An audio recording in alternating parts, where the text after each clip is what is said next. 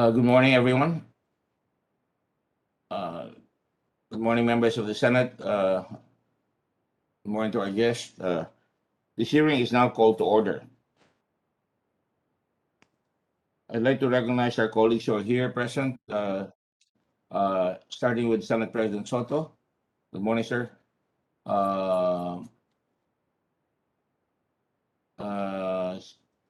Senator Lacson. Good morning. Senator Ontiveros. Morning, Mr. Chairman. Senator Marcos. And having said that, I will call the gentlemen or ladies from the Senate as they arrive. May we ask the Director General of the Blue Ribbon, Attorney Rudy Kimbo, to recognize our guests and swear in our new resource persons, if there are any. We haven't Yes, had Your their Honor. May I proceed? answer. And to inform us whether the subpoenas have been answered, properly addressed. Go ahead, Secretary General. You have Yes, the Your floor. Honor. Currently present are Dr. Francisco T. Duque, Secretary DOH. Along with him, Present, Mr. Chairman, Your Honors. along with him are Doctors Leopoldo Vega, Maria Carolina Vidal Taino. Excuse me, will the gentleman call, please raise your hand so we will know that you're there. Present, Your Honor. State your name, please. Dr. Yusuf Vega, sir. DOH. Thank you very much. That will help the chairman identify you when you raise your hand. Go ahead. Carolina Present, Your Vidal Honor. Taino, Present, Your Honor. Carolina Carolina Vidal Taino po. Taino. Dr. Mirna Cabotaje, Good morning, Mirna. Dr. Maria Rosario Vergere, Present, sir. Is it Vergere or Vergere? Vergere, sir. Vergere. Yes, sir. Thank you. Miss Rowena Lora, Present po, sir. Rowena Laura is here. Okay, thank you. Attorney Paul Gimbarda, Good morning, sir. Present po. Please identify your position. Mr. Gimbarda. Yes, sir. Good morning, Mr. Chairman. This is Attorney Paul Gimbarda, DOAC Director for the Procurement Service of the Department of Health. Go ahead. Thank you. Dr. Eduardo Hanairo, Regional Director, Calabarzon. Your present. Thank you, Dr. Conairo. Dr. Abdullah Dumama, Undersecretary of Health for Field Implementation and Coordination. Present, Mr. Chairman. Thank you very much. Thank you. From the Department of Budget and Management, Your Honor, Ms. Tina Rose Marie Kanda, Officer in Charge. Present, Your Honor. Thank you, Yusuf. From the Procurement Service, DBM, PS-DBM, Attorney Jolas Brutas, Director of the Operations Group, and OIC Director Joshua Laure. Good morning, Mr. Chairman. Director Jolas Brutas, Operations Group Director of PS-DBM. Jose Jolas Brutas. Laure, Your Honor. Huh? Good morning, Mr. Chairman. OIC Director. Attorney Brutas, are you there? Yes, Mr. Chairman. Present. All right. And then OIC Director Joshua Laure. Yes, Mr. Chairman, good morning. OIC Director for Admin and Finance. Thank you. Engineer Augusto Ilagan, Chief Inspection Division, Operations Group, PS-DBM. Good morning, po. Good morning, Mr. Chairman. Good morning, Your Honor. You're the Chief Inspection Division, right? Mr. Yes, sir. Ilagan? Are you new? When Yes, were Your you Honor. appointed? When were you appointed there? January 2021 po, Mr. Chairman. January 2021. And who did you replace? The OIC Chief Inspection was George Mendoza. Mr. Mendoza. What's his name? George Mendoza. All right. He was chief, right? Yes? Yes? Is it too hard to answer that? Yes. Excuse me, Your Honor. OIC Chief po. George No, Mendoza. I'm asking him. Mr. Ilagan, so you replace Mr. George Mendoza. Yes, Mr. Chairman. Why is it so hard for you to answer that? It's not difficult. Go ahead. Next one. Mr. Dixon Panti, Chairperson Bids and Awards Committee. Mr. Present, Panti. Mr. Chairman. Mr. Panti is Isa? Chairperson Bids and Awards Committee 1, Procurement Service. Okay. Very important man here. May I continue, Mr. Honor? Please go ahead. Mr. Mervin Ian Tankintik, Present, Your Honor. Present. I cannot hear Mr. you. George Mendoza, Just a moment. Marvin Tankintik. Present, Your Honor. You're still Present, Your Honor. inspector until now? Yes, Your Honor. Okay. Thank you. Thank you. Mr. George Mendoza,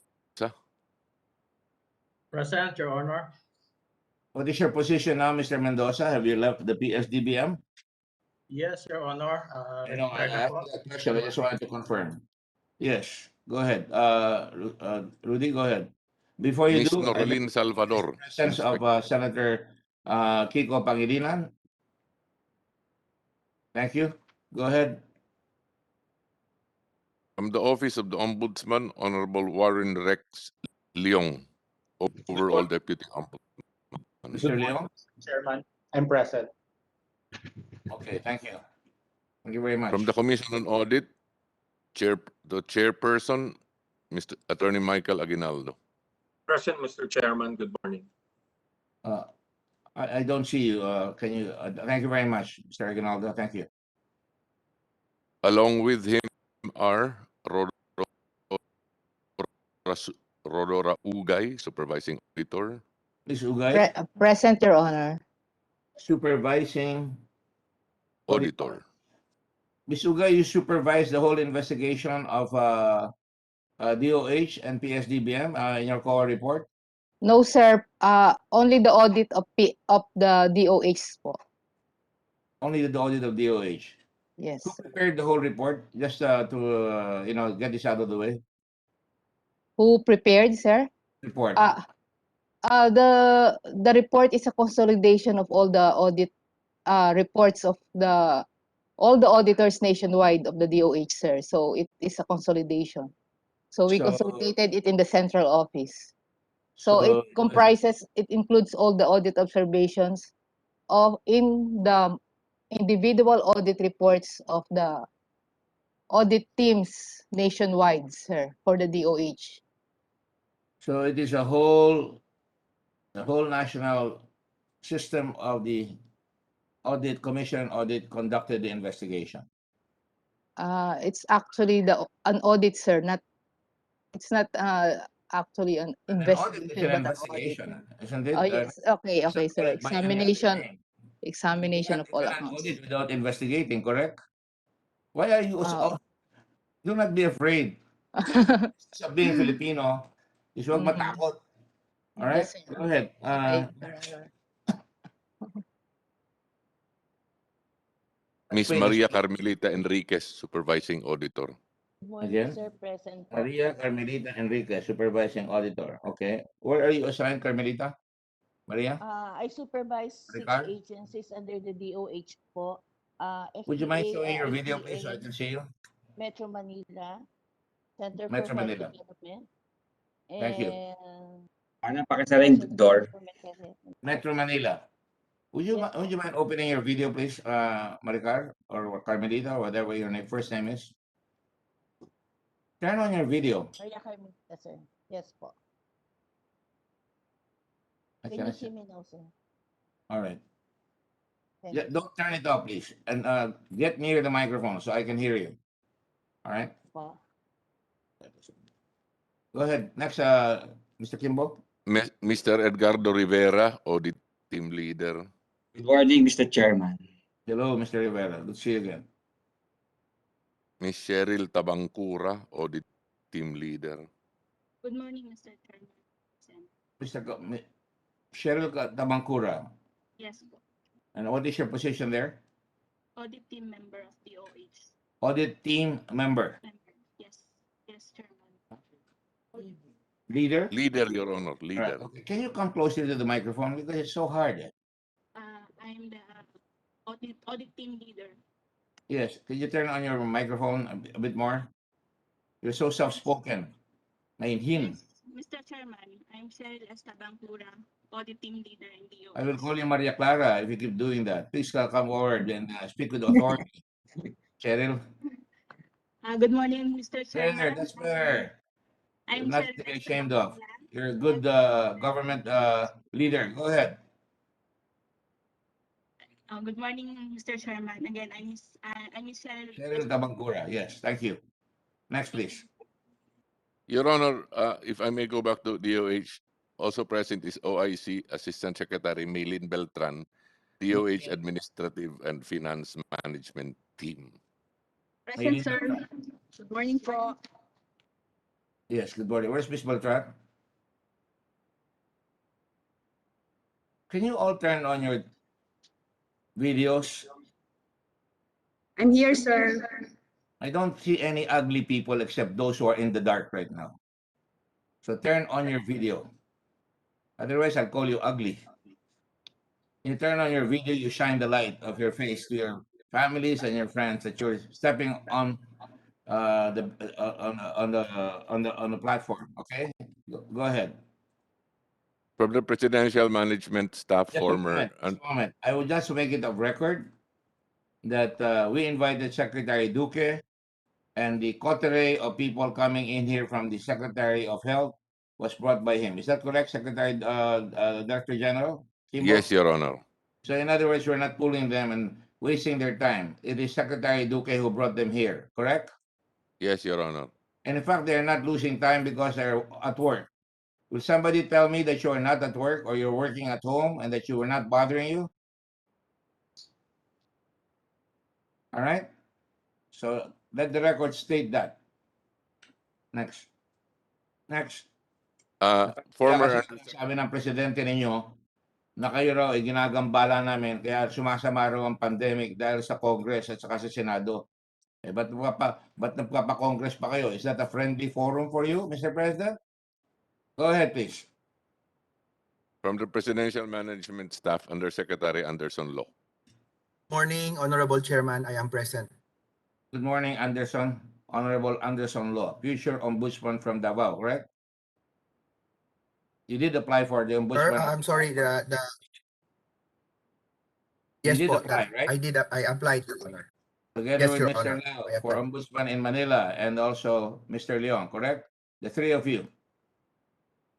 I could confirm. I believe they also applied. Don't say you believe. You Yes, know. You know, right?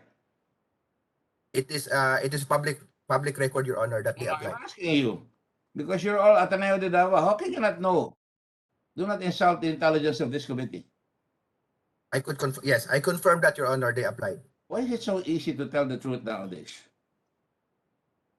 Why it's so easy to tell the truth? Or should I say it's so difficult to tell the truth? Go ahead, next.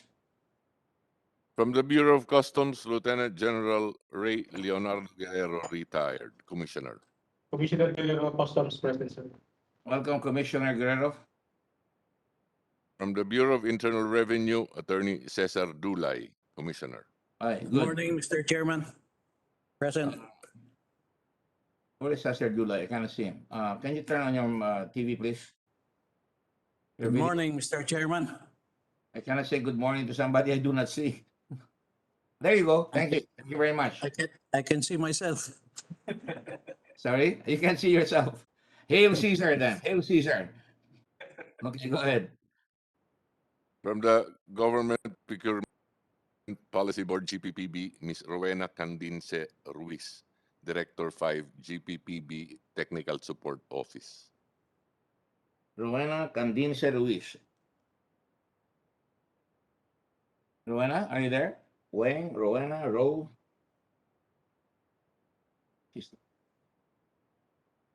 I'm afraid she's not there. Is she? We have to devise a way upon which they can record to you have an online system where people who are here can be automatically because this is taking too long. Go ahead, please. Marker From absent. from Phil Jeps, Your Honor, Miss Rosa Maria Clemente, Director 4. Good morning, Mr. Chairperson. There you go. Hello, Rosa Maria Clemente, BB Spectacle. Go ahead. From the Food and Drug Administration, Dr. Rolando Enrique Domingo, Director General. Yes. Good morning, Mr. Chairman, present. Hi, good to see you, Eric. Go ahead. Thank you for From coming. Criotech Philippines and other EMS corporations, Mr. Ferdinand Ferrer. Mr. Ferrer? Present, Mr. Chairman. I would have been disappointed if you were not. And Mr. Fernando Ferrer, can we speed it up a little bit? Present, And Your Honor. Mr. Fernando So the brothers Ferrer here. Your Honor. All right, go ahead. From Health, Wellness, Lifestyle, Your Honor, Mr. Randolph Treasurer. Rudy, you're fading. Either you're shaking the table or whatever. Mr. Randolph Nazal, Your Honor, from Health, Wellness, Lifestyle, Inc. Health. Present, Mr. He Chairman. is here. Randolph Nazal. Present, Mr. Chairman. Okay, thank you. Go ahead. Speed it up, please. From New Life Pharmaceutical, Inc., Mr. Girish Sitaldas. Present, Your Honor. Good morning. Girish? Yes, sir. I don't see you. Here, sir. Okay, there you go. You didn't turn on your video, right? Are you playing peekaboo? It's on. Thank you It's very on, sir. much. All right, go ahead. From Pharmally Biological Company, Ms. Rose Nono Lin, Chief Financial Officer, Corporate Treasurer. Good morning, Mr. Chair. Can you turn on your video? Oh, there you are. Yes, good morning, Mr. Chair. Where are you right now? Are you at home? Yes, Mr. Chair. And your home is in Nara, Forbes Park, correct? I'm sorry, Mr. Chair. My home is in Novaliches, Quezon City. Because you're running in Quezon City, but you do have a home in Nara, Forbes Park, correct? Sorry, Mr. Chair, but no. Excuse me? No, Mr. Chair. I don't own any house po in Forge, Makati. We're just renting. Well, you live there also, correct? Most You're- of the time po, I'm here. Can you please answer directly? Do you still rent a house there and you live there once in a while? Yes, Mr. Chair, because my kids is there and they are studying. So your children are in Nara, Forbes, correct? Yes, Mr. Chair. So that wasn't too difficult, was it? Okay, No, next. Mr. Chair. From Pharmally Pharmaceutical Corporation, Wang Tzu Yen, Chairman and President. President, Mr. Chairman. All right. Mr. Wang Suyin, there you go. Mr. Have you seen Mohit your father yet? Have Dargani. you gotten in touch with your father yet? Mr. Chairman, no, he has not contacted us. Okay, I commiserate with you. Go ahead, next. Mr. Mohit Dargani. Present, Mr. Chairman. Mohit Jargani. All right, you're still in LA. No, Mr. Chairman. I'm back doing my quarantine You're back when? in Manila, Mr. Chairman. Oh, great.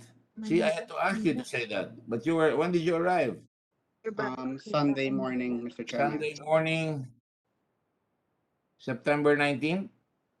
Yeah, Mr. Chairman. That's correct. And you're under quarantine where? At Conrad, Mr. Chairman. Mr. Chairman. Conrad Hotel. That's a 5-star hotel, right? In is that correct?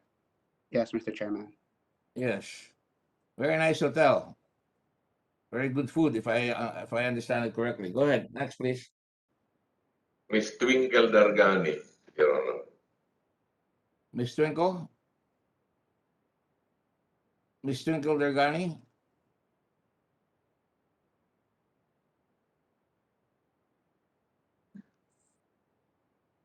Miss Twinkle Dargani. Good morning po, present po, Your Honor. Why does it take so long for you to answer? Miss Twinkle Dargani, can you please turn on your video?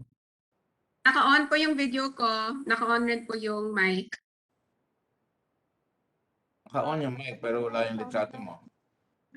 Yan. I'm here po. Oh, ngayon mo lang inon. Para makita nila yung beauty mo, di ba? Pero maraming sawi because mag-aasawa ka na, hindi ba? Totoo yan? Yes po. Ha? How old are you? If you don't 33 mind. po. Sorry? 33 po. 33. And you're older than Mohit. Yes po. Yes. And how old are you, Mohit? 27, right? 28 po. 28. Sorry, I missed you by a year. All right, go ahead. Next. Justin Garado. I've been Mr. looking for Justin Garado. Present po, Your Honor. Where are you? Ito po. Right. Good morning. Can you give us your address right now, please? I'm in Makati po, Your Honor. Ayala Makati is a big Center po. place. Sa What Ayala is the Center po. specific address? The residences at Greenbelt po. Excuse me? The residences at Greenbelt po. The residences at Greenbelt. Yes po, yes po. Is that a condominium? Yes po, Your Honor. And you live there by yourself? I'm with my parents po, Your Honor. Good. Right. Unlike Thank Mr. you Wang, po. right? And how old are you? I'm 27 years old po, Your 27 Honor. years old. Same age as Mohit by 1 year, right? Yes po, yes. Or older po siya 1 year po. I just said that. All right, by 1 year. All right, same age, almost the same age. Okay. Go ahead. Mr. Lincoln Ong. Good morning po, Mr. Chair. Dito po. Okay. You're at home, right? Opo, Mr. Chair. Mr. Thank you. Chairman. Miss Crizel Grace Mago. Present po, Mr. Chairman. Good morning po. Morning. Next. And the external auditor, Miss Illuminada Sebial. Ms. Sebial, I hope you brought the documents that you can answer. Good Are you morning there, po, Ms. Sebial? Mr. Chairman. Thank you. Is that your home, ma'am? Yes, Ma'am, is that your home? yes po. Sir, Where do you live, ma'am? Valenzuela po. Valenzuela, Bulacan. And you don't live in a condo? Hindi po. No, sir. Wait, tumawa ka. Lahat yung mga kasama mo naka-condo, magaganda. All right. Thank you, ma'am. Thank you. Hindi po. Next, please.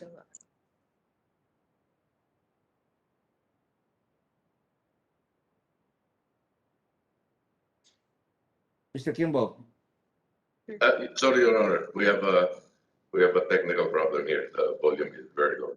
But from Philippine Pharma Wealth Attorney Maylene Villanueva. Pharma Wealth? Your Honor. Present. Maylene Villanueva, is that you? Yes, Your Honor. Pharma Wealth, okay. From Philippine Blue Cross Biotech, Mr. Benito Techico. Yes, the Chico family. Mr. Chair, present po, Yes. Mr. Chairman. Okay, go ahead. From Tigerfield Marketing, Mr. Albert C. President. Mr. C? I cannot see you, Mr. C. Thank you. Mr. C. Albert C.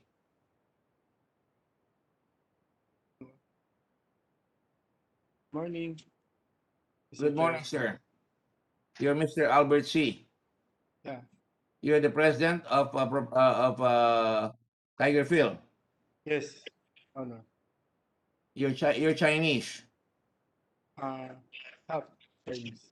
Yan sila ng check just now. Half Chinese? Can you go closer to the microphone? Yes, Just half Chinese. Saan ka pinanganak? Metropolitan po. Ano yung Metropolitan Hospital? Yeah. Okay, sige, thank you. You're Brother Tiger.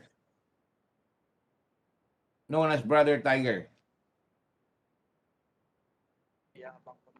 The witness will answer, please. Albert C. Do not turn off your TV, your video. Albert, wag mo isara. Yes. Apo. Apo. Attorneys, morning. Sige, go ahead. Mr. Stevenson C. Direct. Mr. Steven, Present, Your Honor. Present, Your Honor. and you are the brother of Tiger? Ba- I don't Albert see. I don't see your video, Stevenson. Hello. Yes, Your Honor. Can you show your picture, please? Kung mo nalitate yan para manandan. Yes, Your Honor. Kapatid mo si Brother C? Si Brother Tiger? Si. Magkapatid kayo? Yes po. Albert C po. Magkapatid kayo? Opo. Opo, Albert C. Ni Albert C po. Batid po kami. Sige. Next. Who's older? Ikaw o si Albert? Ako po. Ikaw ang Your older. Yes po. How old are you? 42. Yesterday lang, 42. All right, go ahead. Mr. Ching Jin Ke, Director. Good morning. Mr. King Jin Ke. Yes. You're director of Tiger Field? Yes. Are you Chinese? Yes. Land? Galing ka sa China, correct? Yes. Marunong ka bang mag-Tagalog o mag-English? 不会。 No. No. Ito lang ang No. Saan ka galing? Saan probinsya ng China ka galing? 中国哪个地方？中国福建。 Can you please speak a little louder and Oo. saan galing? Saan sa China? In Fujian province in China. Fujian province, China. Ano daw? Fujian province in China. Are you the interpreter? What is your name, ma'am? Good Chelsea? morning, Chair. Yes. What is your name? I am Caroline Batay, the interpreter. Caroline? Batay, the interpreter. What is your family name? Batay, B-A-T-A-Y. Tatay, as in tatay. In the Tatay o tatay? E as in boy. Okay, batay. All right. You will be sworn in later to make sure that you are giving the right translation. Tanong nga kita, itong kaibigan mo, itong tabi mo, galing sa China, saan? He is Fujian from province? Fujian province. Yes, Mr. Fujian. Yes, sir. Anong bayan? 福建哪里啊？福建晋江。In Jinjiang. Can Jinjiang. you take a piece of paper and show it to us? Lagay mo doon para makuha ang spelling. Hindi ako marunong mag-inchik eh. Yes, sir. Please hold it. Sige, I'll go and get back to you when you're ready. Don't turn on the video. Ano, what are you doing here, Mr. Kim Jong-je? Are you, you're in business here? Do you have a, what is your visa? 你是在这里做什么？你的签证是？我是投资移民，投资移民。投资移民。移民。So I am an immigrant, investing here. You are an immigrant. Yes, investing here. Yes, sir. You have an investor's visa? 你有这个投资的签证吗？有。Yes, I have. And did you invest money here pursuant to the investor's visa privileges? 所以你是按照这个投资的签证来这里投资是吗？对对对。Yes. Yes. Okay. When did you get that visa? 什么时候拿到这种签证呢？2000年。2000年。Mr. Chairman, I got it in 2000, the year 2000. Year 2000. So matagal ka na rito. 所以你在这里待了很久是吗？对对对。Yes, Mr. Chair. Meron ka bang ibang negosyo dito sa Pilipinas? 你在这里还有其他的行业吗？还有其他的投资？没有。No, no, Mr. Mayo. Sige, ito lang. Dito lang sa Tiger. Yes. Oh, naintindihan mo pala ako eh. Hindi pa ako natatapos. Sumasagot ka na. Di nakakaintindi ka. 他说你是懂得英语或是这个菲律宾语，还是一点点？一点点。It's only a little bit, Mr. Chair. Yeah, thank you. We would like to show you the spelling. It's this province. Jinjiang Province. Yes, Mr. Chair. Jinjiang, Jinjiang. Thank you. 谢谢你。 Thank you. 谢谢。 Sige. Mr. Next, Brian Santos Ong, Corporate Secretary and Treasurer. Brian Santos Ong. Ayun po ito. Mr. King Jim Kemp, please turn on your video. Where is Brian Santos Ong? Yes, present, Mr. Chairman. You're present but you're in the dark. Turn on your video. Buksan mo yung video mo. Ay.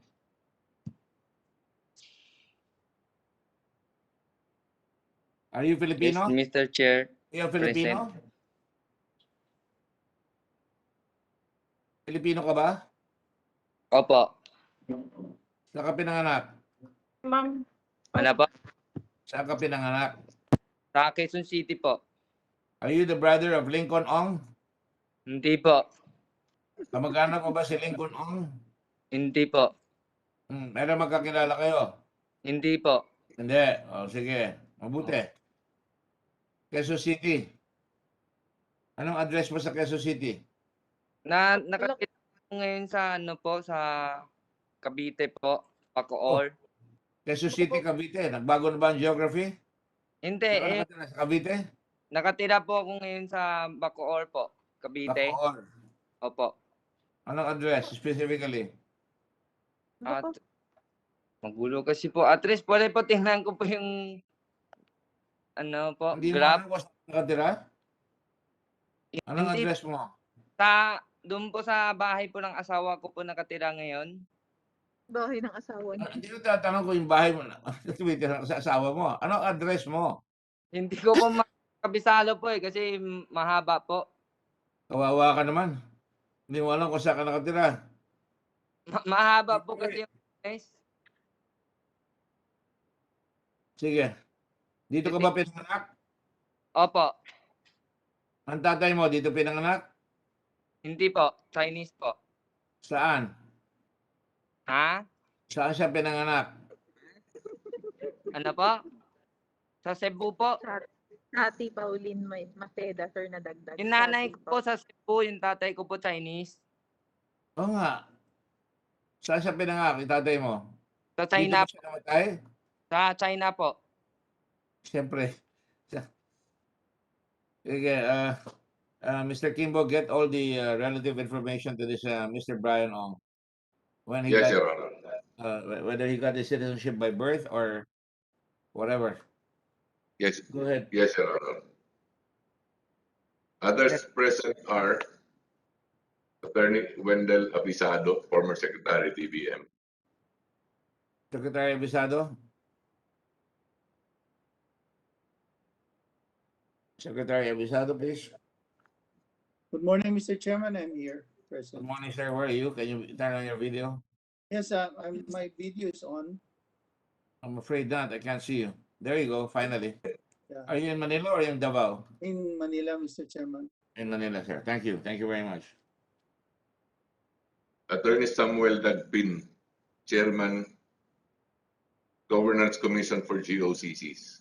Good morning, Yes. Mr. Chairman. I'm present. Good morning. Thank you. Mr. Michael Yang, also known as Yang Hong Ming.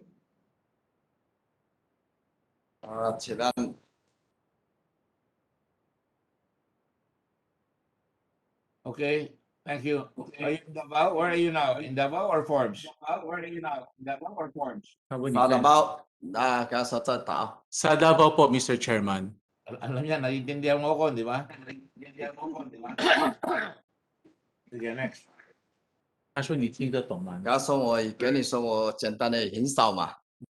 Very minimal daw po, Mr. Chairman. Yeah, minimal is depending on you.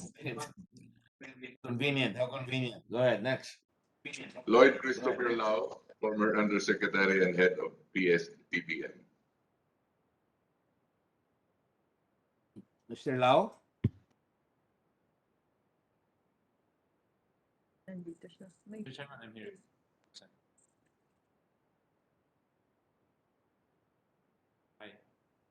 Can you say present, please? Present, Mr. Chairman. Thank you very much. Next. I apologize, Mr. Chairman. Alan Catalan, are you here? Alan Raul Catalan, former chief accountant. Present, Your Honor. Former chief accountant. Yes, Your Honor. And what are you now? Presently, Your Honor, I'm working at Philippine National Railways Aha. as the officer in charge of the Controller Division, Your Honor. Thank you. That's a big job. Go ahead. Your Honor, we have two from Land Bank, Ms. Finally, Aksa good. Ramirez. Yes, present po. Good morning, Your Honor. Aksa Ramirez. Opo, yes, sir. Can you just for a brief moment? There you go. Thank you. Thank you. So I can remember your face. Thank you very much. Thank Okay you. po. You may put it back on. Thank you. And what do you do for your land bank, ma'am?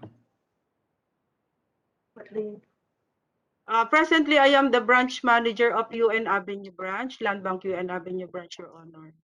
All right. Thank you. So you're familiar with your customer, right? Know your Yes, customer. Know your, correct? Yes, sir. Your Honor po. Thank you. Next. Also, Ms. Chati Pauline Maceda from Land Bank.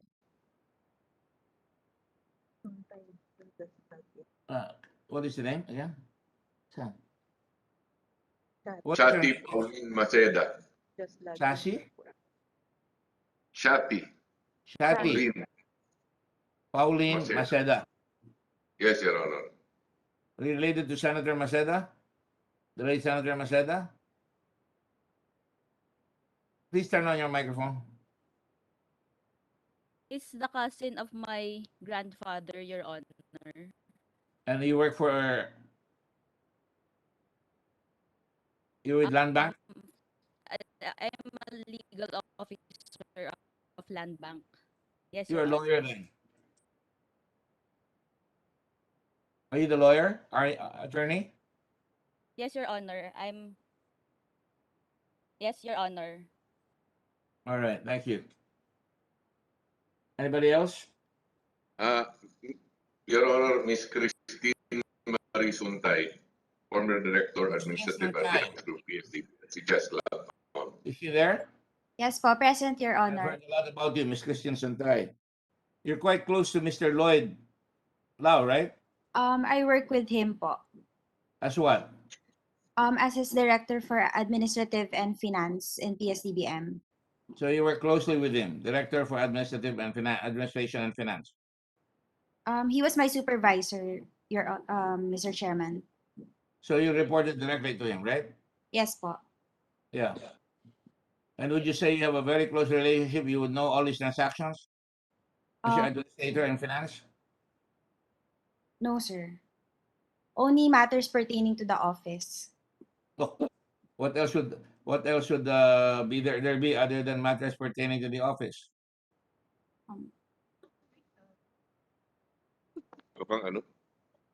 You said only matters pertaining to the office. Is there other things? Are there other things? None, Mr. Chairman. All right. Thank you. Ano pa? Your Honor, last but not least, Dr. Anthony Toniliacho. Present, good morning, Mr. Chairman and Your Honors. Thank you, Dr. Lechon. Thank you. Okay, are Your there any Honor, senators who came in? Apart from is Senator Dillon there already? Yes. Yes. Yes, sir. Nandiyan lang. Kararating lang. Yes, sir. Yes, sir. Right. Present, sir. Thank you very much, sir. Let me go proceed, and I apologize for the difficulties. Do you need to swear in anybody? Yes, Your Honor, the two persons from Land Bank and the interpreter of Mr. King Jean Kick. Your Honor. Excuse me? Your Honor, the two persons from Land Bank and the interpreter of Mr. King. Well, please proceed to administer the oath, including did we administer the oath for the interpreter, Mr. Yang?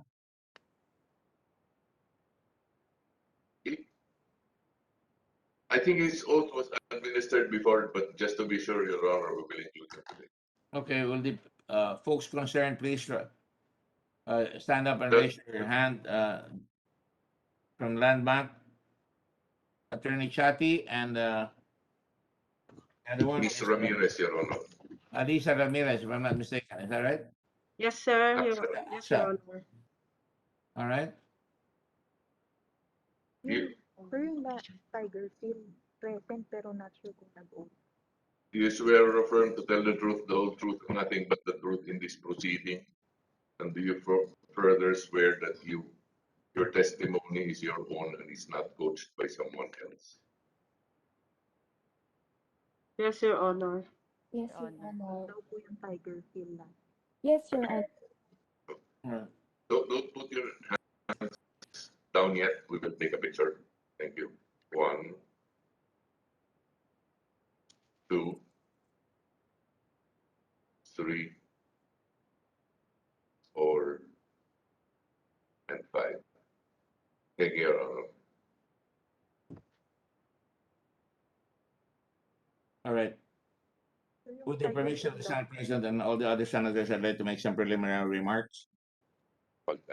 Last night, the President of this Republic, Attorney Rodrigo Duterte, instead of reporting to the people, spent the time of the government, national television, to lambaste the Senate and lambaste this person. Instead of talking about the pandemic, about jobs and unemployment, he decided that he would try to demolish this person as well as even the society that I have religiously worked for without pay for the last 53 years. That's really a sorry, sad state of affairs. Again, Attorney Duterte is lawyering for his people, the Chinese, and I ask him respectfully, start lawyering for the Filipino people. Do your job, Mr. President. Why do you spend your time lambasting us? Why do you not take time to find out why your people that you appointed, like Mr. Lau, supported by Mr. Warren Leong, how did they manage to get 8.7 billion all by their lonesome, as well as another, the rest of the balance of the 42 billion that has been given, most especially to Farmali, who made the call on you in March of 2017, and have now proceeded through Lincoln Chen and Lincoln Ong and Mr. The President, Mr. Wang Zuyan, has managed to corral so much money of the people while people are suffering. Quite frankly, Mr. President, you are boring. Hindi ako natatakot sa inyo. Hindi po ako duwag. Do your worst, Mr. President, as you did with ABS-CBN. Do your worst as you did with the senator who was elected by the people.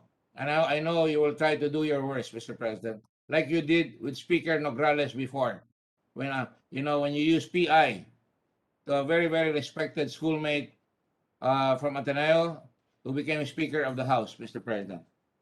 I'm glad you made peace with his sons, and I'm happy for them because I think peace is something that we all seek. But I'm not going to waste my time with you, Mr. President, because you are no longer respectable as far as I'm concerned and as far as most of the Filipinos are concerned. Bakit pagdating sa Chinese companies, ang gagaling nyo, Mr. President? Do you know the companies that got all these things like Suhao, Wenhua, Chuzen? Bakit hindi mo dinipensa yung mga Pilipinos na kinausap ng inyong Secretary Lopez na magsama-sama para makagawa tayo ng ating sariling medical supplies, Mr. President? Yan dapat ang sasagutin ninyo. Pero hindi nyo masagot. Natataranta kayo, nagpapanik kayo, at Mr. President, halatang-halata kayo. Kung may personal na kayo, yan na po ang nangyayari. Hindi ko po kayo pe-personalin, pero yan po ang nangyayari. Sabagat ang nangyayari po ay napakarami ng mga nabibisto rito. Napilitan pa ata, hindi ko na sasabihin yung COA, hindi naman po nila sinabi talagang overpricing. Pero ang Mr. President, ang COA po ay a constitutional body designed to flag discrepancies, Mr. President. Otherwise, Anong ginawa ng COA? Ba't nag-report? Bakit nagimbal ang buong bansa na ang mga tauhan ng COA na loyal to the people of this country nag-report at pina-flag at ngayon pinipilit yung lumabas sila na imbestigahin ang Red Cross. Bukas po ang mga libro ng Red Cross doon sa mga binigay na pera which constitutes 1% of our donations, Mr. President. Yung galing sa Senado, yung galing sa gobyerno. Mr. President, we have deprived the Filipino people ng mga tao na nahihirapan pumasok sa ospital. Ang dami-dami pong nagkasakit. Kahapon po namatay yung aking pinsan at kinuha ko pa sa Zambales because nandun siya sa emergency ward. Hindi makapasok. At naghanap po kami para makapasok siya. Hindi naman po lahat ng tao makakahanap ng ospital. Salamat po sa Tala Leprosarium, nakapasok sila. And after 3 weeks, namatay po sila. Namatay po yung pinsan ko. Meron naman pong pinsan, aking may bahay. Hirap na hirap rin pong maghanap ng ospital. Yan po dapat ang tinutukoy natin dahil nahihirapan ng mga tao. Hinahanap po sila ng mga remdesivir araw-araw. Dito sa telepono ko po, kargado ng mga tao na sinasabi, ipasok naman po ninyo ang aking mga kamag-anak sa ospital. Buong na kaming pamilya, nagkasakit na po kami lahat. Yan po dapat ang inaatupag natin. Bakit nyo ako inaaway? Ginagawa ko lang ang aking tungkulin at ng Blue Ribbon Committee. Hindi ko akong inaaway nyo. Ang inaaway nyo, ang Senado ng Republika ng Pilipinas. So hindi na po ako magpapakahaba dyan sa sasabihin ko. Sabihin ko lang sa inyo, kayo magalit at imbis na sagutin niyo, pasagot nyo, bakit yung sa COA, hindi pa natin tinutukoy yung infrastructure na sinabi ng COA na may mali sa DOH. Hindi pa natin tinutukoy yung paggamot na nagkasira. Hindi ko pa tinatanong kung ano ang supply ng COA, ng Department of Health sa remdesivir at saka yung mga toxic something. Yung mga emergency medicine. Di pa natin tinanong at umiwas pisoy si Asek Tayag doon sa overpriced computers na binulgar ng COA, ngunit umatras kaagad at sinabi hindi na raw nila bibilin. Kailangan bang mabulgar? Kung di nabulgar, di nabili na yon.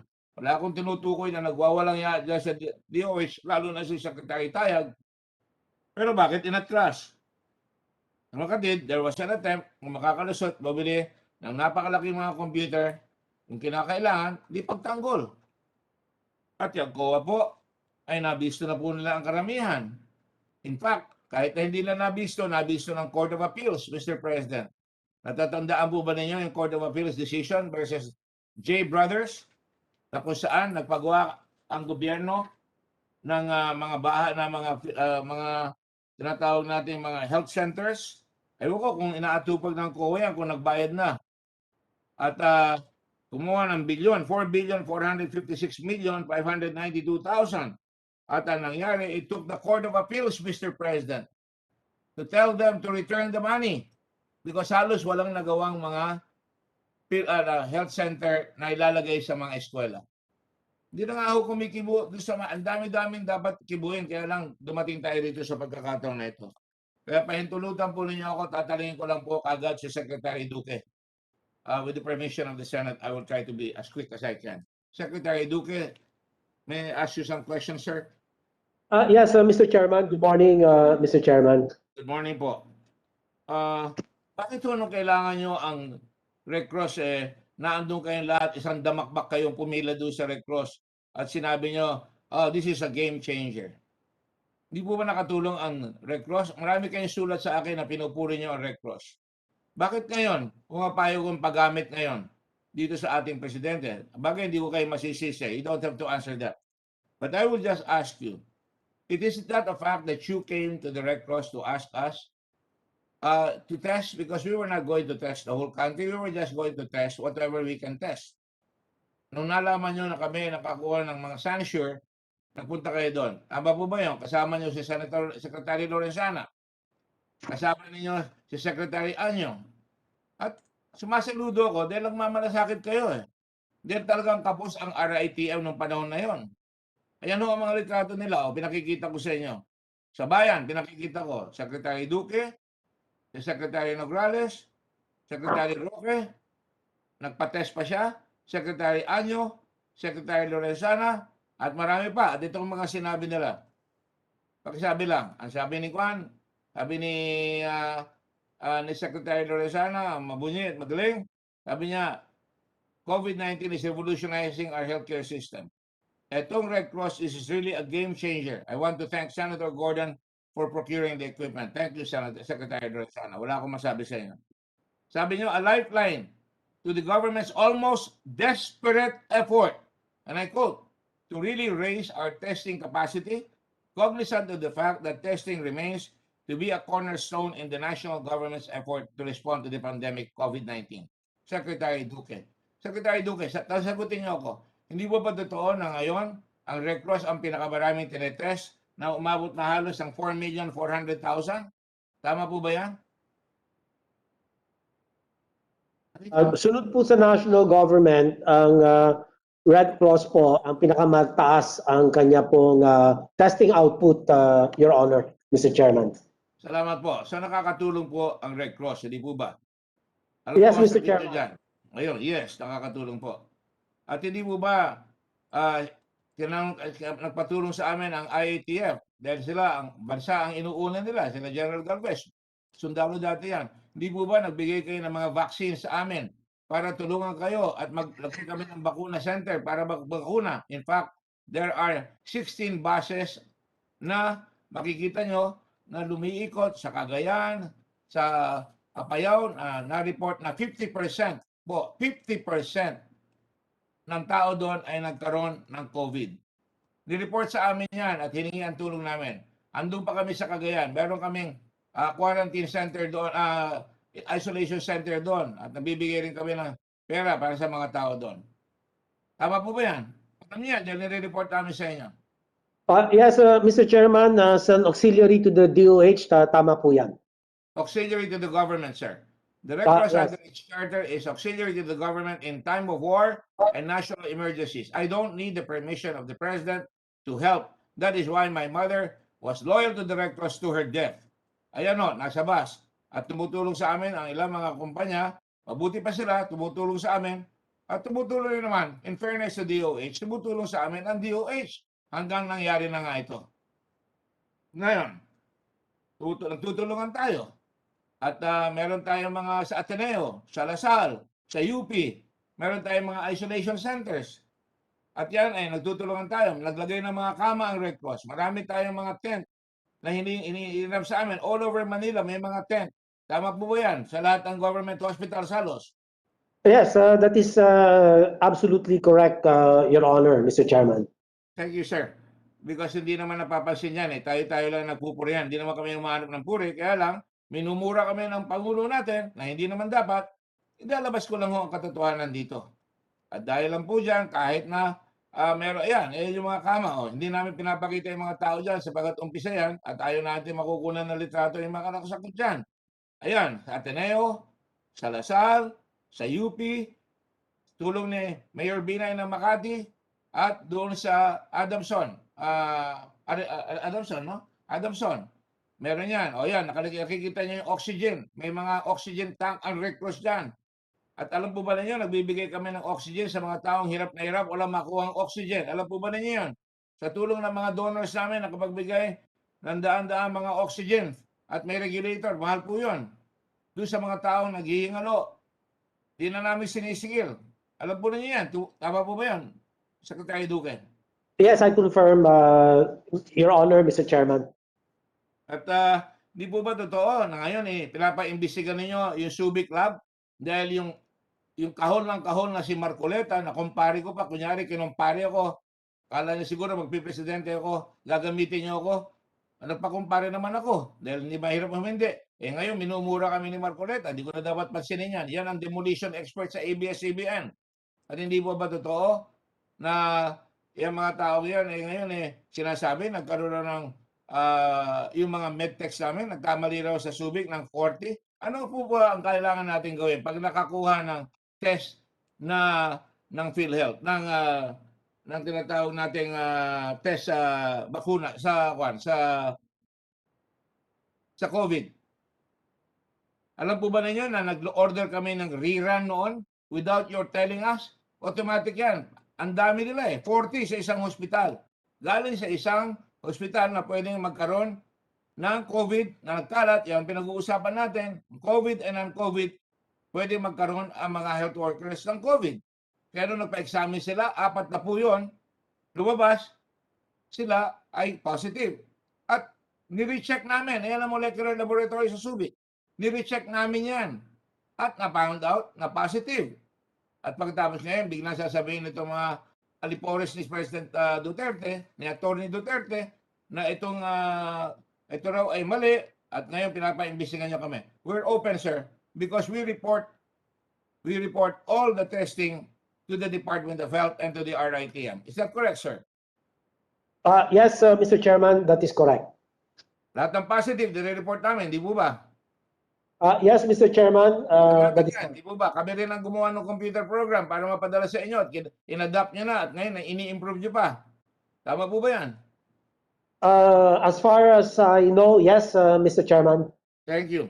So madaling sabi po, mali naman po yung ginagawa nyo, Mr. President. Huwag nyo naman kaming ganyanin. Sapagkat kahit na may bagyo at the height of the pandemic, sa Roli po, gumagawa kami ng bahay sa mga tiga Bicol. Nakagawa ba ang gobyerno ng bahay sa Bicol? Hindi naman yung kami tinutukan ng baril sa ulo para gumawa ng bahay sa Bicol. Umpisahan po natin. Nagpadala kami kaagad ng roofing materials, 10,000 roofing materials to service 10 kada pamilya. At pagkatapos, nagpapagawa tayo ng bahay doon sa Albay, kung saan nilamon ng lahar yung mga bahay doon sa lugar na ginubatan. Yan po ang nangyayari, Mr. President. Baka hindi kayo sinasabihan at nakikinig lang kayo doon sa gustong nyong pakinggan. Kumuha po kayo ng advisor na sasabihin sa inyo kung ano nangyayari sa baba.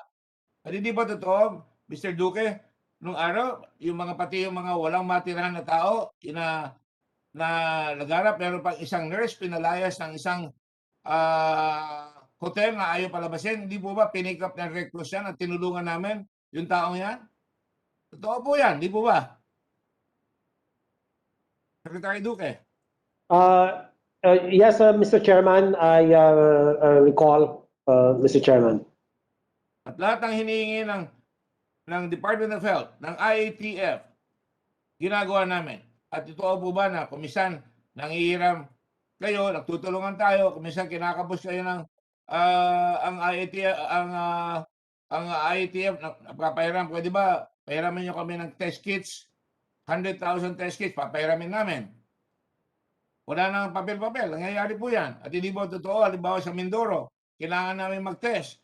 Hindi ba totoo, ang overseas workers, darating na lang yung makikiusap sa amin. Gawin nyo nga yung test. Totoo po ba yan? Ginagawa namin lahat ng test? Hindi kami humihindi? Mr. Chairman, I cannot answer that right now because I have to look into the details. I don't have the details of the... I'm just telling you, sir. I'm just telling you. Ang OWA can tell me because I have letters. I have letters. Yes, Mr. Chairman, we also have records of some test kits that have been borrowed by the Philippine Red Cross.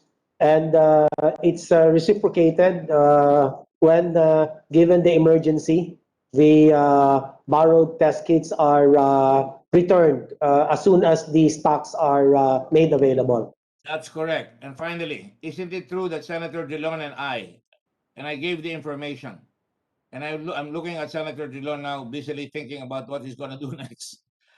Hindi po ba totoo, Senator Dillon, na ang PhilHealth, kayo ang chairman yan, nung nagpresenta sila, ang sisingilin nila ay 8,150 pesos per test. That's true, Mr. Chairman. I raised an issue there because I thought it was too high and I thought it was an overprice. And I cited the Red Cross fee for the same test, which was signed sometime in May, if I'm not mistaken. And that's why I asked PhilHealth to review the 8,150 coronavirus testing package that they had when about the same period, PRC signed a contract with, I think, PhilHealth and the fee was only 3,500 pesos for the RT-PCR test. And because of our exposure, because of our public statements, the PhilHealth reviewed and reduced their testing package to get to the level of the PRC package. That's a fact, Mr. Chairman. Initially, it was 8,150, and then it was reduced to 3,005, and I do not know how much today the rate is. Thank you, Mr. Chairman.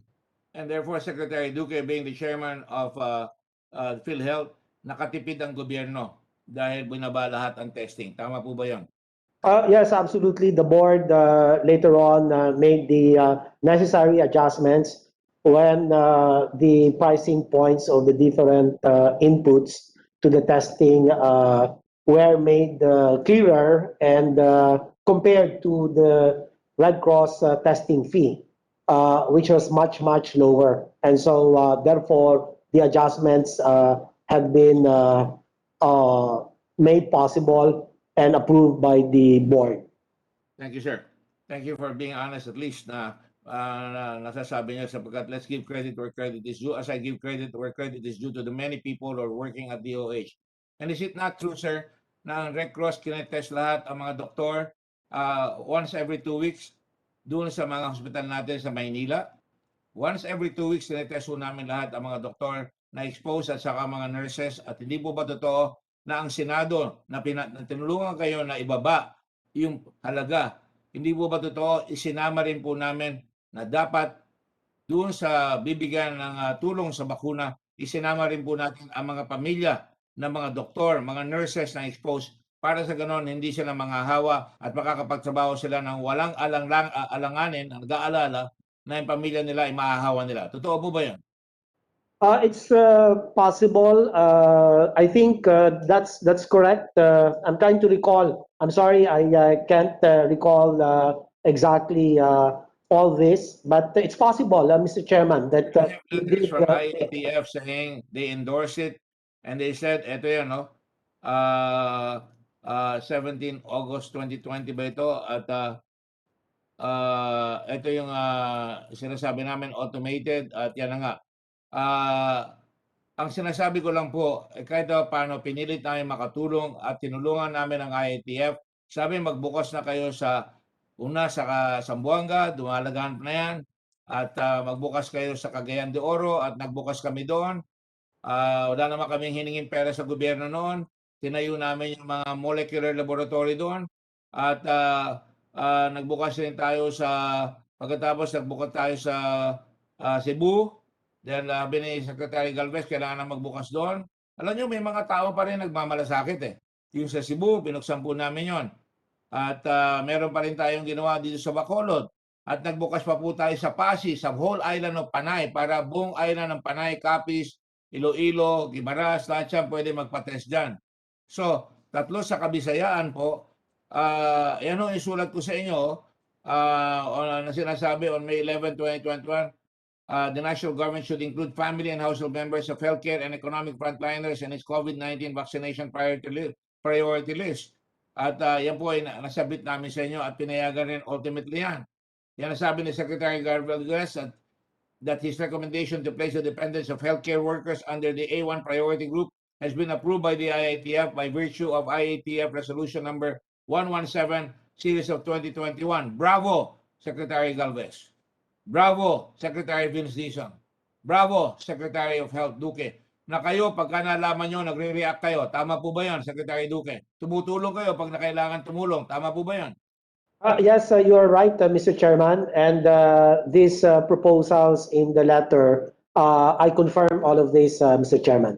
Yes, sir. I can confirm everything that I say here and I do not, hindi po ako nagsisinungaling. And pardon me, baka magalit kayo sa akin. Pag nagsisinungaling po ang tao, hindi po ba may kasabihan tayo, ang kasinungaling?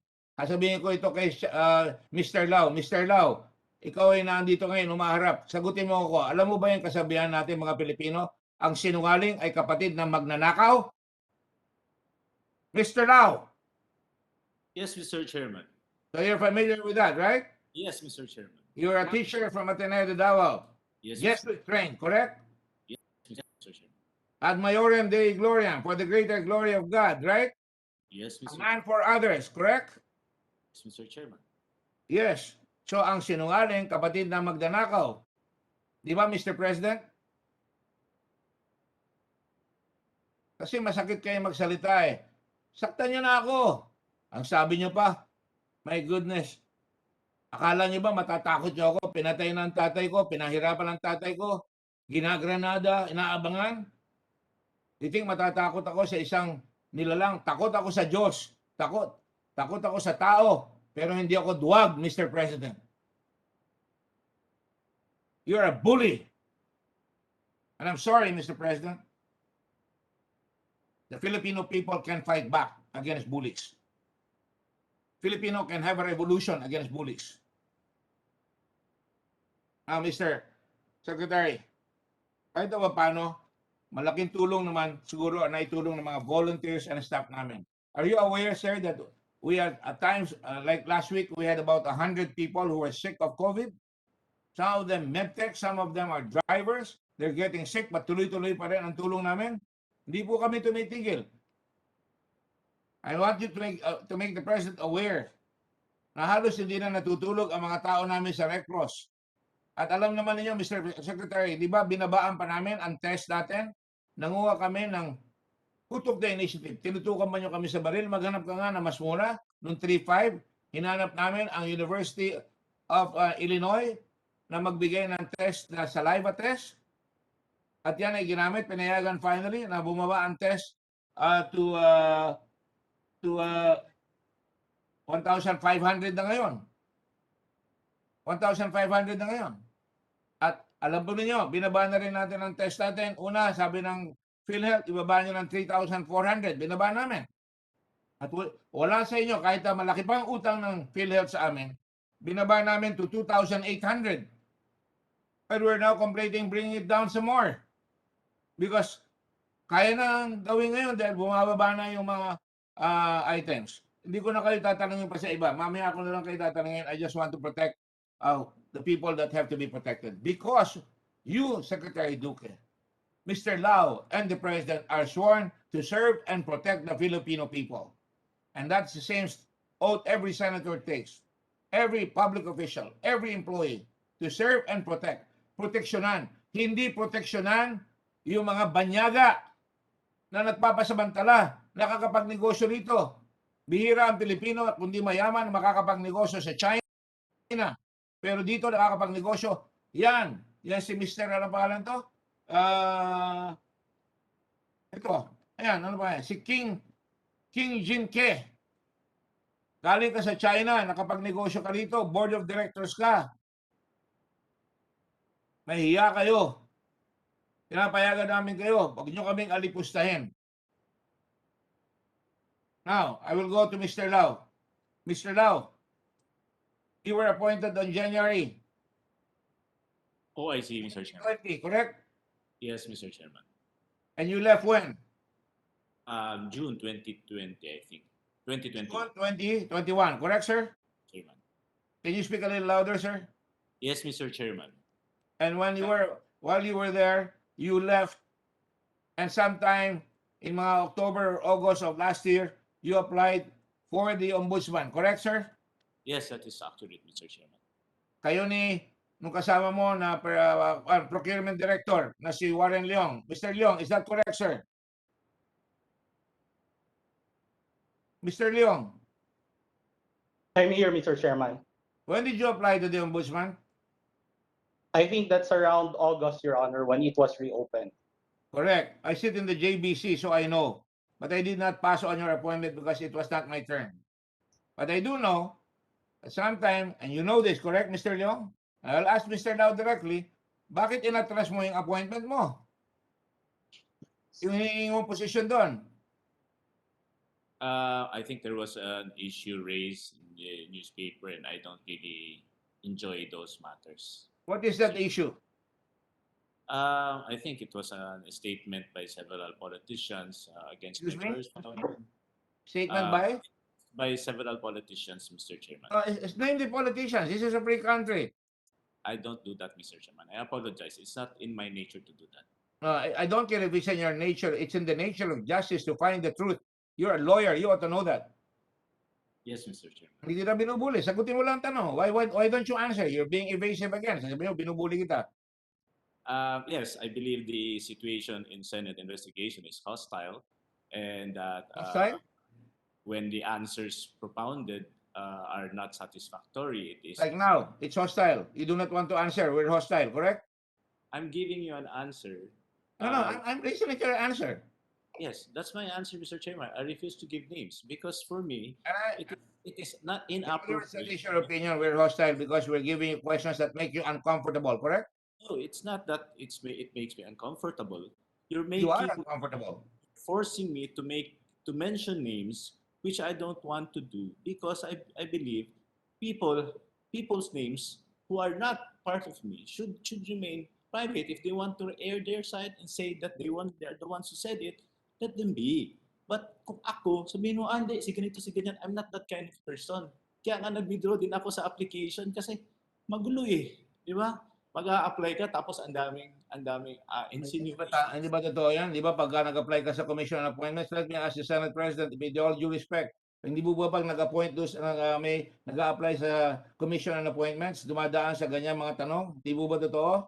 May nagko-complain sa iyo. Ayaw nila sa iyo. Di mo ba totoo na sinusuri natin yan? Does that mean we're hostile, Mr. President? You're the chairman of the commission on appointments, sir. Yeah, you're right. Not at all. As a matter of fact, when the Commission on Appointments inquires about a nominee or people related to the nominee, at the very least, even the neighbors are interviewed. Everyone that knows the person involved usually is investigated by the Commission on Appointments Intelligence Division.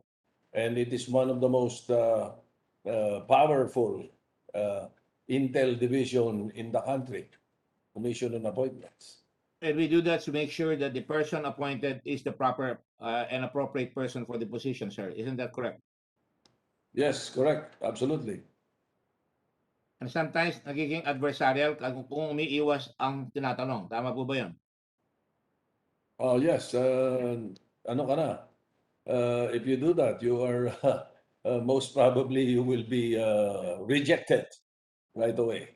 That's correct, sir. So hindi totoong hostile tayo dito kay Mr. Lau ngayon. Nagtatanong lang naman tayo because mahalaga sa atin malaman, nag-a-apply siya sa ombudsman. Bigla siyang umatong. May mga politikong ayaw sa kanya. I have been in the Commission on Appointments for ages. I have been a senator since 1992.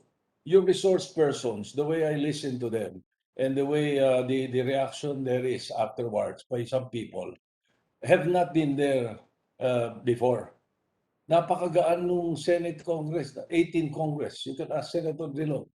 He was with me in 1995. Yung itong 18th Congress na mga senador, napakababait. Yung mga kamoy, pinuputol yung sagot, yung mga whatever, ganyan. Wala, mild na mild yan. Compare mo kila Maceda yan, kila Gonzales, kila Romulo, sila Tolentino, na mga sabay namin yun. Pagmumurahin pa yan eh. Swerte nga sila na ganyan lang ngayon eh. Mababait kayo compared to what I have witnessed. You can ask Senator Drilon if I am right or wrong. Yes, Senator Drilon? I confirm what the Senate President said. In fact, kulang po yung sinabi niya. Doon po sa Commission on Appointment, mayroon pang isang binato ng baso na may tubig. In course of the official. Correct. Correct. I remember that. So hindi po yan. Senator Drilon, Mr. Lau, can you please show us your video because we want to see your reaction eh. Alam nyo, pagkaharap-harapan, ayan, pakita nyo yung reaction mo dahil tinasara mo eh. Ibig sabihin, I'm just trying to comfort you in the fact that these are legitimate questions we're asking. Bakit umiiwas ka na sabihin kung sino yung nagsabi noon? Ano bang issue sa'yo noon? I answered it, Mr. Chair, but I really do not want to name names. You have to respect that because you asked me if there were criticism. I said yes. Okay, I will respect you and I will leave it at that because you do not respect the Filipino people. You do not want to answer. You do not trust the people. That is my conclusion. Mr. Chair. I respect your conclusion, Mr. Chairman. Mr. Chair. Yes, Senator Pangilinan. Yes, Mr. Chair, just for the record, the Arnold case, wherein the Senate held a resource person in contempt. The basis of the contempt charges or citing the Mr. Arnold in contempt was his refusal to answer. That's correct, sir. The Senate will be respectful of resource persons and their rights, but the Senate cannot simply accept that because he refuses to answer the question that we should respect it. And jurisprudence, he's a lawyer, he should know that, supports the position of the Senate that if a resource person is evasive and refuses to answer, he can be held in contempt and arrested until he decides to answer. For the record, Mr. President. Thank you, sir. It must be very hard for you, Mr. Lau, to answer these questions, and I understand that. Ayaw mo sagutin, I let the Filipino people decide. Ganon rin sa mga tinatanong namin sa iyo. Tinatanong namin sa iyo, hindi mo ba pinag-aralan bago mo in-award yung kontrata? Hindi mo ba inalam na dapat ikaw may due diligence? May answer ka na kay Senator Ontiveros. Please confirm, Senator Ontiveros. Sabi niya, I may have been negligent. Is that correct, ma'am? Senator I Ontiveros? confirm, Mr. Chairman, that the good minority leader, Sen. Frank, asked that in the first or one of the first hearings, and many of us, Mr. Chairman, clearly remember former Yusek Lau saying, confirming that yes, he may have failed to exercise due diligence. Inamin niya, ano po, na hindi siya malasakit na magtanong kung ano yung binibigyan niya ng kontrata. Senator Dillon, you want to say something, sir? You're on mute, sir. Yes, Mr. Chairman.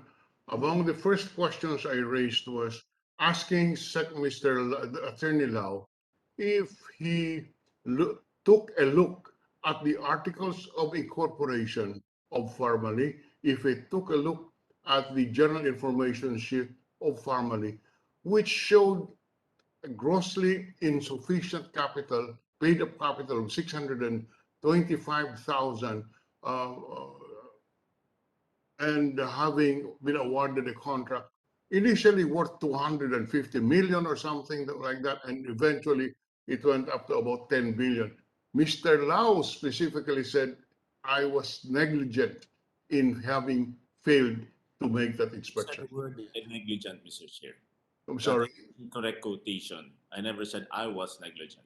I asked you whether you exercised due diligence. You said, no, I did not. No, I never said that. You asked if I... Pointing your finger. Mr. Lau, stop pointing your finger at me, okay? I am a senator of the land. So I'm not raising or pointing my finger at you, Mr. Chairman. Okay, sige. So please answer my question. I'm sorry. What are you going to say? Mr. Chairman, the question you raised was, you did not check it. I said, I did not check the GIS. Did you not check the articles of incorporation? I did not check it. That was the question and that was the answer. The conclusion raised was from the Senate that there was a conclusion, hindi, negligent ka. But I never said I was negligent. So we stand by the record. We stand by the record, Mr. Chairman, and we can go to another topic. We stand by the record, and I can tell you right now, ito sinabi, Mr. Lau, when you say that there might be negligence or we were not able to exhaustively look for the cheapest supplier, there might be a possibility. Yes, that is the answer. No, hindi pa yan. Wag kang magtagumpay, wag kang maglulundag, because I have another statement there where you say more or less that you were negligent, and I'm looking for it right now. But we stand by the record. Now, having said that, I will try to make you comfortable with what you say. Did you follow the rules? Did you check na itong taong ito, itong Pharmaly na ito ay may kaso sa Taiwan? Sinagot mo na yan. Di mo check, di ba?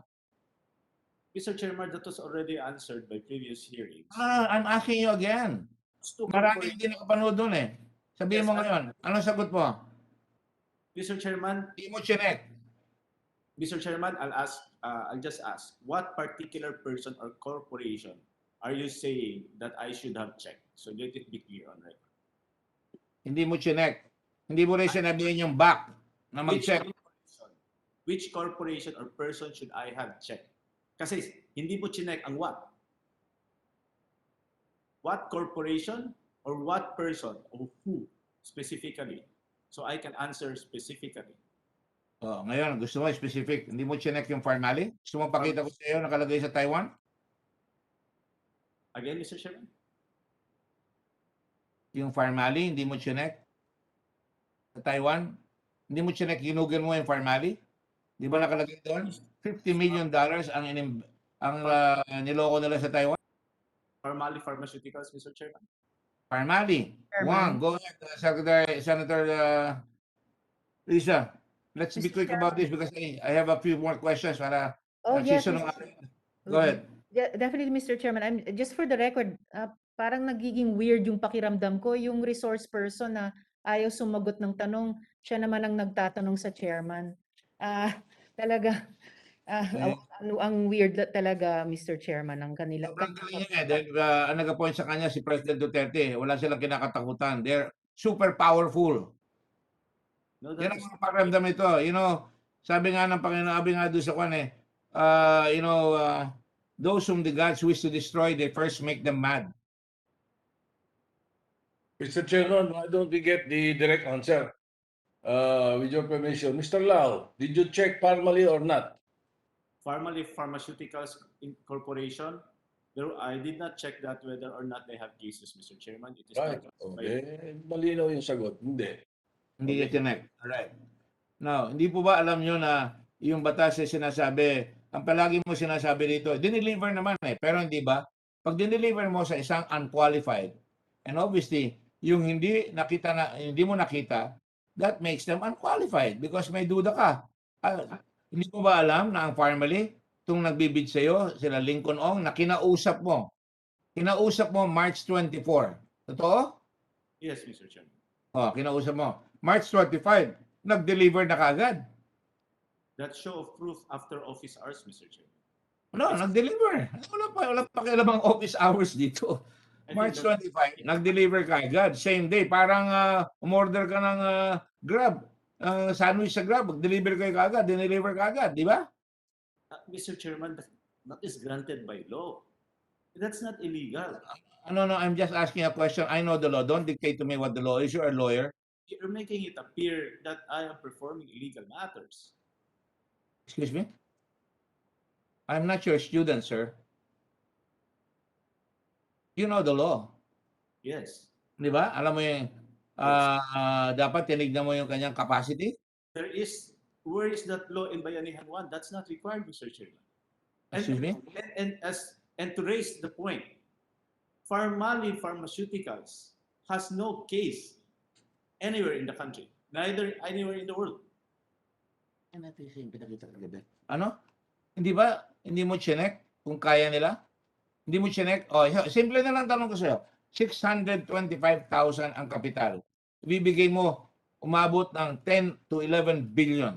Ikaw lang ang nagbibigay. Linggo-linggo, nagbibigay ka. 2 days, 4 days, yan ang pagitan. Totoo o hindi? It was awarded on staggered basis, Mr. Chairman. It doesn't matter. 2 days, 8 million, naging 13 million. Tapos, a little later, 4 days later, meron na naman 54 million. Kaya ba nila yon? Alam mo ba yung NFCC? Yes, Mr. Chairman. Hindi ba applicable dito yung NFCC? Ang dami yung papakita natin sa kanya para NFCC. State NFCC, Mr. Chairman. Infrastructure is applicable to NFCC, Mr. Chairman. This is an infrastructure project. Sabi mo, hindi applicable yung NFCC dito? Yes, Mr. Chairman. Okay, sige, sumagot ka niya. Hindi applicable, ha? Sabi mo, hindi applicable rin yung legal, financial, and technical capability? Hindi applicable? I never said legal, financial, and technical capability is not required. I said NFCC is not required. No, tinatanong kita umukay na ako, sabi mo hindi applicable yung NFCC. Yes. Lumipat na ako. Hindi rin applicable yung tinatawag nating legal, technical, at saka financially capable. That is applicable, Mr. Chairman. Precisely. Tanungin kita, hindi ba ang una sinasabi sa NFCC? Kailangan na nakalagay dito sa tinatawag nating IRR at nakalagay dyan Net Financial Contracting Capacity. Ang sinasabi ba, nasuspindi ba yung NFCC? Because ikaw ang Panginoon doon? Ikaw ang nagsasabi na paano pwede at hindi pwede?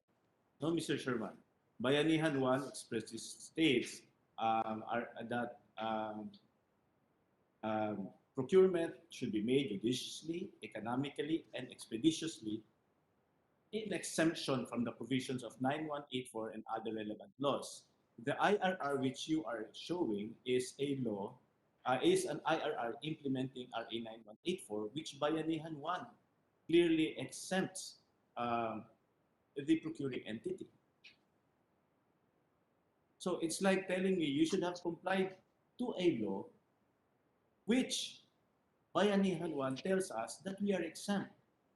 That is Mr. Chair, just very quickly, on the Bayanihan 1, effectiveness of Bayanihan 1, when did Bayanihan 1 take effect? March 25, Mr. Chairman. March 25? Yes, it was. When was it wasn't it upon publication? Yes, on March 25, Mr. Chairman. No? March 25? Yes, Mr. Therefore, it was already compliant or was in the transaction falls under Bayanihan 1. Mr. President, we have to look into this because the effectivity of Bayanihan 1 was after posting and it was in April 6. No, Mr. Chairman. It was posted. This is a matter of documentary evidence. Yes, And Mr. Lao is mistaken to say that it was effective March 25.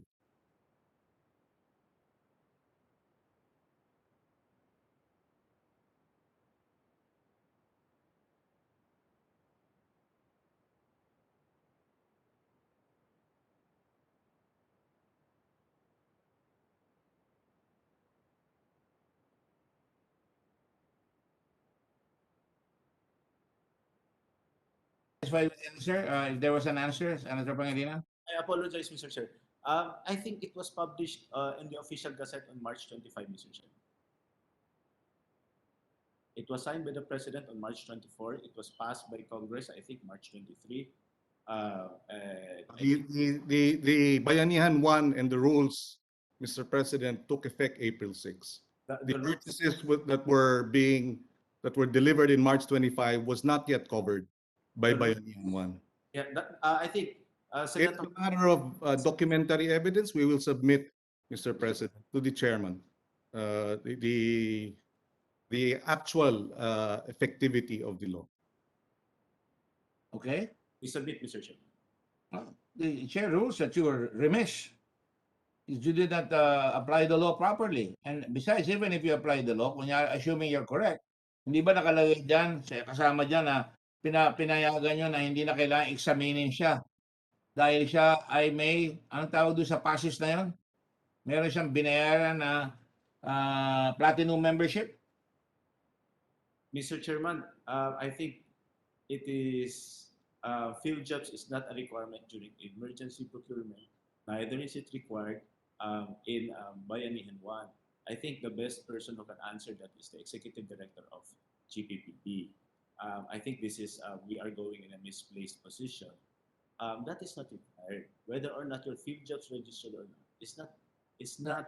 You know, Mr. Lau, simple lang ang sagot. Huwag ka nagdili-lecture dito. Yes or no lang ang sagot eh. Hindi ba meron kayong tinatawag na platinum membership? Yes, Mr. Chairman. Hindi ba totoo na platinum member yan biglang naging platinum member yan tinatawag mong si Farmally? I think on July, they upgraded their status to platinum, Mr. Chairman. July when? July 2020, Mr. Chairman. July 2020. Pero hindi kailangan na wala naman sinususpend dito sa tinatawag nating legally, technically, and financially capable. Pero tinatanong lang kayo dito sa platinum membership. Kung yan ang sinasabi mo, tingnan mo yung nakalagay doon sa platinum membership advertising niyo.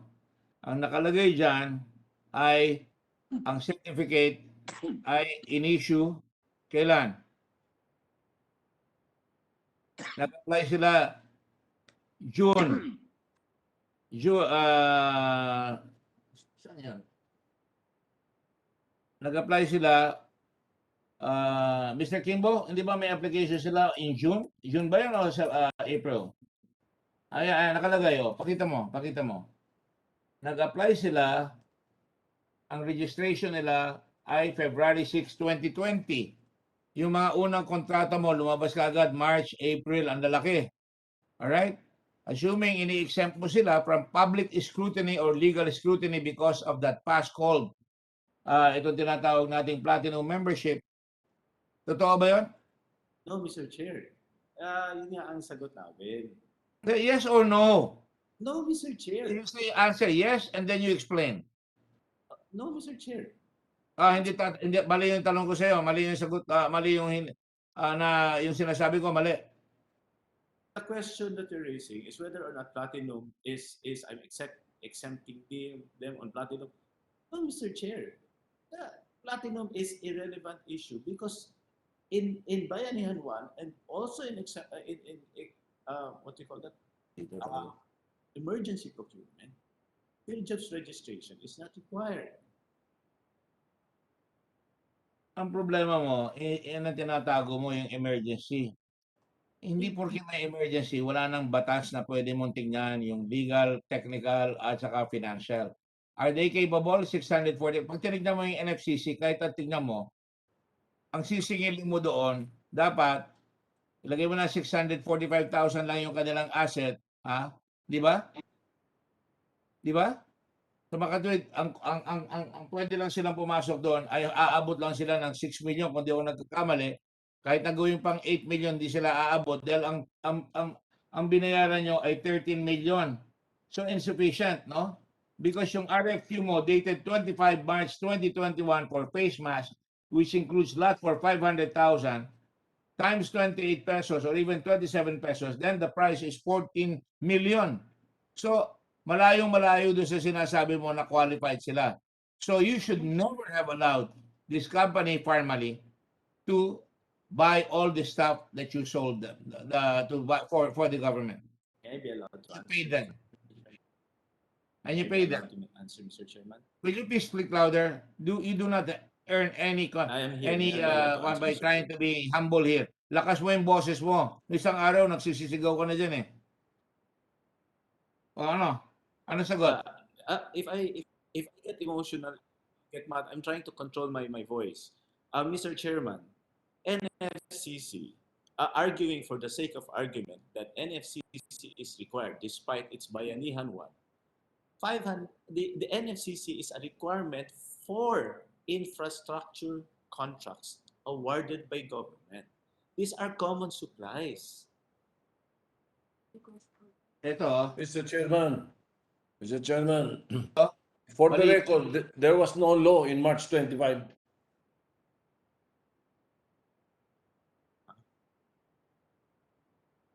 Mr. Chairman. Sagutin mo si Senator Soto, Senate President. No, I'm answering based on RA 9184. If you're using RA 9184, NFCC is a requirement for infrastructure projects. This is a common supplies project. Hindi po to ang tawag doon, infrastructure project. Ang NFCC po na requirement is for construction projects, I think, bidded out by the DPWH. Common Supplies Award po ito, and this is under emergency procurement. We started the process as early as, I think, March 9. We were procuring already surgical face masks, yung mga PPEs na kailangan. We were running on the premise of RA 9184 under emergency procurement. Under that, field jobs registration, NFCC is not required. So as we continue, inabutan po, kaya nga naka-award muna kami kay New Life. It took us March 9, 10, 11, 12, 15, 13, 14, 15, 16, 17, 18, 19, 20. Almost 12 days, I think, or 20 days, bago kami nakahanap ng 50,000 face masks only. It took us almost 20 days. Then, on March 24, may nag-offer. Lumalawig ka eh. Ang layo ng sagot mo eh. Okay. sabihin ko na pinapayagan ka na kahit ano pwede mong gawin. Dahil emergency. Wala sa batas yan, sabihin ko na. So kahit na sinong gago pwede pumunta sa iyo at sabihin sa kayo, oh, kaya kong gawin yan, ibibigay mo sa kanya, ganun ba? Ito katulad dito, 625,000 lang ang pera niya, bibigay mo sa kanya ang at the very least 10 billion pesos worth of contracts? Answer that question. Yes Mr. or no? Mr. Chairman. Yes Philippines or no? Track with 10 billion. Yes or no? Mr. Chairman, it is misleading. You are assuming that an award. I am the chairman here. I am the chairman here. I'm not asking you a misleading question. It's a very direct question. Hindi mo, inamin mo, hindi mo tinignan yung record niyan. Hindi mo man lang binabanggit, uy, 625,000 lang ang kapital niyan. Bakit natin bibigay diyan? Pagkatapos, tinira mo ng tinira hanggang umabot ng 10 billion. By the way, papakita ko sa inyo yung request for quotation mo. Ang request for quotation mo, supply and delivery of surgical masks for the procurement service, etc., etc. Ang naka-attach dito, pirmado ito ni Attorney Michelle Ann Recto. Ang nakalagay dito, nota bene, pakita mo yan. Bago may balik yan. Suppliers not directly invited may participate. The duly accomplished persons, ayan yung request for quotation. Ayan. Tapos, pakita mo ito. Ayan, surgical mask. Tapos yan, the duly accomplished proposal Annex A shall be submitted on or before the deadline for submission of proposal or any section thereof. The following supporting documents may be submitted anytime during submission of offers, evaluation of offers, before issuance of notice of award, or prior to payment. Nakalagay dyan. 1. Mayor's permit. O, lagay mo na. Income tax return. Ibigay mo na. Net Financial Contracting Capacity, NFCC, and PhilJEP's registration number upon receipt of notice of award. Oh, hindi ba kasama yan? NFCC, hindi kayo kasali? That is true. That is a requirement before the issuance of notice of award and payment. That is a standards document we issued when we are making a bid under 9184, Mr. Chairman, and that is a standard procedure. Hindi mo tinignan yan. You already answered my question. Yes, Mr. Chairman. At tapos nakalagay dyan, PhilJEP's Platinum Registration. Oh, pakinggan nyo ha. PhilJEP's Platinum Registration Certificate may be submitted in lieu of the enumerated documents. Kaya sinasabi ko yung PhilJEP's Platinum Registration. My fellow senators, you just paid 2,000 pesos for a PhilJEP's reduced price pa yun, promotion. Usually it's 5,000. Pag ikaw nag-apply ng 2,000 pesos, binayad mo, meron kang certification, hindi na kailangan pakita yan. Libre ka na. You are no longer subject to government scrutiny. Parang inayos nyo eh. Oh, balik natin doon sa nakalagay. Oh, ayan ako, may validity yan. O, tingnan mo yung nakalagay doon sa platinum membership, ulitin ko na naman. Nakalagay dyan, nag-apply sila when? Ayan o, nakalagay, registration was done February 6, kita mo, February 6, hindi lumalabas, February 6, 2020, before March. Registration yon. Kailan na-approve yan? Kailan na-approve? Na-approve yan, certificate issuance date, 8 June 2021. So, wala sila, hindi sila kailangan i-scrutinize mo. And what is clear, hindi mo in-scrutinize kung kakayahan nila. Hindi mo kasi sabi mo, standard yung NFCC. Hindi mo in-scrutinize. Tama? Mr. Chairman. Aba, yes or no? I scrutinized, Mr. Chair. In fact, I did you scrutinize? Proof that they can deliver, and they did show proof that the items are there. Proof that they can deliver with 625,000 pesos? Yes, and they were able to prove it because they actually showed proof by delivering it. And you did that not thinking that the other corporations, na Filipino corporation, yung EMS can deliver at 1350? 1350 naka-deliver sila, sasabihin mo, they can deliver? Tapos yes, binawi mo, ginawa mo 2 pesos and 35, nagkalugi-lugi yung Filipino corporation? Shame on you. Mr. Chairman, that is unruly. Mr. Chair? You know, this guy thinks that he is the king of the highway. You're the king of the road, right? We cannot tell you anything. We cannot ask you anything. No, Mr. Chairman. Just like you don't want to answer kung sinong humaharang doon sa appointment, sandali lang, I mean. Mr. Hindi mo Chairman. sinasabi kung sino yung humaharang, ayaw mo. Oh, it's not convenient for me. It's uncomfortable for me. No, Gusto Mr. ko Chairman. sagutin yan. O ngayon, ayaw mo na naman sagutin. You're confronted with the document saying, yan Yes, ang yes. rule, pinipilit mo sa iyo. Ha? May I be answered, Mr. Chairman? May I be allowed to answer, Mr. Chairman? I already asked you. Ano ang sagot mo? Yeah, may I be allowed to answer? So this is it. O, Mr. huwag mo sabihin ganyan. Pinapa-answer kita. Umiiwas ka. No, I'm answering, Mr. Balik Chairman. na rin. Yan ang ginagawa ng presidente mo. Binabaliktad lahat. Kaya sanay na sanay ka. Alipores ka eh. Go ahead. Answer, Mr. Chairman. Okay. Go ahead. With respect to EMS, they are a local company. Let me be clear. I think EMS can confirm. I was one of the persons who assisted them. PS-DBM assisted them in the establishment of their factory. We prioritized EMS as a domestic manufacturing company, but they were only able to go to my office on mid-April. And then when they were aggressive saying, kaya namin yan, we, PS-DBM, made a commitment with them. Sige, we will prioritize you. When can you deliver? And they said, magdi-deliver kami last week of May. Okay, so I have sufficient stock. I will rely on your word. We will enter into a contract and we will wait for you to deliver. In fact, they got 1 week late. Nagpadala sila ng letter, pwede ba June 1 na lang? Nung nag-deliver sila, we never bought from anybody except from them. Nagkaroon lang ng problem when DOH on sometime on October made a price freeze na 9 pesos. Kasi yung 13.50 ang arrangement namin, naging 9 pesos si DOH, may problema tayo dyan kasi naging higher na sila ng SRP. That is the reason. But despite that, we still respected EMS kasi we opted yung clause na, sige, mababa na masyado ang SRP ngayon. Can you match the SRP na willing ka, yung bid mo na 235? They agreed. So we still continued. Diba? Despite nagbagsakan na ang mga bids to 175 as on December, we expected our arrangement with EMS. You're out of order, sir. Tama na. We're done with you. Thank you, Mr. Chairman. Let me just ask you another one. Did you bother to check whether other suppliers, apart Yes, from Perry, aside from your due diligence? the due diligence I exercised is the same due diligence I exercised with Okay. all corporations. The same due diligence which resulted in a fiasco of 10 billion. Let me ask Secretary Duque. Secretary, I will get to you. I have just to pursue this.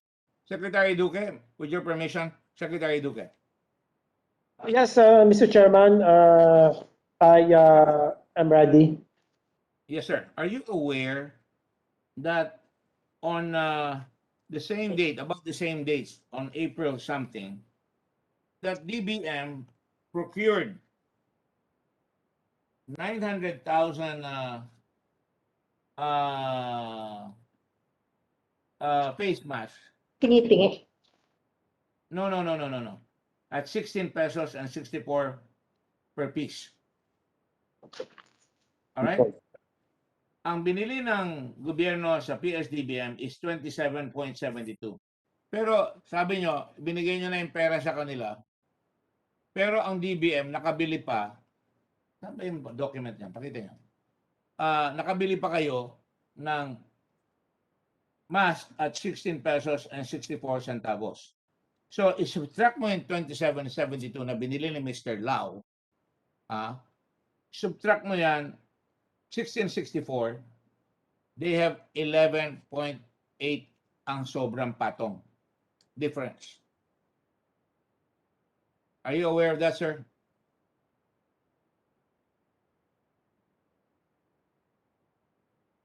Mr. Chairman, my apologies. I'm not aware of the details of this transaction of PS-DBM with Farmally. Well, yung kay Farmally, you're not aware. But I'm making you aware here. There is a letter here signed by somebody from DOH. One surgical mask. Nestor Santiago. Assistant Can he Secretary be of Health. recognized? Can he be recognized, Mr. Chairman, ASEC Santiago? Thank you, Mr. Chairman. Mr. Santiago, this is an order from you as Assistant Secretary of Health for one item called surgical mask, the quantity of which is 3 million and the unit cost is 16.64 pesos. Nangyari yan, 49,920,000.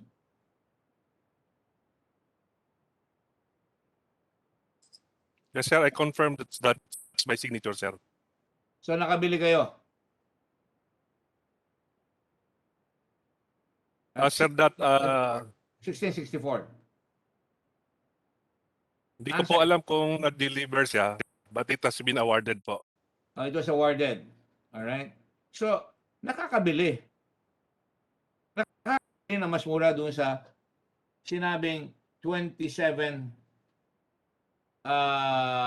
yung sinabi na ang 27.72 per piece. Ang bili nyo 11.08. And do you remember? Binili nyo sa Medical Center Trading Corporation.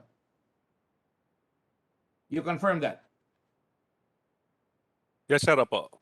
You confirm na mas mababa itong bili nyo kaysa sa PS-DBM? I just confirmed, sir, what is in the document, but I cannot compare because I don't You know signed the it. award. You signed it. 1664. Yes, sir. Yes, sir. But the comparison to let me ask a question the here. PS-DBM. 1664. Ang sabi ng Yes, sir. PS-DBM, 27.72. So, magaling yung ginawa mo. Nakakuha ka na mas mura. Tama? Yes, sir, po. Okay, that's all. Mas mura. Yes, Amy. Senator Amy. Sorry, Thank I'm you sorry. so much, Chairman Gordon. I would simply like to belie the claim of former Yusek Lau that these suppliers were consistently able to deliver. It is not the case, and this is manifested in the audit report of DBM itself. When Secretary Avisado ordered an audit report, one of the key observations was that various deliveries of Pharmally were made way beyond the approved delivery dates, as purchase orders, for example, for Fortitude kits, RT-PCR, were supposed to be delivered in 9 deliveries, 14 tranches. The delivery was short, was only 9 out of 14, only 7 of which were submitted to the audit team. They repeated time and again the unsatisfactory progress of deliveries and the constant request of Pharmally for extensions, and yet it was always short. There is further mention in many of the documents presented in this internal audit that liquidated damages were in fact charged already because of the constant delays. And there was also the possibility of a COA audit observation memo because of the non-accountability of the supplier of the incurred damages. Ito ba yung sinasabi ng mga supplier na kayang-kayang mag-deliver? Panay short ang delivery, panay delayed, puros extension.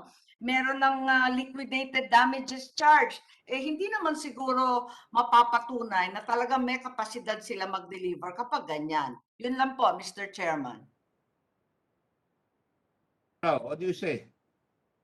Mr. Chairman, we have communications to that effect. We wrote even letters to Ambassador of Singapore, Philippine Ambassador to Singapore. We also wrote letters to the Ambassador of China, Chinese Ambassador to the Philippines during that time, because I think that was a time when restrictions were made. Hindi lang po si Pharmally dyan with respect to A-Star Fortitude. Meron din po si Gene Madmax, a gene expert pala, gene expert from US. Those were the times when testing was very high in different countries that they restricted exports. And that actually resulted in a favorable advantage to the Philippine government with respect to A-Star Fortitude. No, Mr. Chairman, I don't think it was to the advantage of the government, because within the internal audit report of DBM, it was very clear that of the 14 tranches, 9 were delivered, and only 7 were submitted to the audit team. So we were short by at least 1,600 or 400 of the purchased 2,000. So I don't understand in what way this was advantageous to the Philippine government. Kulang nga yung delivery, ang tagal-tagal pa eh. I be allowed to finish, Mr. Chairman. During the time when we contacted Ambassador Yap, Philippine Ambassador Yap to Singapore, the Singapore patched us with the Singapore government, which we asked, please allow Philippines to be one of the recipients of A-Star Fortitude because we want it very much. So they facilitated to help us to ease the restriction of exportation. Then later on, we were able to have good relations with A-Star Fortitude, the manufacturer, and we sent them a letter directly from PS-DBM. Is A-Star Fortitude willing to directly supply to the Philippine government? Which A-Star Fortitude responded, we are not dealing directly with the Philippines, but we have an exclusive distributor in Singapore, and you may also contact them directly, which is Merces PTE Limited. And because of that, subsequent procurement, we already bypassed Farmali, and we already bought directly from Merces PTE Limited.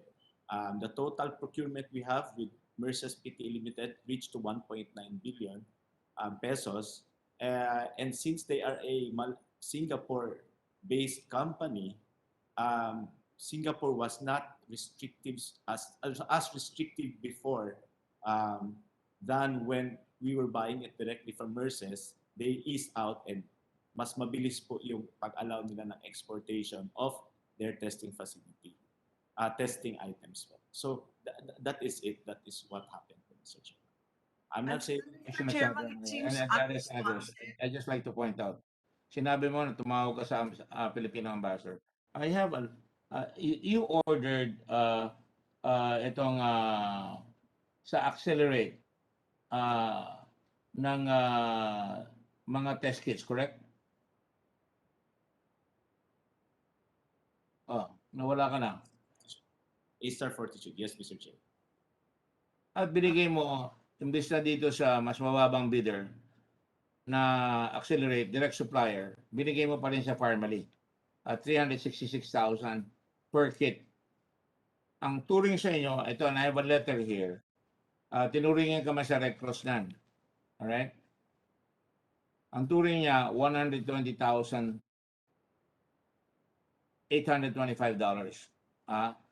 for 200 test kits, test per kit at 10,000. So when I come down to it, it's cost us, lumalabas 366,000 ang binenta sa iyo. Pero ang Accelerate, makukuha mo ng 125,368. Bakit hindi ka dumiretsa doon sa direct supplier? Nag-direct kami, Mr. Chairman. We went directly. That's why we got it from Merces Malaysia. Can you show me? Yes, Mr. Chairman. I think PS-DBM can upload, please. Is PS-DBM able to get the documents, the letter communication? To whom? To Singapore, Ambassador of Singapore, and to Merces Limited. Ito po. It's in my Government of Singapore? Yes. Did you ask them to the supplier itself to Accelerate? Yes, Merces PTE Limited. We extend our appreciation on your effort reaching out to us and showing prompt accommodation to our request of supplying our laboratories with Fortitude kit. The procurement service, the BM, a government agency, has been tapped by the Philippine government to procure test kits. We intend to procure 7,650,000 kits, which is 1,500,000 tests of A-Star Fortitude 2.0 COVID-19 RT-PCR test directly from Merces PTE Limited. In light of this, we've clarified on the following matters. So yun yung clarification. This letter was dated on May 12, 2020. On May 22, we also wrote letters sa Sansure, and also we also wrote letters sa BGI. So when we wrote that letter, Sandali lang. Let me just ask you a question. The letter that was sent to me, to us in Red Cross, is March 20, 2020. Yes. Sinasabi mo May. Ang totoo, hindi mo na binili sa Singapore bumili ka pa sa Indonesia Farmally. At tanongin ko sa Lincoln Ong dyan, doon galing yung sinupply sa inyo. Kaya ang mahal-mahal. Alright? I will stop there. I will now go on and say na alam mo, nakakalusot ka na several days. Akala mo hindi ka na namin papansinin. Pero iwas ka ng iwas. And I'm sorry na siguro ang pakay nyo, yan ang gagawin ninyo. Pero let us now go to the other points that I'd like to make with you. Talagang marami kayong binili at makikita mo sunod-sunod yung pagkuha niyo, in-arrange nyo, pati yung pagpasok mo dyan, in-arrange nyo na yung bibili nyo ay manggagaling sa pandemic hitting us hard in March. And the process started in March and early April ang DBM. And the deliveries began on April 16. Nag-deliver nga, di ba? Let me go to Lincoln Ong with the permission of my fellow senators. Let me just finish and then, by the way, you're all invited to come in and follow the, because mahirap kasi kung pahiwa-hiwalay tayo. Lincoln Ong. Yes po, Mr. Chairman. Mo, April 24, kinausap mo si Mr. Lau, tama? March 24. Yes po, March Mr. Chairman. 24. March March 24 po, 25, Mr. Chairman. nag-deliver na kayo kagad, right? Ba't ka Yes po, nagbayad Mr. na walang Chairman. purchase order? Nag-deliver ka, walang purchase order.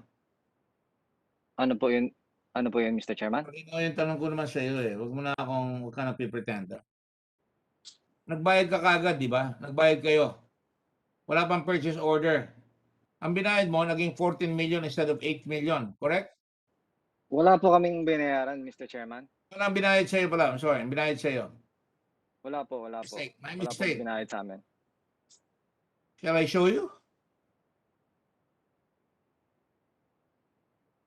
Binayad po sa wala po silang binayaran sa amin, Mr. Chairman. After na tumakbo yung proseso, we get paid by the government. Mr. Chairman, nakamute po kayo. PS-DBM paid you. PS-DBM paid us July 20 na po. No. Ibig sabihin, nag-order sila March 25. Ganun kayo kayaman. Hinintay mo, July 20 na. Kayo binayaran? As per record, binayaran po kami ng July 20. Anong records? Pakita mo sa akin. Can you show the bank records? Yung cheque. Mr. President, collection receipt? Ang collection receipt po is April 15. Nandito po Sige, sa record ko. ano nakalagay doon? Ano ba I don't tinitingin have mo? the Sige. I only have a summary here, Mr. Chairman.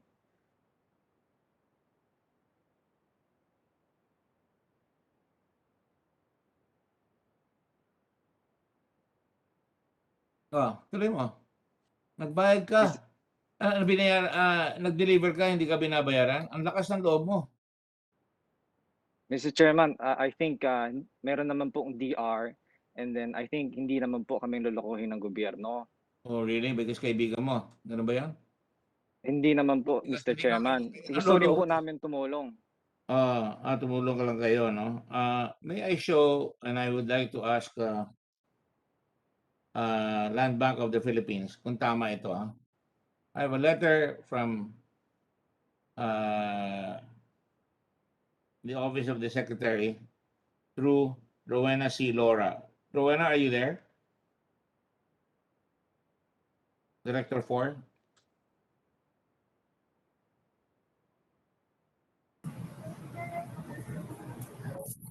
Yes po, Mr. Chairman. Yes po, sir.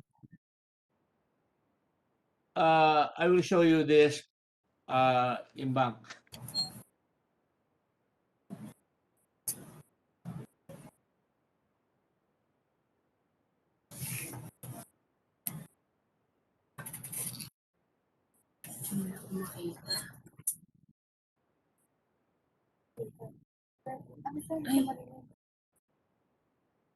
Human Santa Cruz, Manila.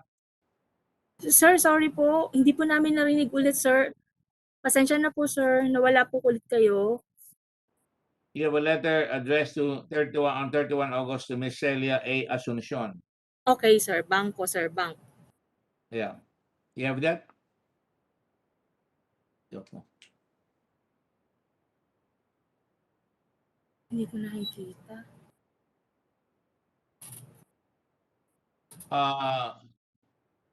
As you're looking at it, let me just ask Lincoln Ong, bakit hindi mo binibigay sa amin lahat yung mga hinihingi namin sa inyo hanggang ngayon? Ang dami-dami na namin hinihingi sa inyo. Bank statements, lahat ng mga yung ledgers niyo. Ba't hanggang ngayon hindi niyo maibigay? So, sir, Mr. Chair. Sandali lang, Mr. Chairman? Director Lar. Ha? Wala pa kayo Mr. Chairman? sinasagot sa committee. I think nasabit Mr. na po President, namin yung mga... Are you already well? Are you already well, Mr. Lincoln Ong? Yes po, I'm okay na po. You're okay. If you persist on lying, there are USAA officers there. Because you're lying to us all the time, we will have you brought to the Senate and detained at the Senate. That's not an idle threat. Excuse me, Mr. Chairman, the warrant of arrest stands. Correct. Therefore, it is up to the OSAA to do their job. You know, Mr. San President, as you're familiar with, witnesses will always lie and try to tax their patients by avoiding questions, being evasive. And we have asked this family, saan yung mga accounts nyo, yung mga ledgers ninyo? I think nandiyan na po yata sa Senado. I think Yata? it's with the Senate. Yes, I'm not the one who's preparing all the files. I'm here under a house arrest. I don't have access to file, but What do you mean you have access to files? Director, hindi pa raw kayo nagko-comply, sabi ni Director General Kimbo. Where's Director General Kimbo? Hindi pa kayo nagko-comply. Mr. Chairman, allow me to check. Can you give me like few minutes to make some calls? You should have checked a long time ago before you came in. You didn't think we were not going to ask you that question, right? Mr. Chairman, nasubmit na po yun sa amin, and then I think nag-prepare kami. Ang dami na nating hearings hanggang ngayon hindi niya pa dinadala.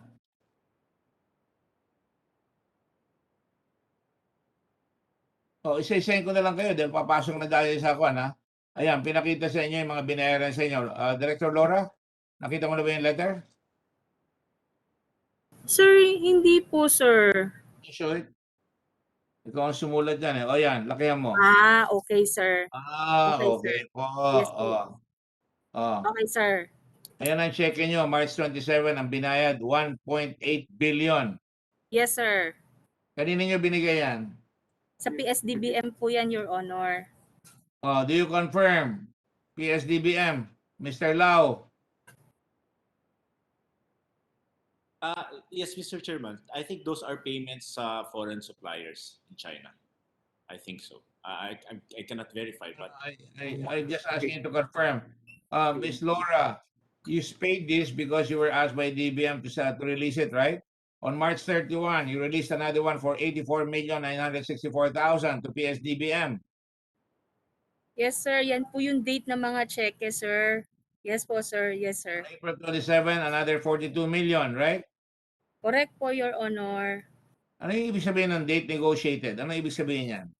Po, ayan po yung date na pinapaklear na po ng PS-DBM yung mga cheque sa bangko. So, minamadali kayo, ha? Tuloy-tuloy. Dahil nga naman, nagsusupply sila eh. Sinusupplyan tayo. O, April 21, 1,912,373,000. Akin na yung letter ni Senator Duque, Secretary Duque. 30 billion, 717 million. April 28.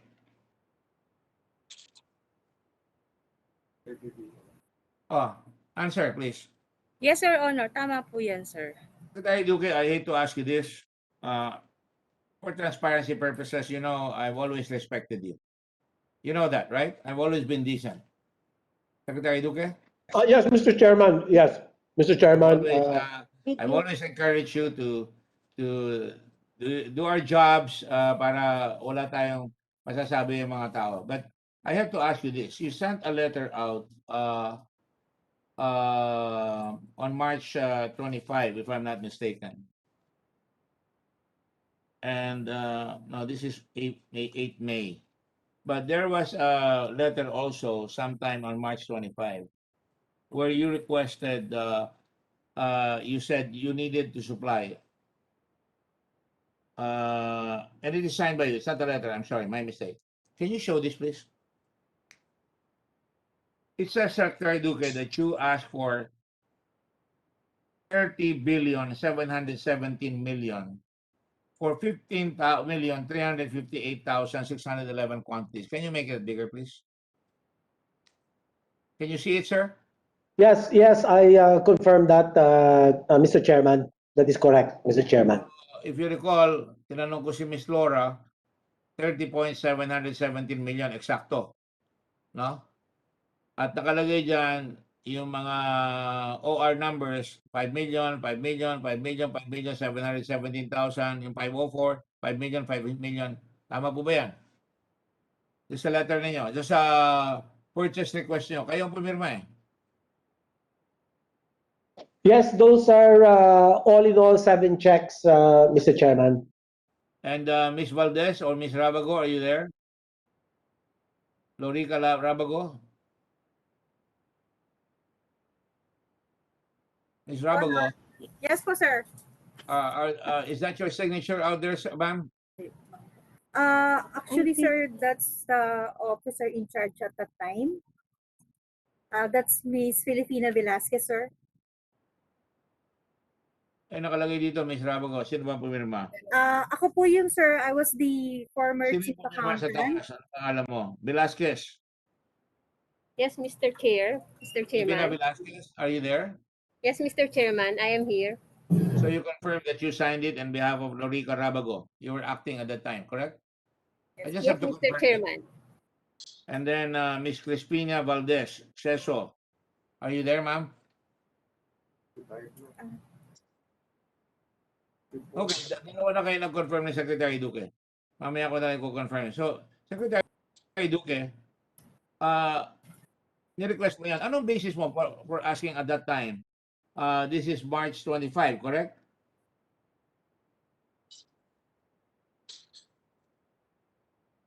Sir? What was your basis for this request of 15 million amounting to 15 million units or sets of coveralls? Yeah, yes, Mr. Chairman. The basis, number one, this was coming from the Bayanihan 1 law budget. And the projection then was about 5 million complete sets of PPE per month. So that's why it had reached 15 million completed PPEs thereabouts, Mr. Chairman. 15 million by, and I'm looking at the bank, nakalagay dito 15 million on April 28, nagpa-release kayo ng 30.717 billion. Ang total amount na na-release na. Ms. Laura, can you confirm that? April 28. Tapos mayroon pa mga follow-up later on. Kaya nakita natin lahat yung 42 billion na sinasabing hinahanap natin. Tama ba yun, Ms. Laura? Yes po, Your Honor. Tama po siya. Now, Secretary Duque, on another time, you came out with a letter to Secretary Wendell Abisado, and I will ask Secretary Wendell Abisado, and I will show you the letter, sir. Secretary Wendell Abisado, are you there? At that time, you were Secretary of Budget and Management. Secretary Abisado? Yes, Mr. Chairman, I'm around, Mr. Chairman. Yes, sir. On May 8, you received a letter from Secretary Duque. Letter is dated May 8. Ang kalagay dyan, Secretary Duque, will you please answer my question? You say this is to request a change in the details of the transferred budget for the procurement of personal protective equipment as follows. Personal protective equipment, 30.7 billion to 20.7 billion. Pinawasan ng 10 billion. Is that correct, sir? Yes, Mr. Chairman, yung nagkaroon kami ng recalibration of our supplies because we were also starting to get more and more donations. And so we wanted, and at the same time, the need for more testing was so compelling. And so we decided that we should move part of the original 30 billion thereabouts for laboratory requirements. Laboratory requirements that will include what? The test kits, Your Honor. Test kits? Yes, Your Honor, Mr. Chairman. So test kits, would that also include ventilators? They're not laboratory equipment. No, it does not include the mechanical ventilators, Mr. Chairman. And these are all test kits then? Yes, I think these are all test kits, Mr. Chairman. But let me just validate that in a while, if you will. Thank you, Mr. Chairman. So binago nyo yun. So naging 30.7. Naghahanap pa tayo ngayon ng 10 billion to complete the 42 billion. Sir. Then 42 billion ang tinransfer ninyo eh. Umalabas yan, 30.7 billion lang. You could have said, okay, as is na lang, habulin na lang natin sa balance ng 42 billion, 10 billion, binawas nyo na kagad doon sa PPEs. Sabi nyo, marami na kayo nakukuha donation. Mr. Chairman, I have the breakdown of the 41.4 billion PS-DBM funds per item procured, and the PPEs totals 25.42 billion, the test kits at 14.55 billion, and the mechanical ventilators at 1.35 billion, and lastly 130 million for extraction machines, cadaver bags, and cloth masks. Mr. Chairman, Your Honor. Mr. Chairman. Yes. Thank you, Mr. Chairman. Just a quick manifestation. I appreciate the answer of the Secretary to the Chairman's question. Binreakdown po niya saan napunta yung halos 42 billion pesos. Pero kapansin-pansin talaga, Mr. Chairman, that each and every one of those item categories ay mga health products at pwedeng-pwedeng dapat ang DOH procurement service ang nag-procure. So that mystery bakit inilipat pa sa PS-DBM remains, Mr. Chairman. Salamat po, Mr. Chairman. May I answer, Mr. Chairman? Yes, go ahead, please. Mr. Chairman, as I have mentioned in the earlier hearings, the procurement absorptive capacity of the DOH was so little, so small. And at the same time, we had some problems with our people who had to be quarantined, isolated, some were hospitalized during that time. And we had extreme difficulty in holding or conducting the procurement, the Bids and Awards Committee. Unlike ang PS-DBM po kasi, meron silang 10 Bids and Awards Committees na full-time. Ito po kasi sa DOH ay puros designated lang ito, ad hoc. And so, may sakit na, yung iba ay hindi makapasok o work from home. So, hindi ho talaga kinaya ng Department of Health. Dahil apat lang at that time, if I can recall, yung Bids and Awards Committees ng DOH. And to top it all, meron pa din kaming mga procurement na mga TB drugs, yung mga reproductive health. So we were overwhelmed kasi in 2019 nobody knew naman na magkakaroon ng pandemic. So we had no time to expand our Bids and Awards Committee capacity. So and yet people were pressuring us, and we saw cases were rising, people getting intubated, people getting isolated. The healthcare system was going to collapse. And so we decided na talagang PS-DBM na ang may kakayanan.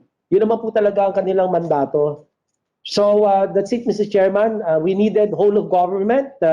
So we trusted the PS-DBM. If I couldn't trust PS-DBM, who will I trust under the most difficult circumstances, Mr. Chairman, Your Honor? Mr. Chairman, that is a beautiful question. And I still Yes, stand by answer my this, no? observation na ang eminently qualified dapat para mag-procure ng mga items yon ay walang iba kundi ang DOH. And may 10 back committee man ang PS-DBM, Mr. Chairman, they did a really bad job with Farmally. Salamat po, Mr. Chairman. Chair, on the point raised by Especially since, Senator, sandali lang, no? I just have to follow up Senator Risa's question. And this is the way we should operate. Everybody is helping one another here. Secretary Duque, it is a proven fact already that in spite of the fact that you already ordered to PS-DBM, you were able to get a lesser price face mask at 16 pesos. Bakit hindi nyo kayang gawin yun all the way? Ito, bulto-bulto ang binibili nito. I will leave it at that. But let me know. Yes, go ahead, Senator Pangilinan. Yes, on those 2 points, Mr. Chair, it was we were able to establish in the last hearing that according to the DOH, the SRP for masks was meant for retail, not for wholesale purchases. The secretary said that, and yet the DBMPS used the SRP basis, the SRP as basis to do wholesale purchases, and that is why overpriced, Mr. President, Mr. Chairman. Number 2, for Secretary Duque, do you confirm that you had a number of expired testing kits that were delivered by Farmally? Because 6 months yung expiry date, maraming hindi nagamit at marami ang nag-expire. No, Mr. Chairman, I'm not aware of that. If I may just kindly request. I'll make you aware of it. A letter dated 7 December 2020, signed by Assistant Secretary of Health, Nestor Santiago. This was directed to Attorney Lloyd Christopher Lau, and the DOH was requesting a rescheduling of the delivery of Farmally testing kits because the test kits that were delivered expired, hindi nagamit. What date was that, Senator Pangilinan? December 2020. December 7, 2020. It's signed by Nestor Santiago Jr., MD, MPHS, and let me quote. The bulk of the sale was done April and May. Yes, and let me quote the...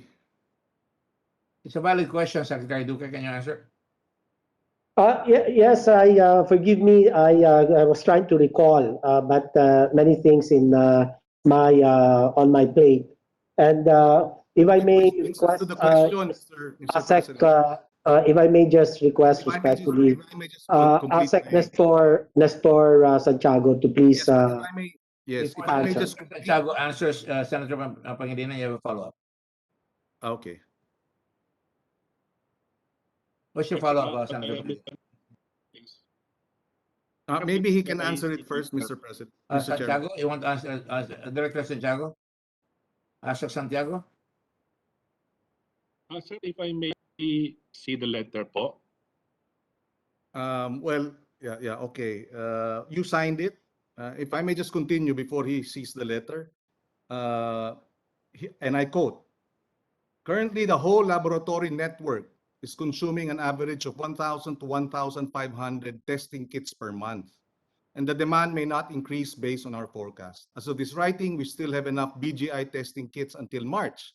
The proposed delivery schedule, because they wanted a new delivery schedule, precisely because marami na silang testing kits, will prevent the repeat of the past scenario where a large number of stored BGI kits expired. Because the DOH agreed in violation of their own technical specifications that it has to be 24 to 36 months, the DBMPS, together with the DOH, in violation of the technical specifications they themselves provided, accepted Farmally's testing kits that were due to expire after 6 months. And the other point, Mr. Chair, is that they paid in full. They paid for testing kits that specifications provided that it should be 24 to 36 months. They paid in full for testing kits that were due to expire in 6 months. Industry insiders will say when it is expiring in 6 months, you have as much as 25% discount for these nearly expiring testing kits delivered by Pharmally, and yet the full amount was paid. That is overpriced, Mr. President. Not just overpriced, that is also using equipment that is substandard, or at least lacking in the necessary shelf life to be able for us to be able to effectively deal with COVID, avoid deaths and sickness. In other words, it was going to affect the accuracy of the test. Is that what your point is, Senator Kapangilinan? Accuracy of the test and expired. Binili na po natin napakaikli ng panahon. Hindi nagamit, nag-expire. Bakit natin binili ng 6 months expiry? Tapos hindi nagamit, nag-expire. So yung ginastos natin, hindi natin nagamit. Para tayong nagsusunog ng pera sa gitna ng napakaraming namamatay. Mr. Chairman. This letter was addressed to Christopher Lau, dated 7. Senator Pangilinan, I just don't want to get away from your very important point. No? But I'll let Secretary Duque first answer. Do you have an answer, sir?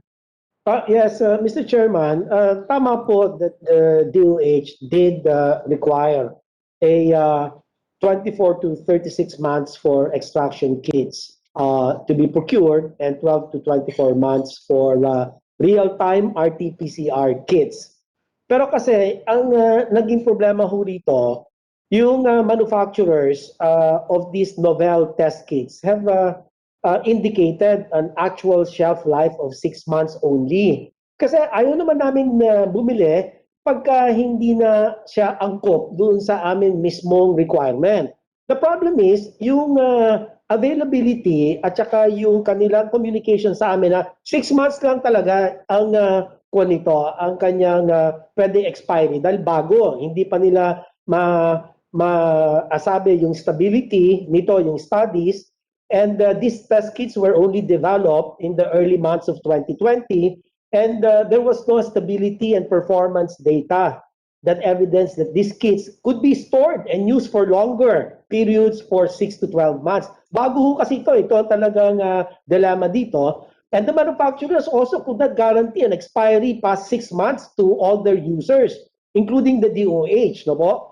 And for your reference, we would like to attach the photographs shared to us by the PS-DBM of the real-time RT-PCR kits delivered to the DOH, indicating the 6-month expiration period. Eh sino ba naman ho ang may gusto nito kung alam ba natin na talagang meron na 12 to 24? Bakit pipiliin natin yung mas maiksi? It doesn't make sense, Your Honor. But Why we had did no you not negotiate for a lower price? Why didn't you negotiate for a lower price when that is industry practice?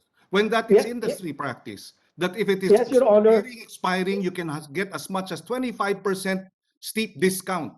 Why wasn't the DOH or the DBMPS looking out for our money and making sure that we get a better discount and use, Mr. Chairman, if it's 25%, we could have had an additional 1.2 billion pesos based on industry practice. It's on PS-DBM, the purchaser, because they ordered for 24 months, di ba? 12 to 24 months, di ba? Yes, but that's correct. But the inspection, Mr. Chairman, the inspection reports include, I mean, it's a joint inspection. That's correct. So both of them, but the principal buyer should have been responsible enough to see that this was not consistent with the standards set by the Department of Health.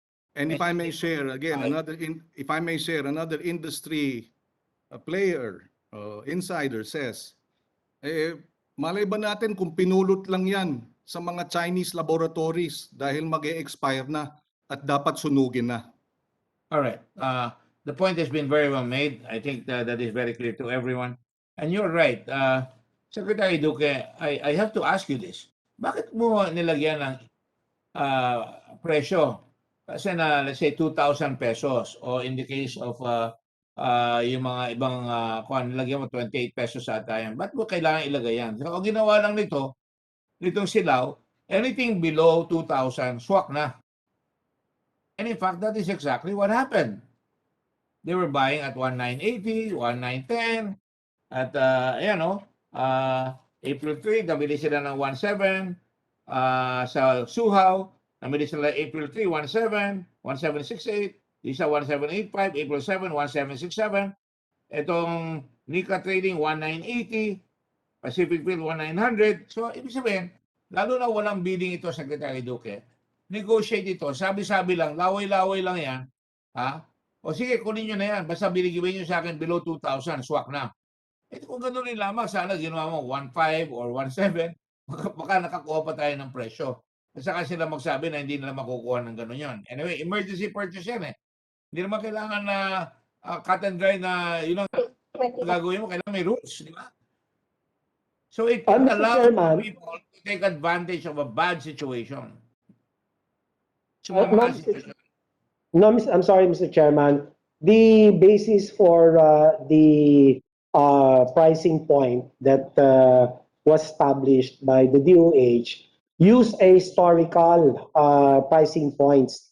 For example, in 2018, the cost of PPE then 1,900 pesos per set, and then in 2019 it went down to 1,700 pesos per set, and in 2020 the ABC that was established was at 2,000 per set, Mr. Chairman, and in 2016, if you look at it, it was 3,800 per set completed PPE, and in 2015 it was in fact 3,500, Mr. Chairman. Nonetheless, intrinsically, it became intrinsically overpriced because sinabi niya nga 2,000. But let me just give you another example. For example, dito sa Lau can answer this if he wants to. On 22 April, government procured BGI test kits, all right, from Pharmally. Pharmally lahat eh. All right?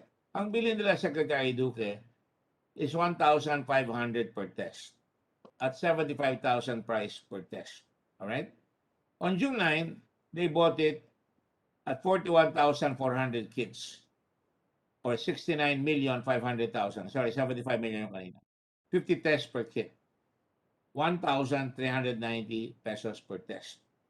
Ito naman ang binili ng Red Cross sa Sansure. Hindi ko maintindihan ba't hindi pa tayo nagsama noon. Binili lang natin lahat sana sa Sansure. Because sa Sansure, Mr. President, Mr. Secretary, bumili tayo ng 2,000 kits at ang presyo 750 pesos per test kits. Masakit yun. 750 ang test kits, binibili niya ng 1,513.90. Walang pumito.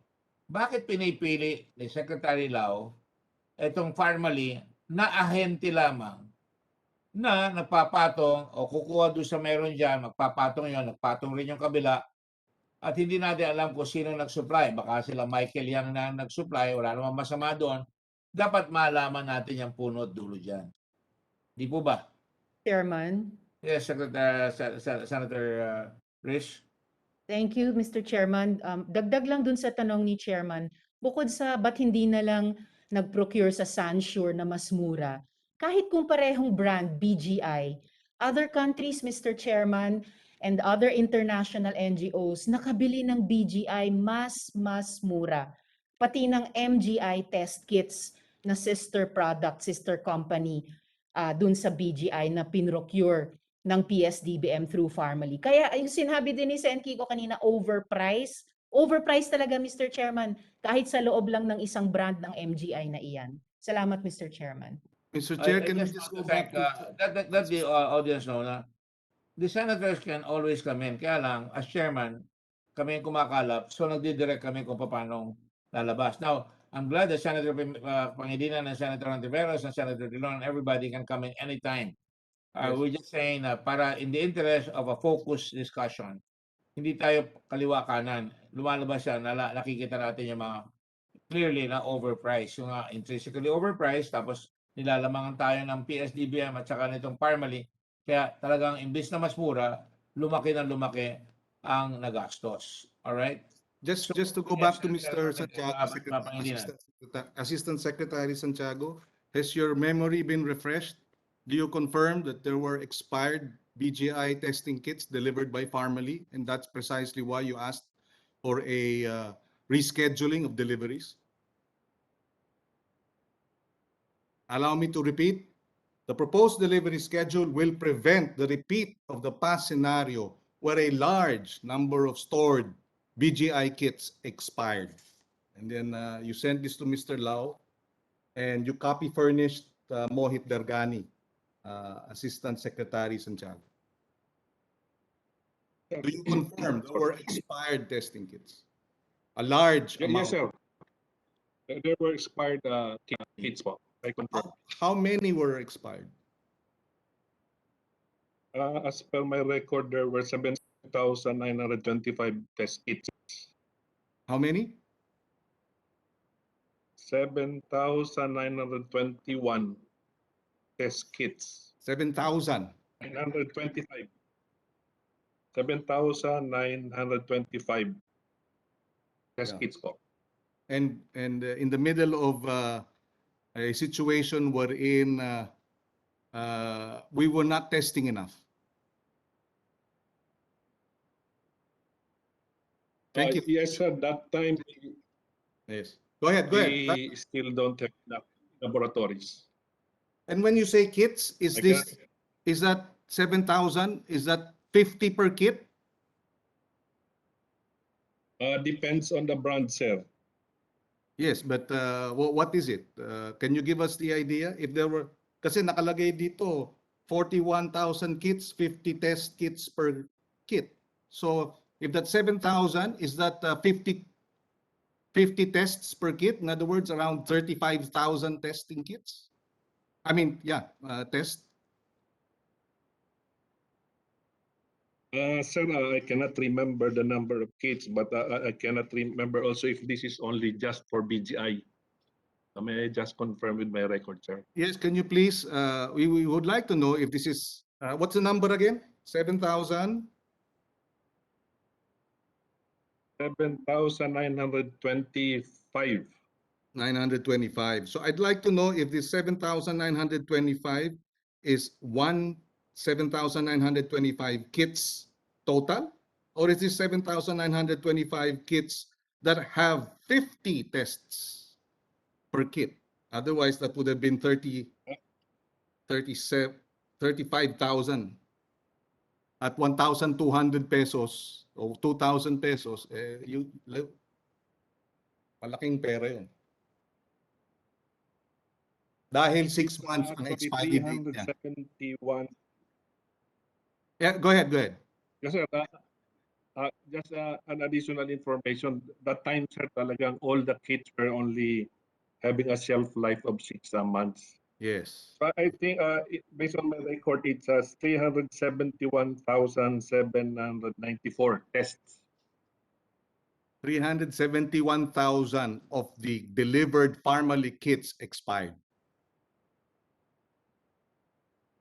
Sir, I am not really sure if this is delivered by Parmalee because it's a PS-DBM order.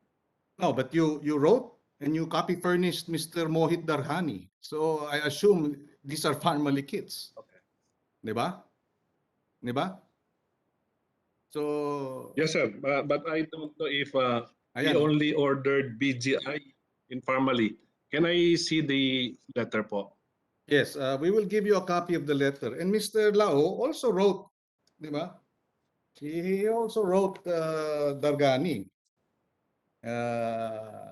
Attention, Mohit Dargani, request to delay the delivery of test kits. So it's Parmalee.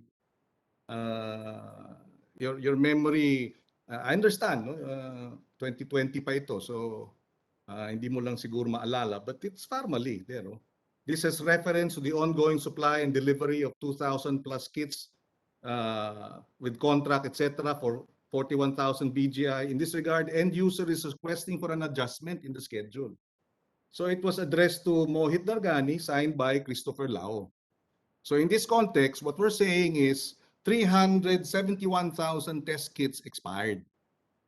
And that's why your technical specification required 24 to 36 months. Because to avoid something like this. Hindi po ba? So the Mr. technical Chairman, specifications, may basis, may dahilan yun eh. Di ba? So bakit pinayagan natin na mag-deliver ang Pharmally ng hindi compliant, di ba? Sa technical specifications, tapos binayaran pa ng full na dapat sana na diskwento. Tapos hindi na diskwento, binayaran ng buo, hindi compliant, tapos 371,000 ng mga testing kits ang hindi na magamit.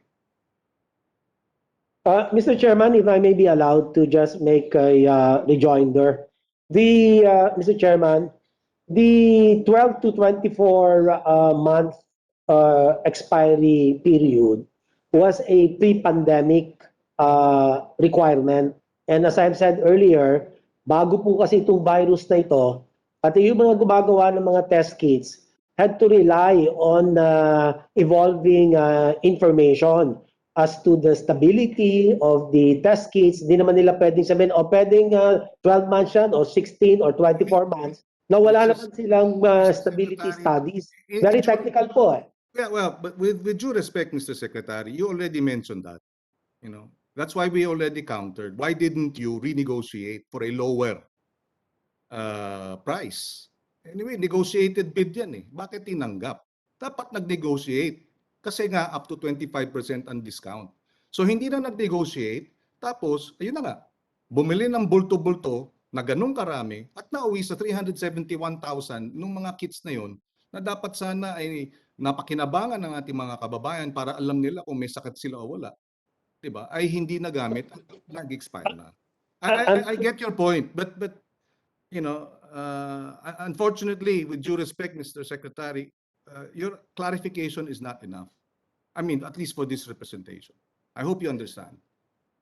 Mr. Chairman, as I have said earlier, talagang yung expiry period was just 6 months, no? It's not as if it was nearing, we got it because it was nearing expiry period. It was really just 6 months. Secretary, I hope you also understand. You're trying to explain the situation when you know, it wasn't you who made these negotiations. 'Di ba? Hindi naman ikaw ang humarap sa Pharmally. So I hope you understand if your explanation you know, leaves much to be desired. Kasi pag hindi niyo na ipapaliwanag, pinapasa niyo sa iba. Hindi ba? Tapos pagka pinapasa niyo sa iba, tapos pinapasabi niyo na iba ang sumagot.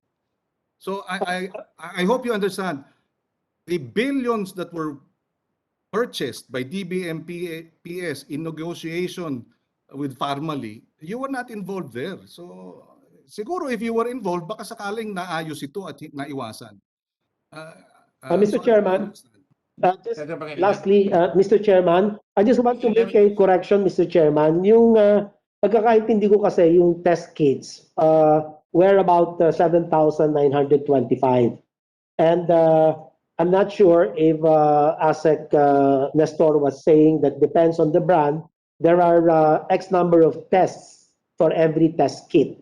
Okay, so if the total tests being referred to is 371,794, you divide this by 7,925. So that would be about, tama, siguro mga 45 to 50 tests per kit. Yun lang po, Mr. Chairman, just to set it straight. Thank you. I will try to be very fast now para malaman niyo sa tayo pupunta. I would like to ask the BIR to submit to us, we're going to subpoena them, the income tax return, and we will do it in executive session, of all the Pharmally executives, Mr. Lau, Mr. Yang, and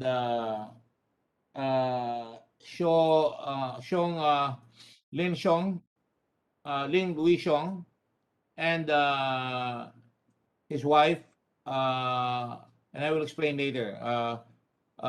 Will the committee back us up in terms of making sure that we get the subpoena from the BIR? Second the motion, Mr. Chairman.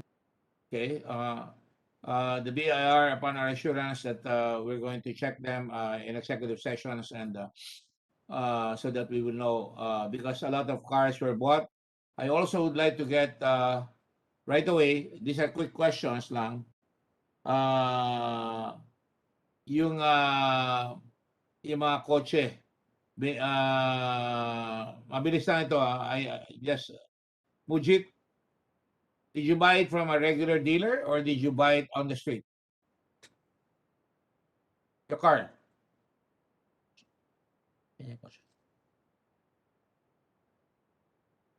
Twinkle, you have a Lamborghini. Where did you buy it? Twinkle Bargani. Dito po. Sir, the Lamborghini was a gift to me by my brother po. Siya pong bumili ng kotse para sa akin. O, saan niya binili?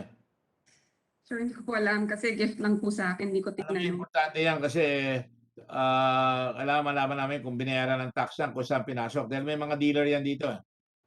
Okay. I just know it was a second-hand gift, but I don't have details. We want to know kung saan galing ang kotse. Yeah, he could answer that po kasi hindi rin talaga po ako alam. Hindi ko po yung gift niya. You mean your brother just gave it to you? Yes po. Wow, very lucky. What about yes, Senator Frank, let me just finish. I just want to know from Mojit, where did you buy it? Sir, I just saw the post online. It was being sold by a Korean national. Who? It was a second-hand car. Yeah, so where did you buy it from? Who did you buy it from? It was a Facebook post. I'll have to check again the name of the person that I bought it from. You have a deed of sale there. I mean, you know where you got it. Actually, Your Honor, just to be specific, on the deed of sale, actually, I gave it to the seller so that he can transfer the ownership sa LTO po. Yeah, but That was sino my yan? bad. I don't have Kahit a tax copy yan, of the di deed ba? of Bibili sale. kang ganyan kalaki. Malaki ang tax yan, 200% yan. I was not the one that imported it, Mr. Chairman. I bought it locally. No. When you buy something, you have to ask whether it's tax paid. Mr. Chairman. Yes, Senator Risa. Thank you, Mr. Chairman. Related po dun sa tanong, might be related to paano nabili yung mahal na kotseng iyan. Mr. Dargani, have you ever worked for the government under Presidential Economic Advisor Yang Hongming or Michael Yang? No, Your Honor. I've never worked for the government. Oh, I'm sorry, Mr. Dargani, Mr. Chairman. Meron po tayong screenshot ng LinkedIn page nyo, Mr. Dargani. Ayan po, Special Assistant at Office of the Presidential Economic Advisor. So, Mr. Chairman, you, Mr. Dargani, and Lincoln Ong both worked for Michael Yang. O ngayon, nagsama-sama po kayo sa Farmally, nakakuha ng If I may clarify billion that. economic incentive sa gobyerno. Galing talaga pag may network. If I may clarify that, Mr. Chairman, I seek at that time an opportunity from Mr. Ong if I can work with their firm, but because I'm not a Chinese and I don't really communicate with their bosses, with Mr. Yang, Mr. Ong advised me that I cannot work in that said office. But you were a special assistant. No. What is this LinkedIn post, Mr. Dargani? Yeah, I tried to like what I said, I tried to apply for there, and it was temporarily that I assumed that I was working there, but apparently I was not. So I took that down eventually, actually. But that was up for some time. So it's either nagtrabaho nga kayo sa gobyerno and you didn't tell us the truth nung una kong tinanong, or you are misrepresenting yourself here in this LinkedIn post. No po, I did not really work. I never worked for the government. So That's ano a fact tong po. post na ito, Mr. Dargani? Like what I said, Mr. Chairman. You assume that you were working with the government under the office of as a special assistant at the office of the Presidential Economic. Yeah, that was my mistake. Yes, I assumed. No, it's not a mistake. You put it down on a card. Is that a card? That's LinkedIn, sir. Mr. Chairman. Ano yon, Mr. Dargani, Mr. Chairman? That's LinkedIn. Yes, LinkedIn. So, I mean, tayo mga Pilipino, hindi tayo maglalagay ng presidential anything sa anumang post o parang calling card yan I na was electronic yeah, kung hindi I totoo. assumed that I was accepted by the office, but that was my mistake. Well, Yeah. he must have had some basis for that assumption, Mr. Chairman. Basta malinaw na sa representation na ito na Lincoln Ong worked for the government as the translator for Michael Yang. And now here we have a representation of Mr. Dargani as also working for government at the office of Michael Yang. I suggest you cooperate with this investigation, Mr. Gargani, because your sister is also involved. I would hate to have her, brought to justice in a very, very embarrassing situation because, you've got cars that you can explain where you got them. For all you know, they were smuggled in and you bought them. And not just one, but several cars for Mr. Lincoln. So I think it speaks for itself. We already called for the BIR to check, and we'd like to get the customs also to find out how these cars got into the market. Because Salamat, Mr. Chairman. we should know. So this subpoena will be expanded to the customs for the cars. Yes, Senator Dillon. Mr. Dargani, your special assistant at the Office of the Presidential Economic Advisor, did you file your SAL-N as required of public officers? Mr. Chairman, as I mentioned, I just assumed that I was part of the office, so I was never employed under Michael Yang's office. So is this a misrepresentation that you have here? Immediately after I found out that I was not Answer, really. please. Did you misrepresent yourself in this document? In my own LinkedIn account, yes, I wrote that I was working for Mr. Michael Yang, but That's again, correct. I said it, I assumed wrong. What did you say? Again, I assumed wrong. You misrepresented that you were a special assistant? I said that I assumed wrong that I was working for his office. And What? special assistant is the title that I tried to apply for. That what? That He tried to apply for. Yeah. That you applied for? Yes. Familiar. So were you actually extended an appointment or not? No, No. I was not. All right. And when I found out, I took down the post. Let's shift to another point. You confirmed that you donated the car to your sister? It was not a donation. It's more of a gift. Okay, you call it a gift? Okay. The gift is how much? 25 million? No, Your Honor. How much is it? I think I paid around 18 million for the car. Okay, let's say 18 million. Huh? Only 18 million. Only 18 million. Was there any other car that you gifted your sister with? No, Your Honor. Only this one. What about your case, Mr. Dargani? Did you also acquire a car as reported in these proceedings last week? Yes, Your Honor.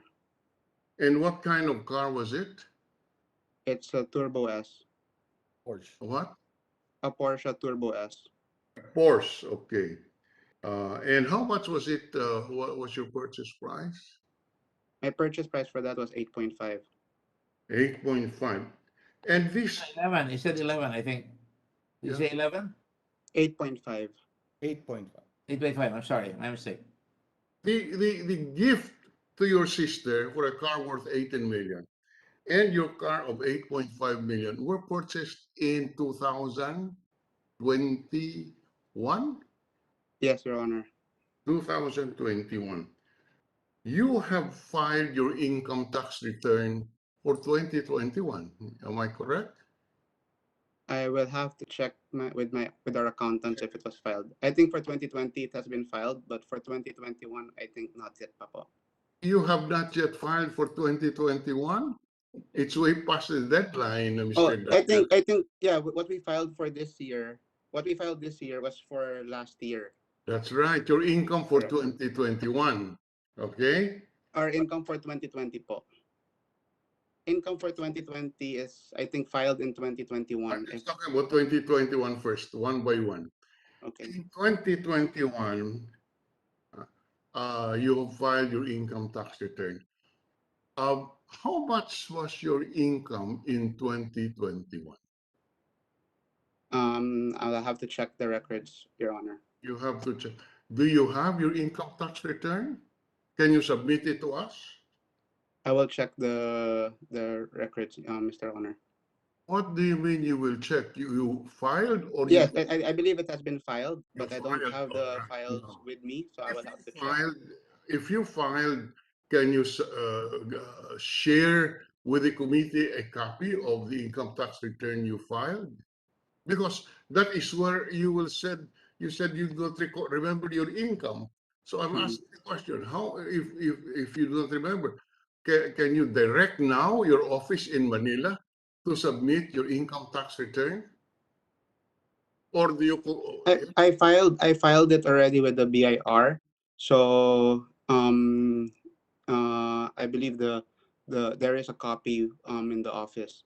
Right now, Your Honor, there's no one in our office because we have COVID positive staffs. Okay, when can you submit this to us?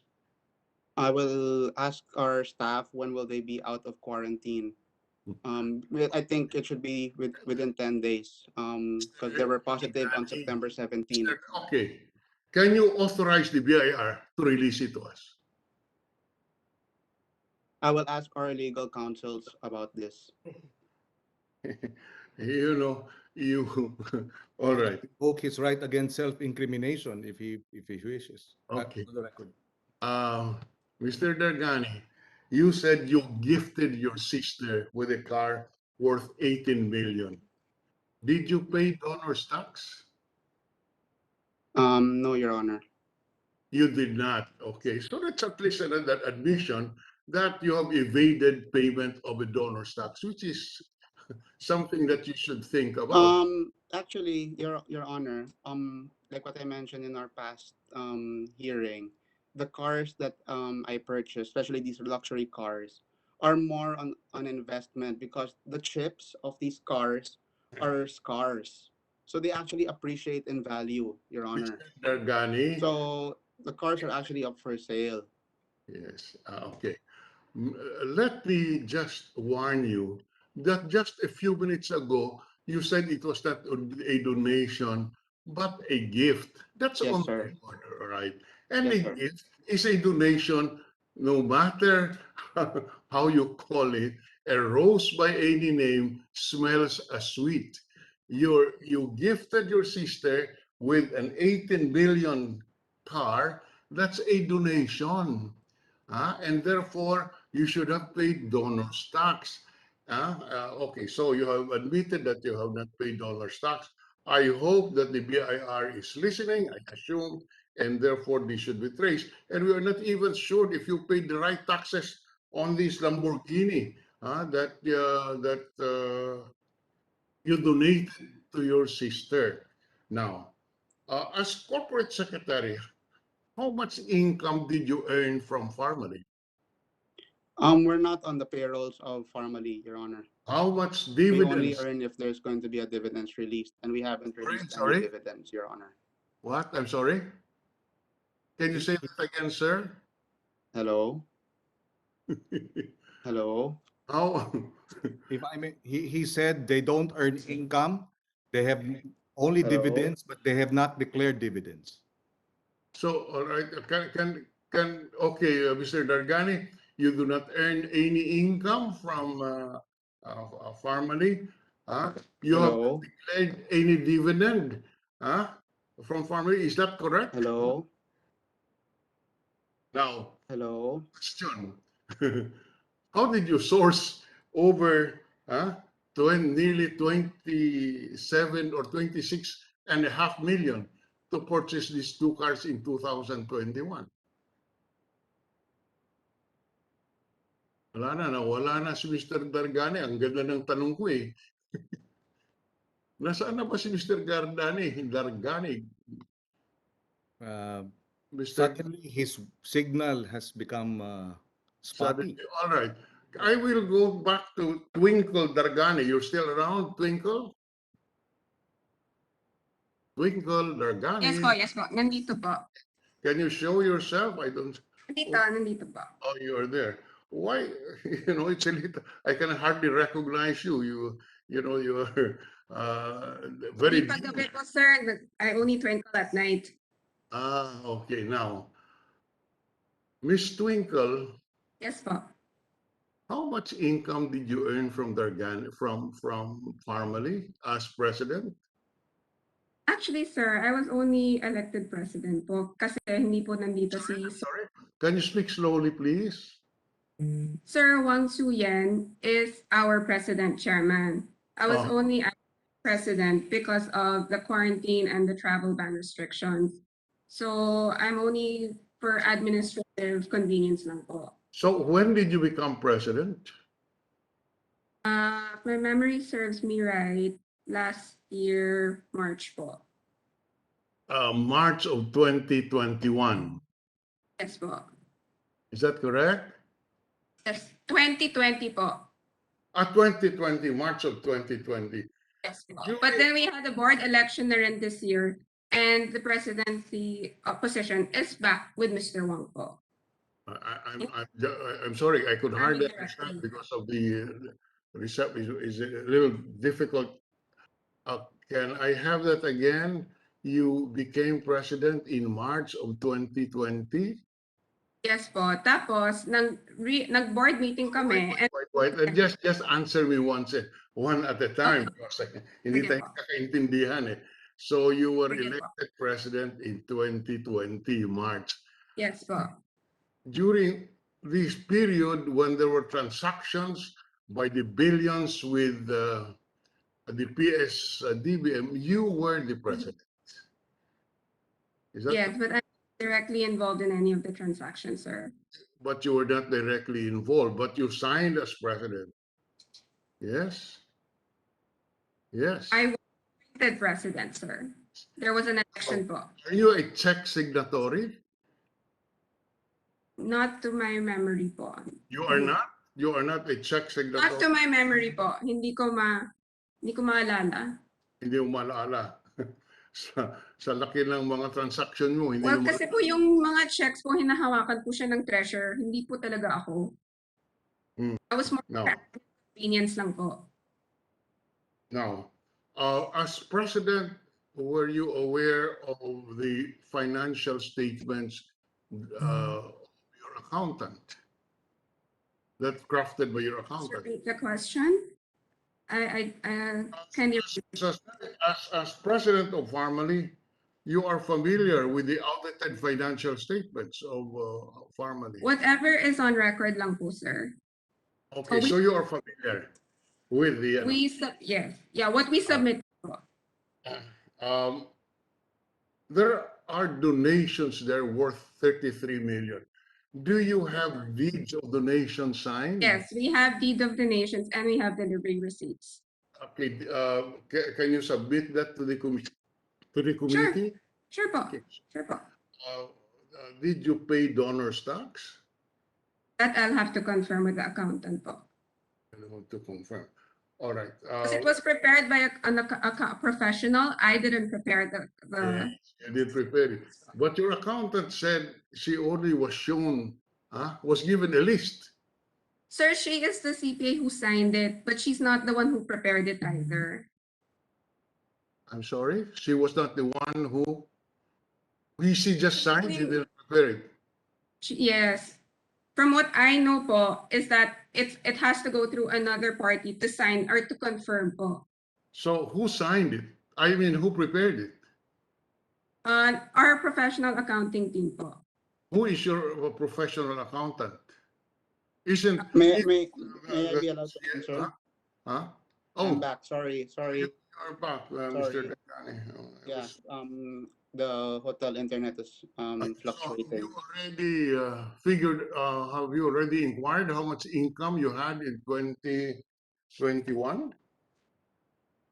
Sorry, no, I haven't inquired. I was fixing the internet and calling the hotel. But I just catched upon my sister replying about our accountant. That's true. We do have a third-party professional accounting firm that Who is your third-party professional accounting firm? Atria Tech. Who? Atria Tech. Atria Tech. Yes. Is that a professional accounting firm? Well, they submitted to us a proposal and we engaged with them. Please answer me, Mr. Dagane. I have a very simple question. Is the firm you mentioned a professional accounting partnership licensed to practice accounting? I believe they are accountants and CPAs. Miss Illuminada, I believe, is part of that firm. Hence, she was the signatory for that firm. So there was a firm where your accountant worked for? I believe so. Because like what I mentioned in the past hearing, I've never spoken to or knew the existence of Miss Illuminada. Okay. Mr. Chairman, do we have already a list of the payments received by Farmally from all sources, particularly PS-DBM? Do we have that already on record? We have the bank, as I was questioning Miss Laura a while ago, the checks that were passed on to PS-DBM. I'm trying to get, and they've been avoiding it. Farmally has not given us any documents, I'm afraid. So that's why I'm prepared to order the arrest of Mr. Lincoln. And maybe even the two directors here, including Mr. I'll give him a chance later on, si Hardin ba yan? Because if they're avoiding it, then we will have to make sure that they're kept in custody. That's my own position. Yes. Okay, because it's very important that we check the veracity of the entries in the financial statements, because it can lead us to a lot of yes, we're aware of that. So may I request, if it is not yet on the record, may I request that PS-DBM submit to the committee, if not, it's not yet with us, all disbursements and payments to Farmally, number one. Number two, may we request the committee to direct Farmally to inform us and submit to us all the receipts issued by Farmally in favor of PS-DBM to evidence the payment of received by Farmally from PS-DBM. Can we also those two documents first, just for confirmation. Mr. Chairman, if I may interject, I believe we have submitted the documents as of this morning. Apologies on the delay, because as said, our staffs are all COVID positive, and our directors is on house arrest and one is in quarantine. But I think Director Kimbo on the site, Director General Kimbo can attest that there has been submission of parts on all documents related to the government transactions. Yeah, I'm sorry, Mr. Chairman, can you help on this? All I'm asking is whether we have in our possession already all the disbursements of PS-DBM in favor of Farmally, in order to validate the financial audited financial statements that 7.4 billion in 2020 was received by, or was paid by PS-DBM. Number two, all the receipts issued by Farmally in favor of PS-DBM to show the income, to confirm the income. Number three, may I ask who can answer questions on the financial statements? I would like to know how much there is an entry there in your financial statements, unrealized foreign exchange income. What is this? Mr. Chairman, if I may answer that. Based on my understanding from our accountants, the unrealized forex gain, based on the explanation, is the appreciation of the peso against the US dollars in the year That's right. 2020.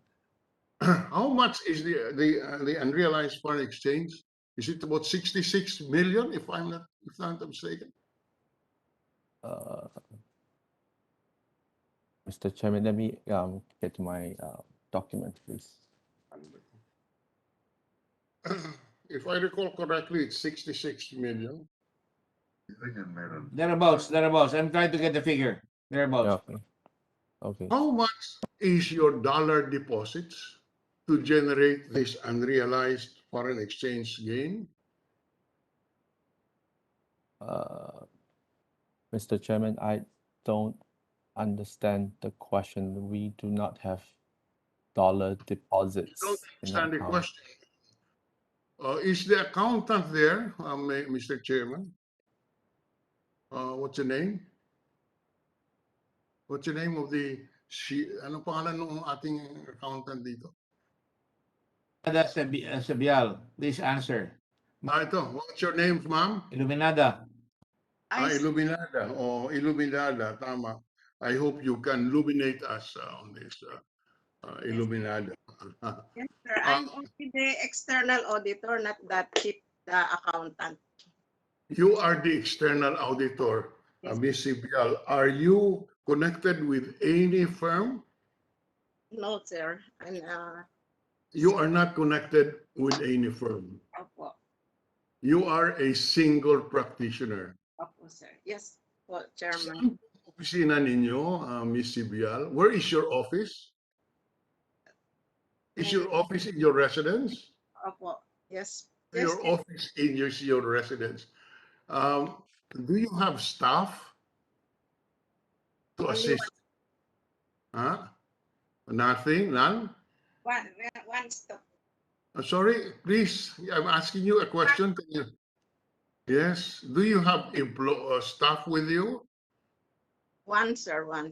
Only one. And sino ito? Anak nyo? Kamag-anak nyo? Ay, kamag-anak po. May I know what is the name of your kamag-anak? Anong relation nyo doon? Ay, apo ko na po, apo. Apo mo. All right, now. So you are a single practitioner and you have no staff. Your office is in your house. Tama po ba yun? Yes po, Mr. Chairman. Yes po, Mr. Chairman. You signed the audited financial statements. Ito ba isinubo lang sa iyo at pinirmahan mo? Tiningnan ko pa din po yun, sir. I'm sorry? One.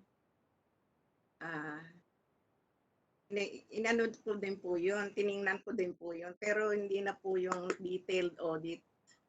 Okay, so, okay, hindi tiningnan mo. Hindi mo na nakita halimbawa yung deeds of donation doon sa 33 million. Hindi po ba? Po yun, sir. Ha? Nakita ko naman po yun. Nakita mo? O listahan ang nakita mo? Eh kasi yun nung kung itanong nyo sa akin, ang listahan na lang po yung nasa akin, hindi ko na, sa kanila po yung mga documents. So hindi mo nakita yung mga documents, listahan ang nanang nakita mo. Ha? Nakita ko naman po yun kasi doon po naman pagka mag-audit, pupunta ka sa office po. Hindi kita masyadong maintindihan. Basta sinabi mo na listahan na nakita mo. Tama? Kung tinanong mo po ko noon, listahan lang po ang nasa akin po noon, Mr. Chairman. Pero pagka po mag-audit, pupunta po doon sa office kasi nandun po yung kanilang mga documents. Suddenly, pinalitan mo na yung kwento mo. Hindi ka nakaka-illuminate, Illuminada. You are not illuminating at all because you are changing your answer after being coached by somebody. The last time you said you did not see anything, you were just given a list. I'm telling you, be careful, because you're under oath. Okay? Next question. Did you said the income is about 7,400,000,000 plus for 2021 of Farmally? 2020 po. 2020. Yes, I'm sorry. 2000. So how much? 7,400,000,000 or something like that. I don't have it with me. 7,485,000. Okay. Do you have copies of all the remittances made to the company? It's in the office po ng Farmally. I'm sorry. Did you see the remittances, the checks? Did you examine the checks? Yes, sir. Oh, you Yes, did. Mr. Chairman. And you stated that the income is about 7.4 billion, just rounding it off. Yes, Mr. Chairman. Now, the cost of sales under that financial statement is 7,009,000,000, if I'm not mistaken.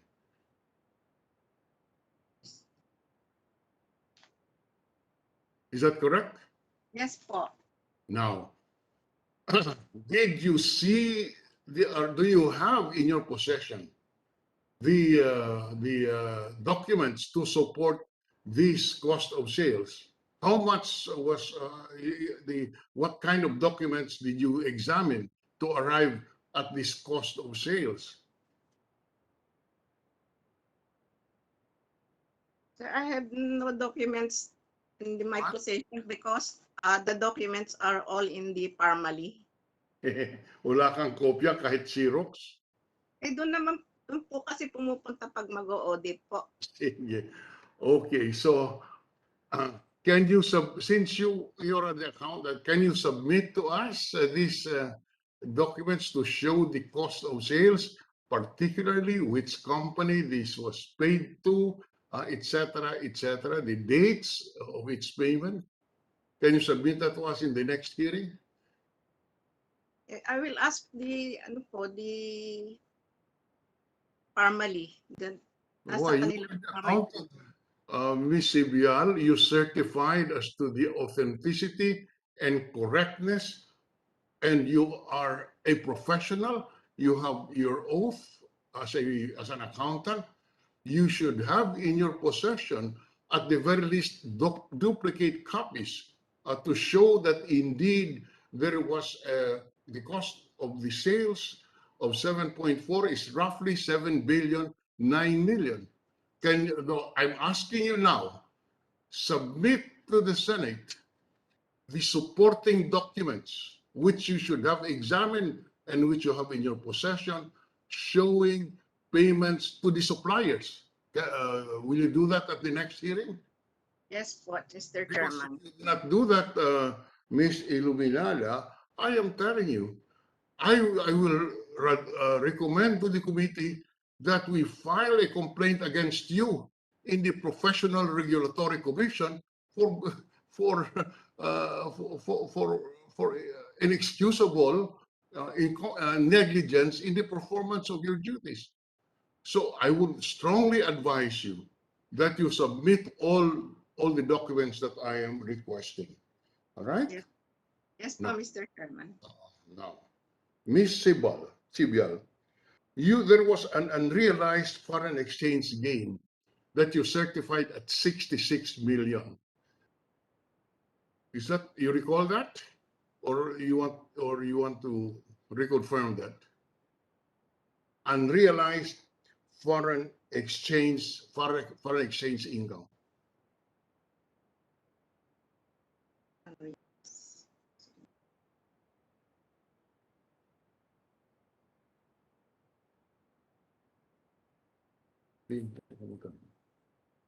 I will check Yes, the records, sir, and I will back to you if I have the records. Yes, can you look at your audited the financial statements that you signed and confirm to us that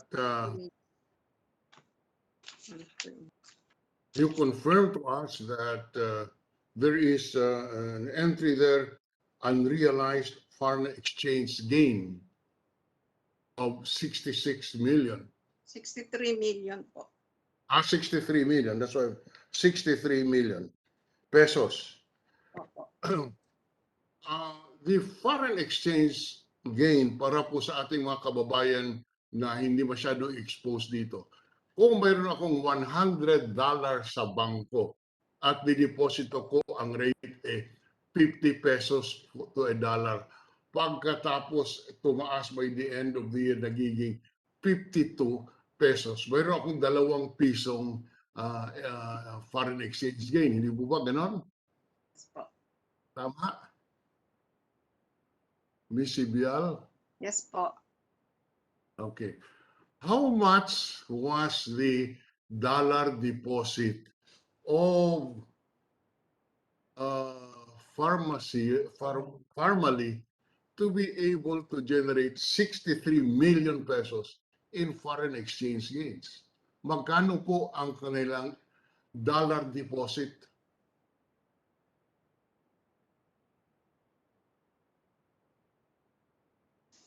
Ay, sorry, Chairman, di ko po masagot yun. Kasi ano po, may Bakit? private.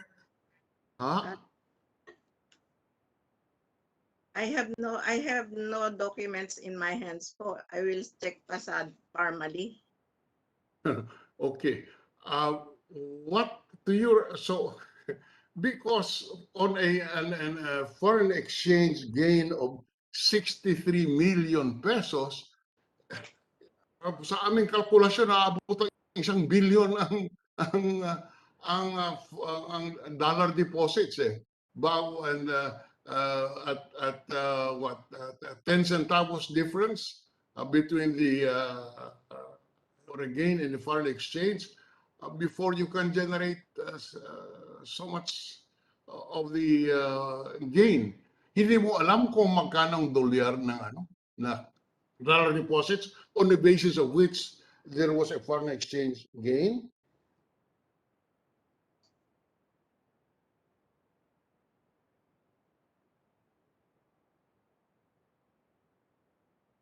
Miss Siba? Nasa Pharmally po kasi ang record do. Wala po ako ngayon sa... Sinong kausap niyo? Who gave this to you informally? Sino po nagbigay ng data na ito? Ang chief accountant po nila. Anong pangalan?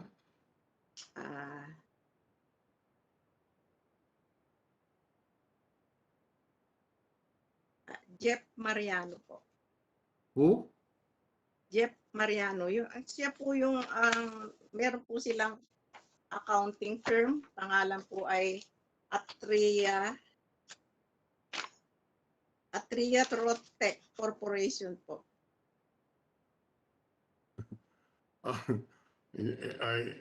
Alam mo kung saan itong firm na ito?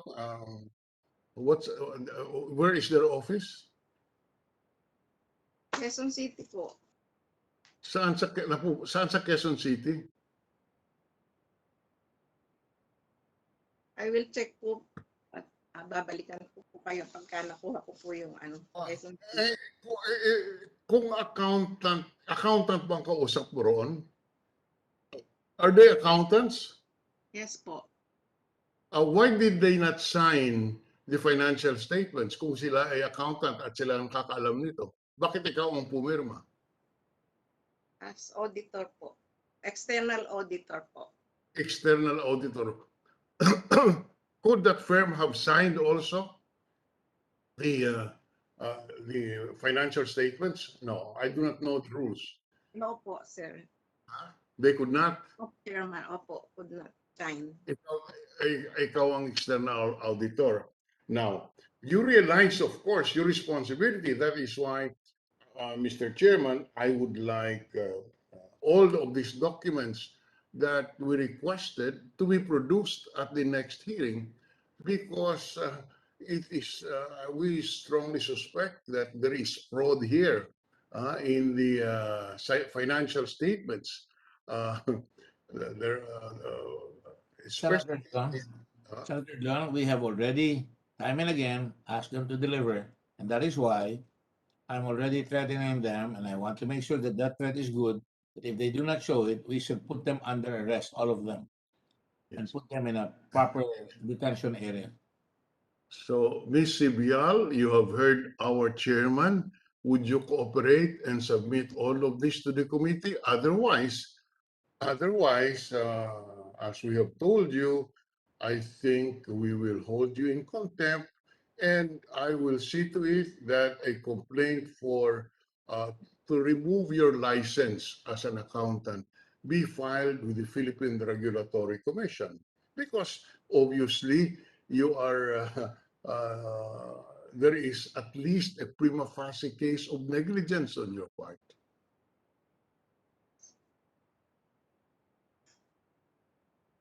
Yes, Mr. You should, Chairman. huh? Miss I will, Sibial? I will Huh? submit. I Yes, will yes. submit, Mr. So that Chairman. we will be illuminated. Eh, hindi mo naman kami pinapaliwanagan. Kaya po hindi maliwanag yung ating investigasyon. Kasi, yung dolyar, ha? Pakitanong mo kung magkano ito talagang dolyar. Marami pa kaming itatanong, ha? Ma'am, huwag kayong pumayag na malalaglag kayo dyan. Kung nalalaman nyo na, magsabi na kayo para hindi tayo mahirapan kasi malalaglag kayo dyan eh. Ma'am Iluminada. Hindi po ba? Kaya naman masaktan yung practice nyo. Ma'am? Ma'am? Yes, Mr. Chairman.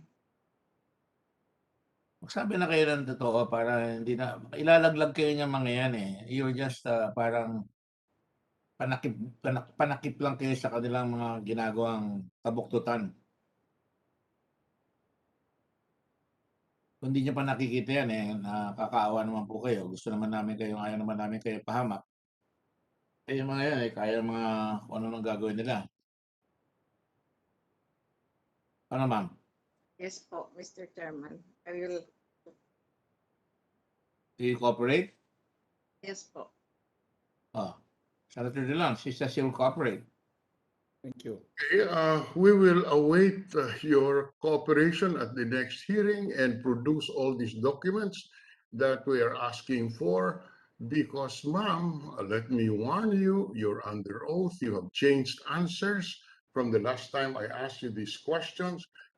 Just to be specific, you said that you did not, you only was handed, you were handed a list of donations, and you enumerated the donees, and I asked you whether or not you saw the source documents. You said you did not, and now you're changing that answer. So I can, I have been a lawyer for over 50 years. I can know when the witness is lying, and I think you are lying. So, but I will give you a chance. I will ask the committee to give you a chance. Tell us the truth. Tell us the truth, because we have remedies under the law to make a person tell the truth. Maliwanag po ba, Iluminada? Yes po, Mr. Chairman. Ha? Yes po. Maliwanag, ano? Ayaw. Sige, so we hope. Mr. Chair?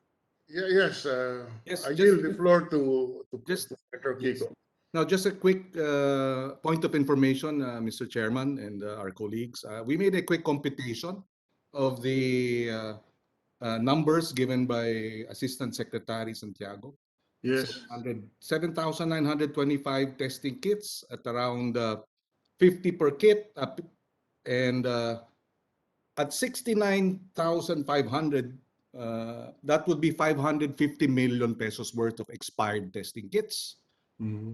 At 75,000 per kit, that was the first purchase, it would be 594 million pesos worth of expired testing kits. So that gives us the gravity of the waste, the incompetence, the corruption that we are facing.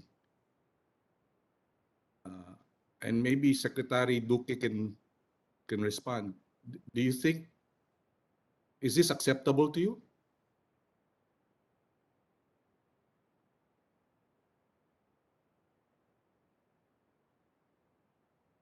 5.6%. This is thank you, Mr. Chairman. It looks like this is 3.6% of the total cost of the testing, Mr. Chairman. So you're saying 500 million pesos worth of expired testing kits is just 3%, and therefore it's okay? No, I'm saying that it's this is the computation. The reasons why there had been some expiries at the time. Mr. Secretary, forgive me. I just asked a very simple question. 500 million pesos worth of testing kits expired in the height of the pandemic while we are struggling with testing. Is that acceptable to you? No, Mr. Chairman, Thank you. it's not Thank you. acceptable to me, That is enough. Mr. Chairman. I just want that clarified. It is not acceptable. And that's Yes, Mr. Chairman. and that's why we are doing this Senate investigation, because hindi naman natin pwedeng palampasin at pabayaan ang mga ganitong pangyayari. Hindi nyo katanggap-tanggap, Secretary. Hindi rin namin katanggap-tanggap. Kaya sana mag-cooperate na tayong lahat in full so that matigil na natin itong hindi tamang paggamit ng pondo ng gobyerno sa gitna ng napakaraming namamatay, napakaraming nagkakasakit, napakaraming walang hanap buhay at trabaho. For the record, Mr. Chairman, thank you. Mr. Chairman. Secretary, Senator Riz, sandali lang. Ma'am Yes, Iluminada, just sa follow-up ko lang sinabi niya. Ang sinabi niyang kumpanya, Atria Tech. Atria Tech. Ma'am? Miss Sabial? Mrs. Sabial? Tinakbuhan nata tayo. Miss Sabial?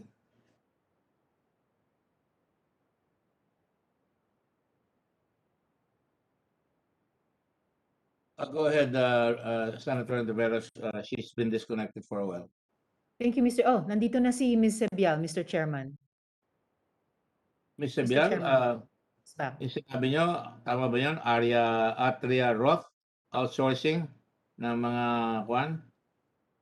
ng mga bookkeeping, payroll, and other compliance requirements? Yes Tama po. ba yan? Yes po, Mr. Chairman.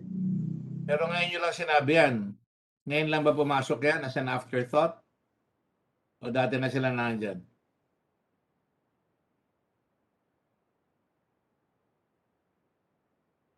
Ma'am, Sila po ang mag-cooperate naman kayo dahil pati ako nawawala na ng kwan. Gusto ko kayong tulungan pero ano ko kayo tutulungan kung ayaw niyo tulungan ang sarili niyo? Sila po talaga po ang general ang Pero ngayon lang pumasok yan, ngayon mo lang sinabi, dati wala yan eh. Di ba? kasi Kaya sabi sa iyo ng mga kasama ninyo dyan, turo mo na lang yun, kukunin natin yung bahala na sila. Eh hindi ganoon eh. Ang maiiwan niyan kayo eh. Totoo ba yung sinasabi ko, ma'am? Di ba totoo yung sinasabi ko? Yes, Mr. Chairman. So ngayon lang sumilpot yan. Thank you po. Sorry po. Nakakaloka. Hindi niyo ako tawagan mamaya o si Senator Dylan para matulungan namin kayo ng gusto. Sabihin niyo lang sa amin kung anong nangyayari. Ikaw pa yung napupunta sa opisina ng Pharmaly, hindi? Pagka ganun yung pag nag-audit po, talaga pong pupunta sa opisina ng Pharmaly. Okay. Sino ang nag-assist sa iyo? Ikaw lang mag-isa sa dami ng dokumentong tinitingnan? Kasi meron naman po yun meron po naka-assign po ng accounting nila, meron pong naka-assign po sa Pharmaly. So pagdating doon, bibigyan sa yung listahan, okay na pipirmahan mo na.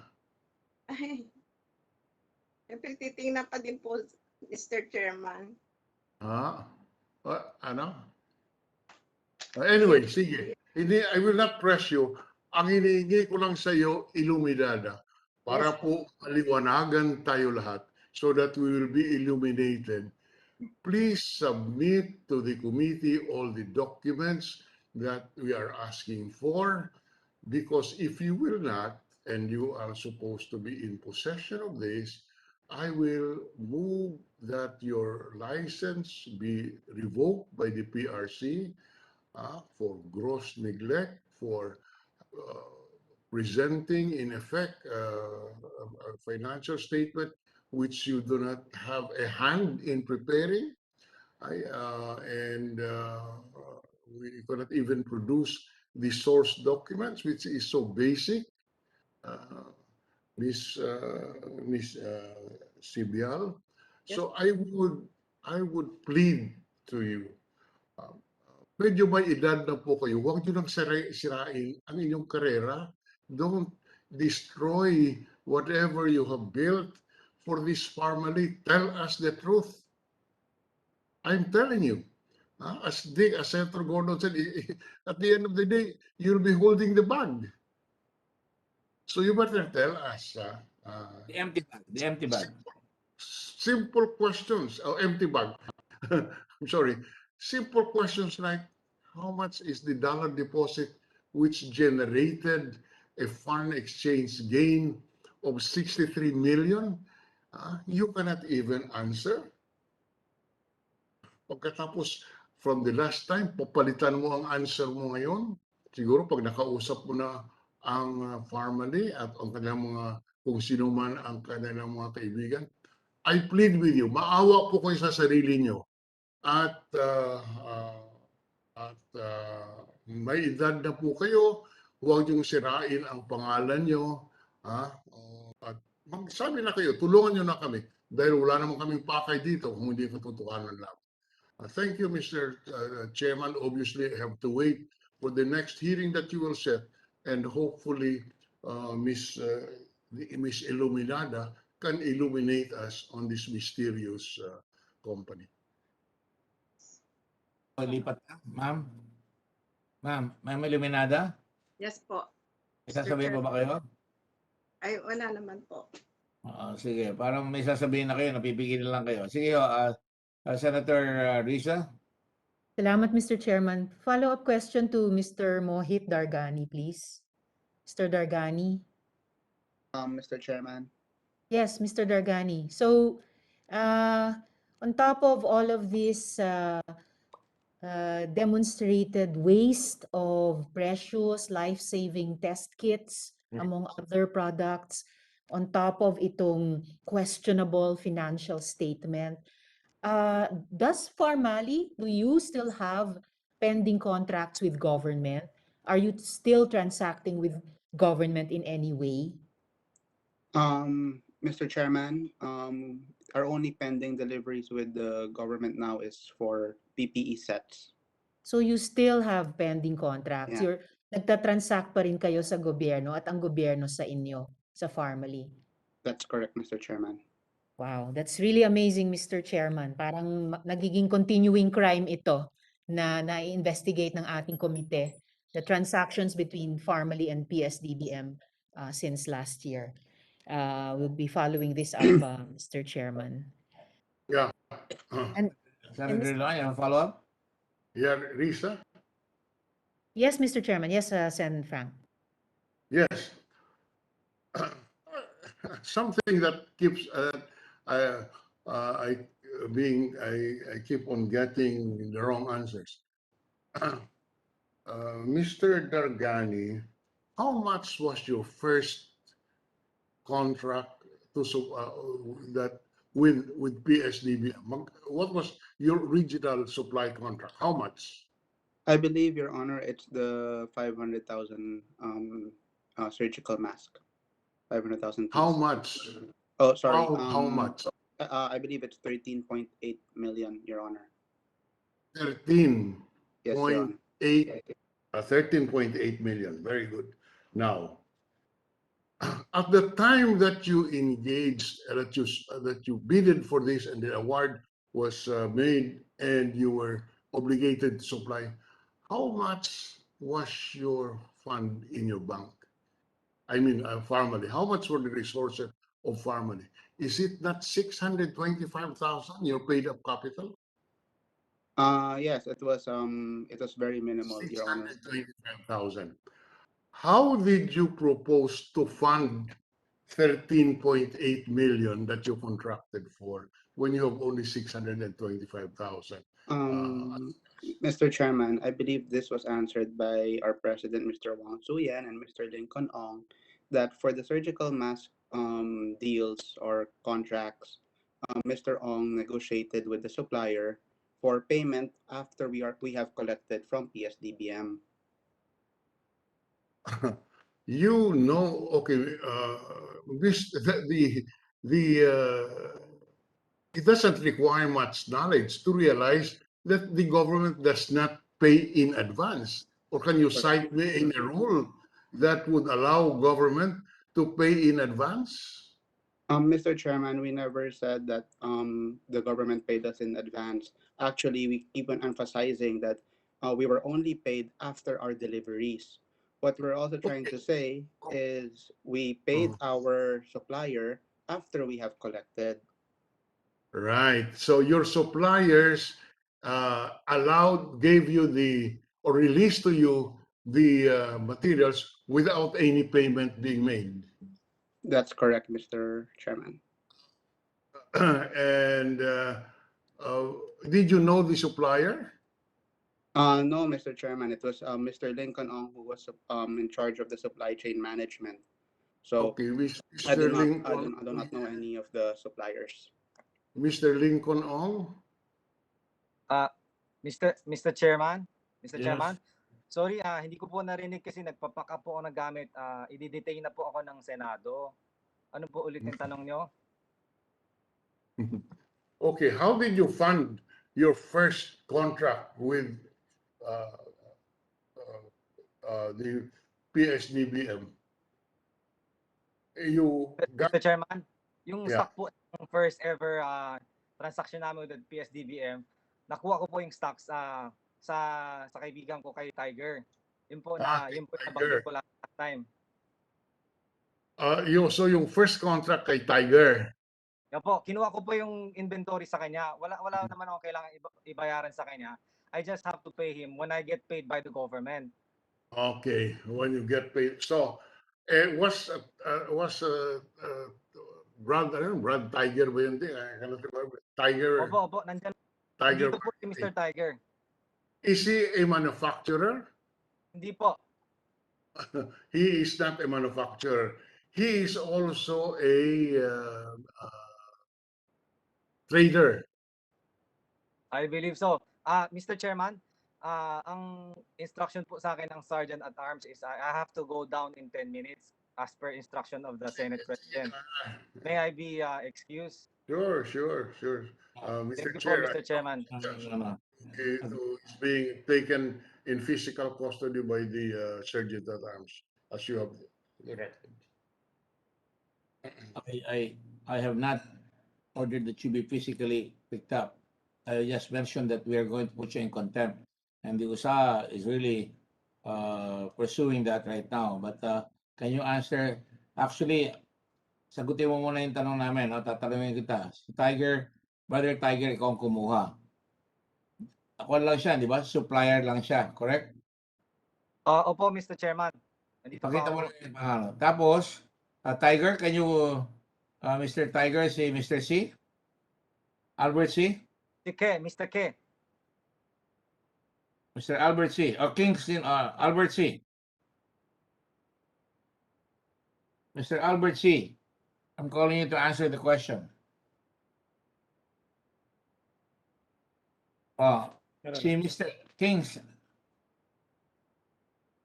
Si King Jing Ke.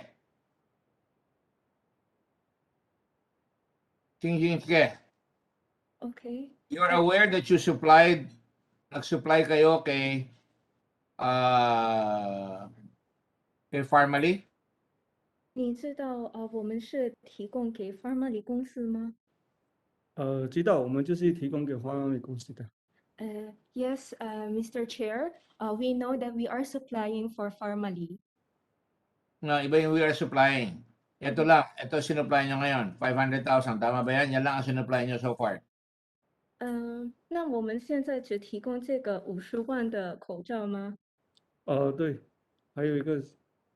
对 Yes, that's correct, Mr. Chair. Now, where did you get those supplies? 那你是哪里拿到这些货物？我是通过一个商业群找到了一个叫玛丽的，然后跟他购买的。 Okay, I was able to obtain this from someone named Mary. Someone with money? Mary. The name of the person was Mary. Sino yung money na yon? 这个 Mary 是谁啊？ M-O-N-E-Y o M-A-N-N-E-Y? 要怎么拼他的名字？我这个我不懂，我只知道他叫玛丽。 I just know that the name is Mary, but I don't know the details of the other. Did you pay him? Did you pay him for the supply? 有没有付钱给他有。 ？Yes, yes, sir. Yes, Mr. Chair. And is that supplier named Green Trends? 这个公司叫做 Green Trends 吗对。 ？Yes, Mr. Chair. And you're talking to a man called Manny. 他是男人吗？是你的。It's a woman. It's a female. Female. Yes, yes, Mr. Chair. Is Green Trends there? I think we have Green Trends there. 这里有没有 Green Trends? Director Kimbo, is Green Trends in the thread here? So it was just saliva capital. He just gave you because you trusted you, ganun ba yan? 500,000 you got from this girl. 所以你从这个 Mary 拿到这些货物，因为你信任他，这样吗？对的。Yes, Mr. Chair. You show the receipts, please. 能不能给我们看你的收据？收据有啊，我们有收据。The supplier is Green Trends to Tigerfield. And it says 500,000, right? Yes. 这是 And how much did you pay for it? 买了多少钱？50万，我们买了那个11桶多啊，11桶多。 It's around 11 million. 11 million. And what did you do with that? You sold it to Tigerfield. 11 OK. 所以把这些口罩都卖给你是吗？对，我跟他买了这个。Yes, I bought this mask from them. You sold 500,000 units, right? 所以你买的这是50万的口罩是吗？对。Yes, yes, Mr. Chair. So they paid you 11 million. 是吗？Yes, yes. Don't answer for him, please. 9 million. 所以他给你这个1000万是吗？谁给我1000万Sir, hindi ko na nag-gets. You said he paid 11 million. You said that already, right? 所以你交了这个，你交了这个1000万。不是我给他买了2批50万的口罩。The Senate interpreter, please interpret because we're being sold for the down the river here. Do not lie, huh? You said 11 million, yes, correct? Yes, we are trying to clarify. 第一批是9 million， 第二批也是9 million。So there are two batches. The first batch is 9 million. How many batches were there? It's only 500,000. The receipt itself is the controlling document. You got 500,000 pieces and you sold it for 9 million, correct? 所以这些50万的口罩是900万是吗？对对。Yes, Mr. Chair, that's correct. No, actually you sold it for 8 million and you had to pay VAT, 964,000. Swak na swak, 9 million pag inad mo. Tama? 因为还加上那个税率。对，还加上税。Yes, that's correct, Mr. Chair. Now, where did you get the supplies? Yung Green Trends. 所以这些口罩。Green Trends. Okay. Mr. Kimbo, is Green Trends? So she didn't appear. I will direct the USAA to get the owners of Green Trends Trading located at 75 or rather 25 Santo Cristo Street, Barangay ano yan? Balingasa? Ano?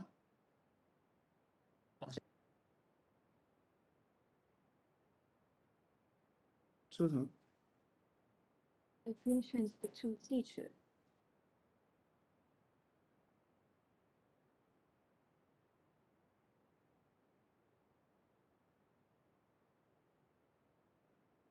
Okay.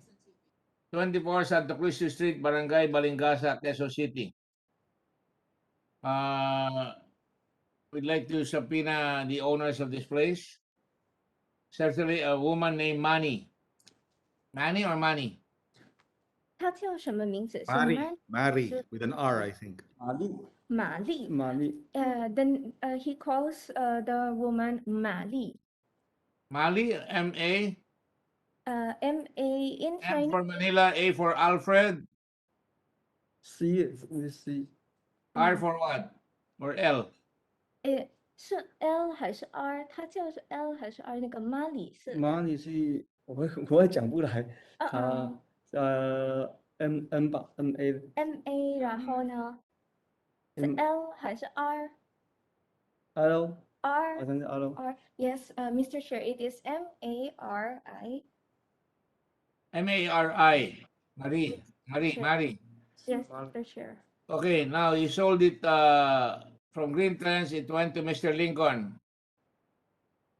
And how much did you charge Mr. Lincoln? 所以呢，我们跟那个林肯先生，就是多收了多少？ It says 11.9 million. I've got to the chase. It says Tiger Marketing Corporation. That's you, right? And you got it for 11,950,000, correct? 所以呢，他给我们这个1000万是吗？对1195万多。Yes, that's correct, Mr. Chair. And Mr. Lincoln Ong, when you got that, how much did you sell it to? You were quoted 27.35, right? 72. So you made a profit of how much? 27 minus 11?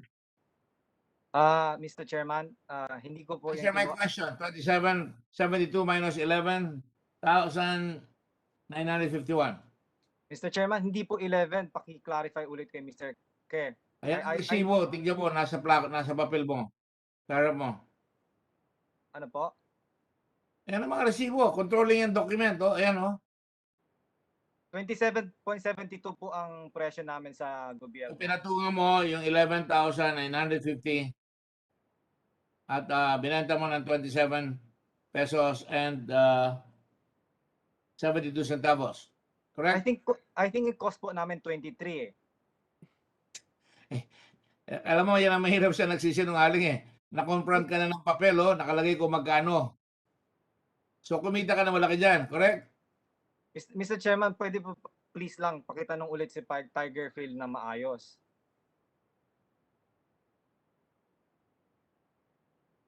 Andiyan ba Miss Bata? Miss Batak? Yes, Mr. Chair. Andiyan ba si Albert C? Albert 他在叫我们的董事长。 No. No, I think the document speaks for itself. Sinasabi mo 23 pero we have documents to show that you got it for 11,950. Ayan ang nakalagay, oh, sold to Parmali. Nakikita mo ba? Basahin mo yung dokumento, nasa harap mo. Hindi ko po makita.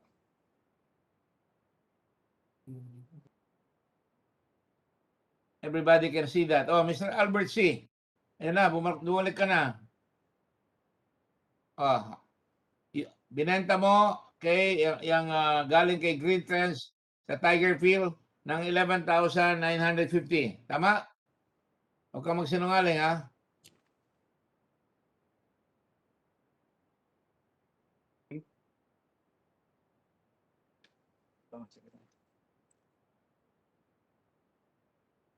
Naintindihan mo ako? Po, Your Honor.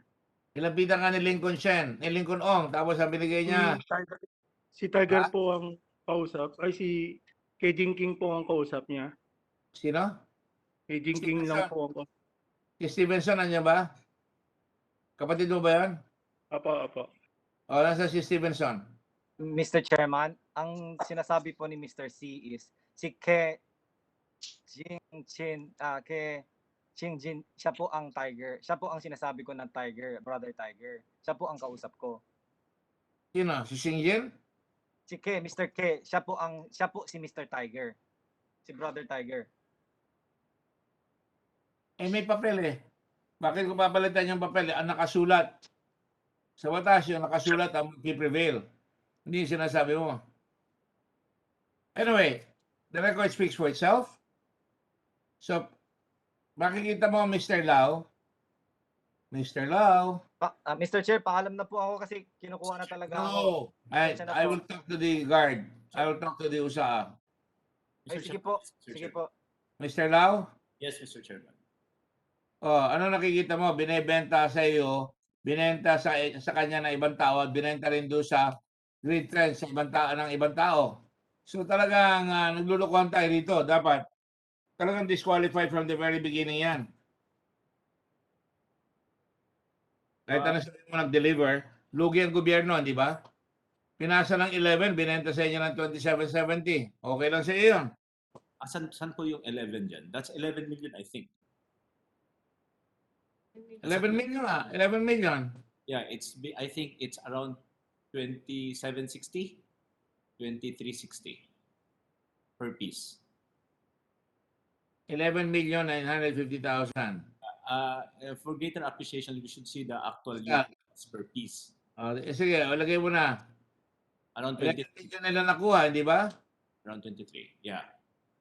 Tapos ang bayad niyo sa kanila is 14,000.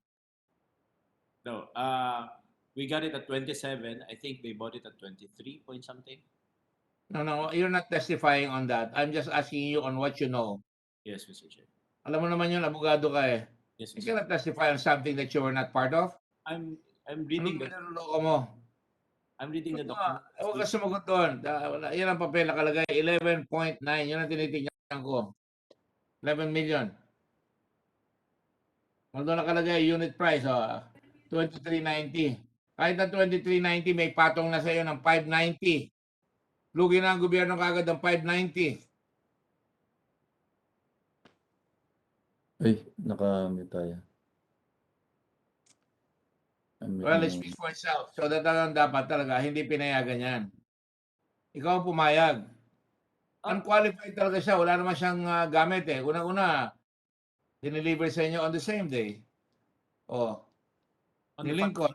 On the following day. Pala, bilis siya Marami na pala siya mga koneksyon. Eh, ba't hindi niyo nagawa yun? If I have the capacity to contact these persons directly, or they went to our office, that would be good for the You have country. the capacity because you're the one na taya, ikaw ang bibili. So, besides, I'll have one more question. Ang nakalagay sa request mo for quotation ay 8 million pesos. Paano umabot ng 14 million? 8 million pesos? I'll check, Mr. Chair. Lincoln, hindi ba 8 million pesos ang quotation? Yan ang sinabi ni Mago? Mahirap magpagsinungaling, madadapa-dapa kayo dyan eh. Mr. Chairman, yung RFQ, I think the one should be asked guys are the ones who issued the RFQ. I cannot hear you, I'm sorry.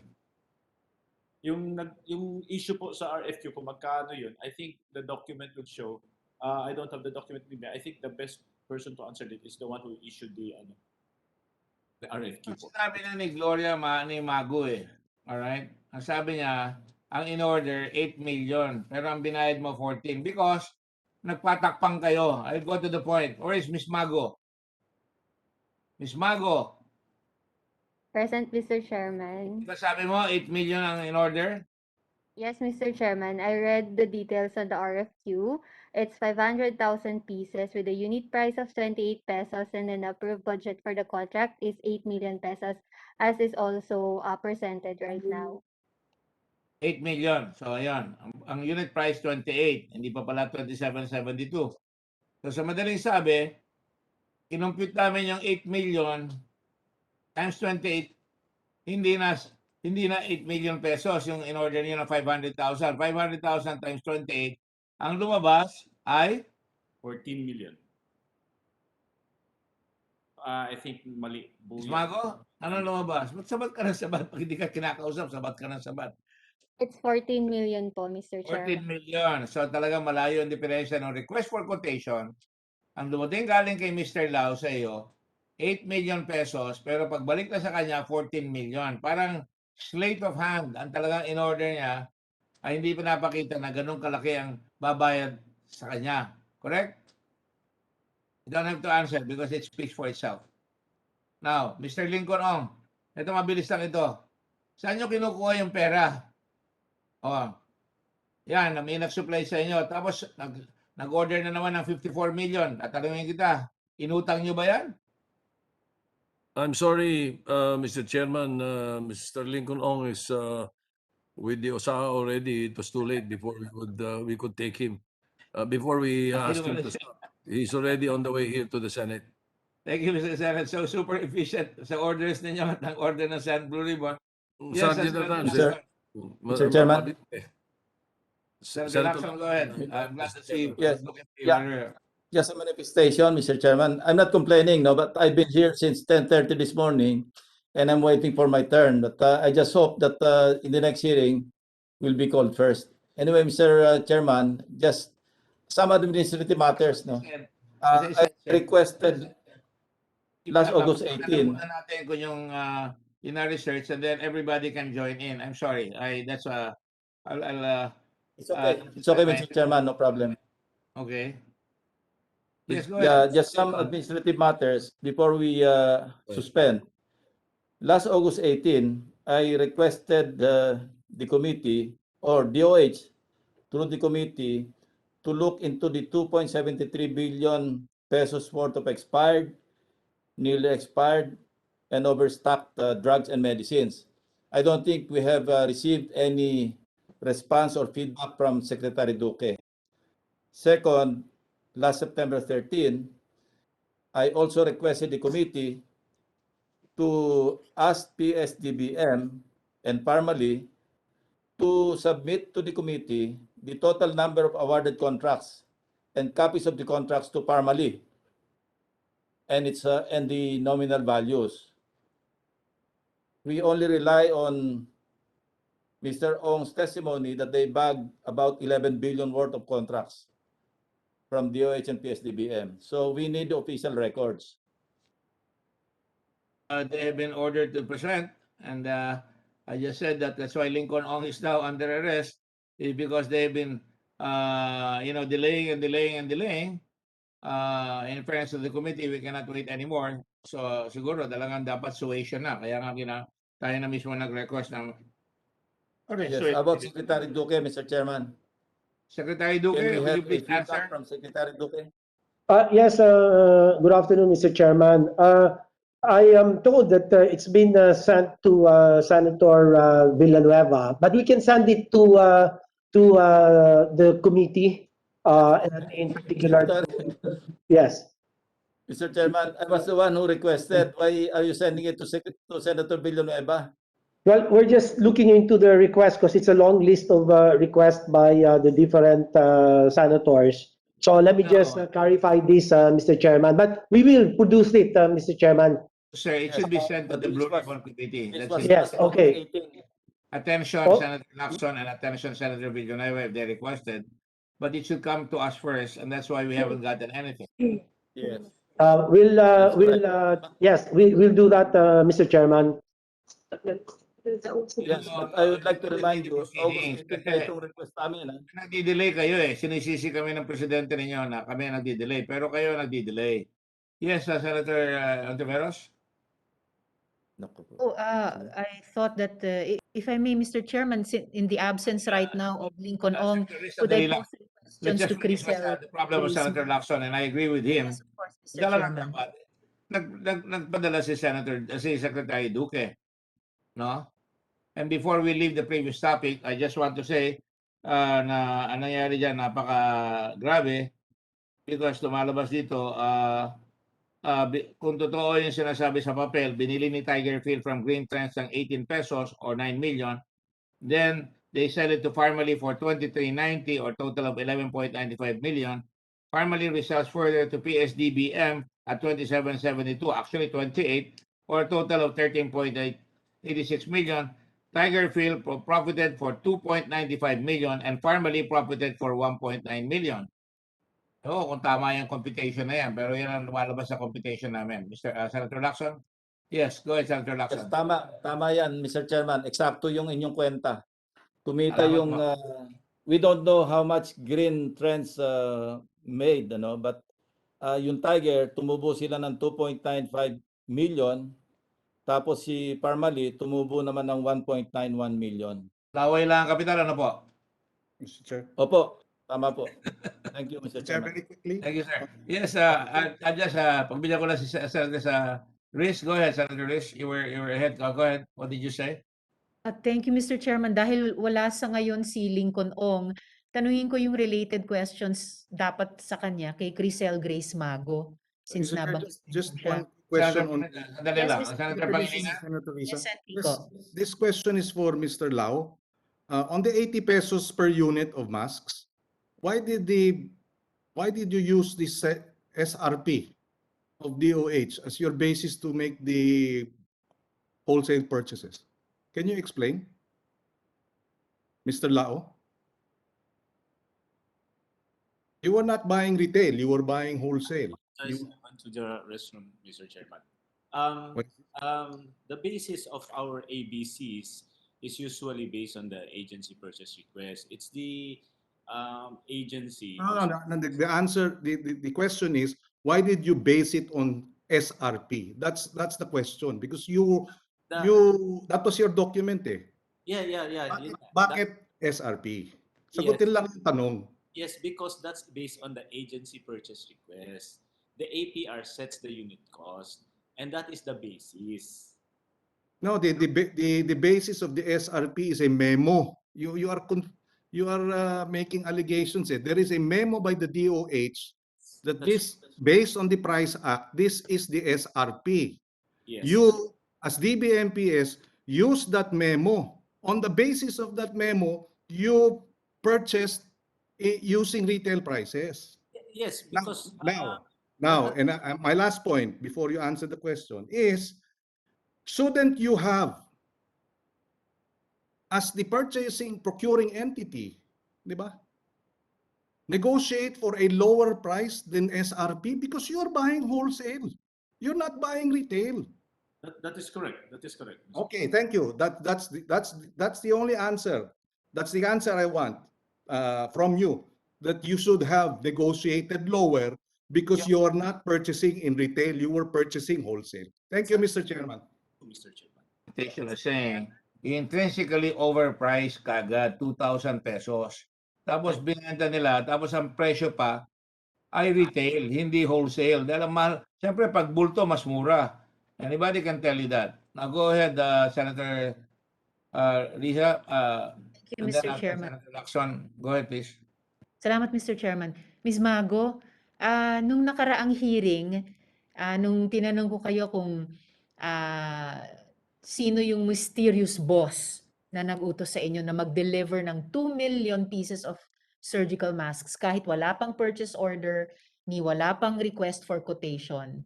Nag-request kayo na payagan namin kayo na i-check muna yung records nyo. So, na-check nyo na ba yung records nyo? Sino ba yung mysterious boss na yon? Good afternoon, Your Honor and Mr. Chairman. First and foremost, thank you for allowing me sufficient time to confirm the details po. So, based on the messages that I received from that date, the instruction came from Mr. Lincoln Ong, but it was relayed to me by Mr. Mohit Tergani. Alright, salamat Ms. Mago. Salamat Mr. Chair. Dahil conveniently wala si Lincoln Ong at this moment, pwede bang tanungin si Mr. Dargani ulit? Go ahead. Mr. Dargani. Yes, Mr. Chairman. Mr. Dargani, so kayo yung naging conduit ng utos ng boss na si Lincoln Ong para ipa-deliver yung 2 million pesos of surgical masks. I-deliver ni Miss Mago kahit wala pang PO, wala pang RFQ. Why did you pass through such a request, no? Wala pang RFQ man lang. I mean, alam nyo ba na may special channels ba kayo diretso sa PS-DBM? Yes, Mr. Chairman. I don't know, and I think we don't have any special channels in DBM. As to the order of Lincoln Ong, I mean, if we had the stocks on hand and if that was the instructions to us, then yes, I would listen to my partner and and convey that message to Ms. Rizal Mago so that she can deliver the goods right away. Pero bilang corporate secretary, dapat alam nyo, there was no purchase order, there was no request for quotation. So you participated in an irregular delivery, Mr. Dargani, to the tune of 2 million masks. Diyan lang sa isang transaction na iyon. Salamat, Mr. Chairman. In the next round, I will have questions again for Mr. Michael Yang. Salamat po, Mr. Chairman. Clarified, because of the complications of this case, somebody has got to, the chairman has got to make sure that we get all the details so everybody can get in as we pursue points. Otherwise, there'll be points here, points there, and we're never gonna, the public will go confused. I hope you'll forgive me if I did that. But anyway, that's where we're headed now. So Senator Lacson, it's your turn, sir.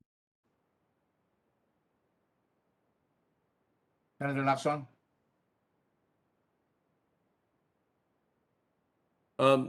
Mr. Chairman, if Senator Lacson wishes to pursue one or two of his points, which I know are very crucial, I can convene the session much later, either That's 3:30 or 4. appreciated, sir. All right, so. Yes, Senator Lacson?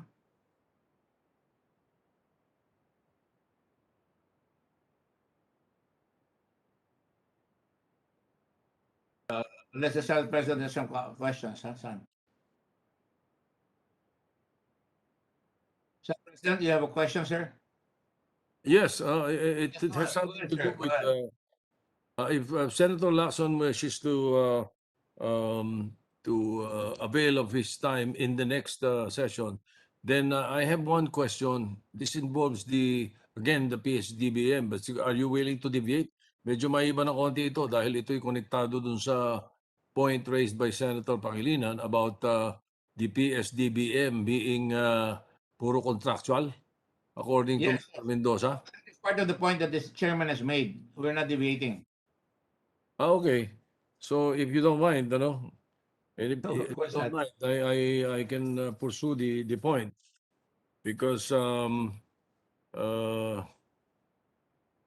I understand that during the last hearing, and I'm sure this is going to be one of the perceived outputs of your committee as far as legislation is concerned, no?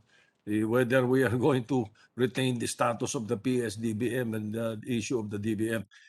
During the last hearing, Mr. Mendoza,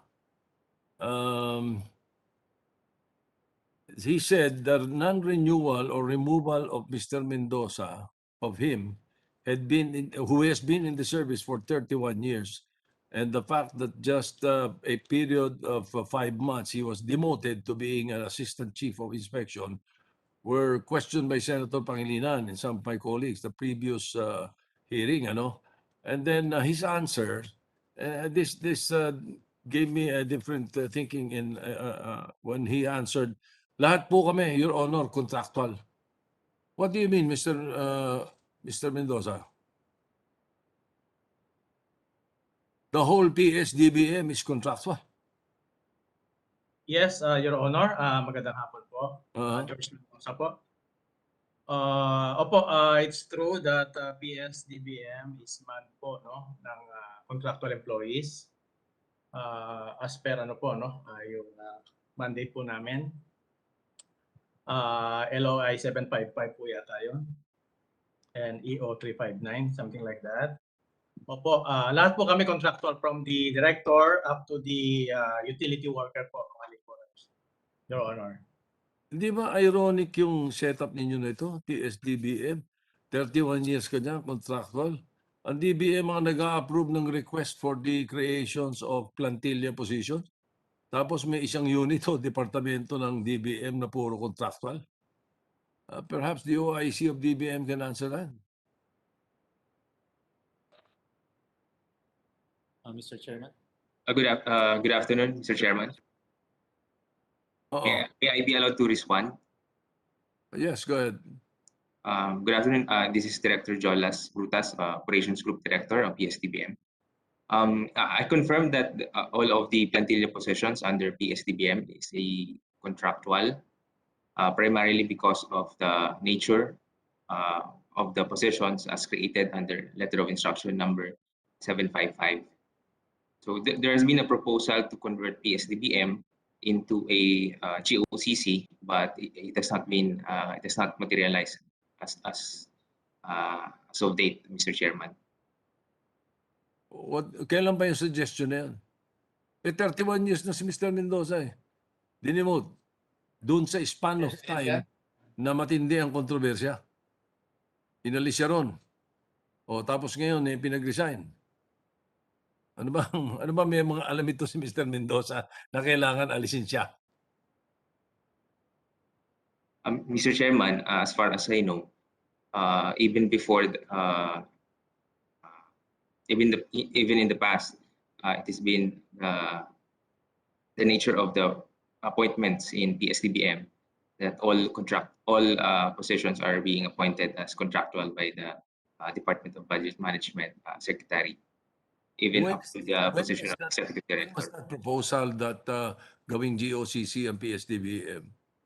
I think it was in 2019, as far as I know, Mr. Chairman. Kasi, well, Mr. Chairman, the point is, and naisip ko lang, sapagkat kawawa yung mga empleyado ng pati ng gobyerno, hindi lang ng DBM, katulad ni Mr. Mendoza, who have been most of their lives in the service of the government, tapos contractual status, 31 years. Tama po kayo. With your permission, sir, meron ba kayong GSIS insurance, sir? Mr. Mendoza? Your Honor, opo, considering na kami po ay mga contractual employees, renewable yearly, na-enjoy po naman namin yung benefits ng GSIS. Meron. Opo. Yes. Pero contractual kayo, subject to removal anytime. Yun po. Ayun na nga, because in the last hearing, you said you did not resign and that you were separated from service because your contract was no longer renewed. Yun ang pagkakasabi mo, Mr. Mendoza. So, however, based on the submitted DBM documents sa Blue Ribbon, sinabit nila no September 16, they said you availed of the optional retirement. Sino sa inyo nagsasabi ng totoo? Your Honor, with due respect, I was, of course, from the very basic, yung base po ng I was not renewed. And fortunately, with the length of service that I had, entitled po ako sa early retirement. So, tinrap ko na po. So, hindi ka na ni-renew? Hindi na po. Ano yun? Yung pagre-retire mo, kusama ba yan o may nagsabi sa'yo mag-retire ka? I just avail po yun. Dahil nga po, my contract po of service is no longer renewed po. Well, 31 years, your work should be satisfactory. I'm giving you the chance to say what you need to say, but mukhang ayaw mo eh. So, it's all right, Mr. Chairman. Kaya nagkakaroon ng mga ganyan. Mr. Chair, on that note, Mr. Mendoza, hindi ba sabi niyo, hindi naman niyo nakita yung hindi na nga nag-deliver sila Lincoln Ong na walang purchase request, tapos nung dumating pa sa inyo, ang sabi sa inyo, pirmahan mo na lang yan, huwag mo nang tingnan. Tama ba yan? Another scenario po yun, Your Honor. It's not formalist. It is... It doesn't matter. Alin yung supplier? What is good for the what is good for the goose is good for the gander. Your Honor. Chinese suppliers po yun from China. Mr. Chairman, with your permission, anong pangalan ng supplier? Your Honor, yung sa China suppliers po. Yes. As far as I can recall po, yung Zhou. Pareho yan. Chunsen. Yun, tama yan. Now, kahit na gano'n kayo So, maaaring ginagawa nila na talagang hindi sila hindi nyo na kailangan tingnan, basta pasok na ng pasok. Paano natin ma-assure ngayon ng publiko na yung mga dumating, umabot sa mga ospital? Umabot doon sa mga pupuntahan. Opo, there was this ano po, no, as we yung aming proseso po, since this is a DOH requirement, joint inspection po with our inspector and our counterparts po sa DOH, Your Honor. No, but nonetheless, pagka sinabihan kayo doon dahil may gagawing masama. So, hindi tayo nakakasiguro ngayon. Kaya hiningi rin namin yung delivery kung saan dinala yung mga supplies na yan. Gusto namin makita lahat kung saan pinagdadala yan. Mr. Chair? Ano makukuha namin yon, Mr. Mendoza? I think the DBMPS has the records po, Your Honor. Sino? Ang DBMPS po has the records. DBM. Mr. Chairman? DBM. Mr. Chairman? I just asked the DBM lang, no? Kasi, tanungin ko na si Secretary Abisado.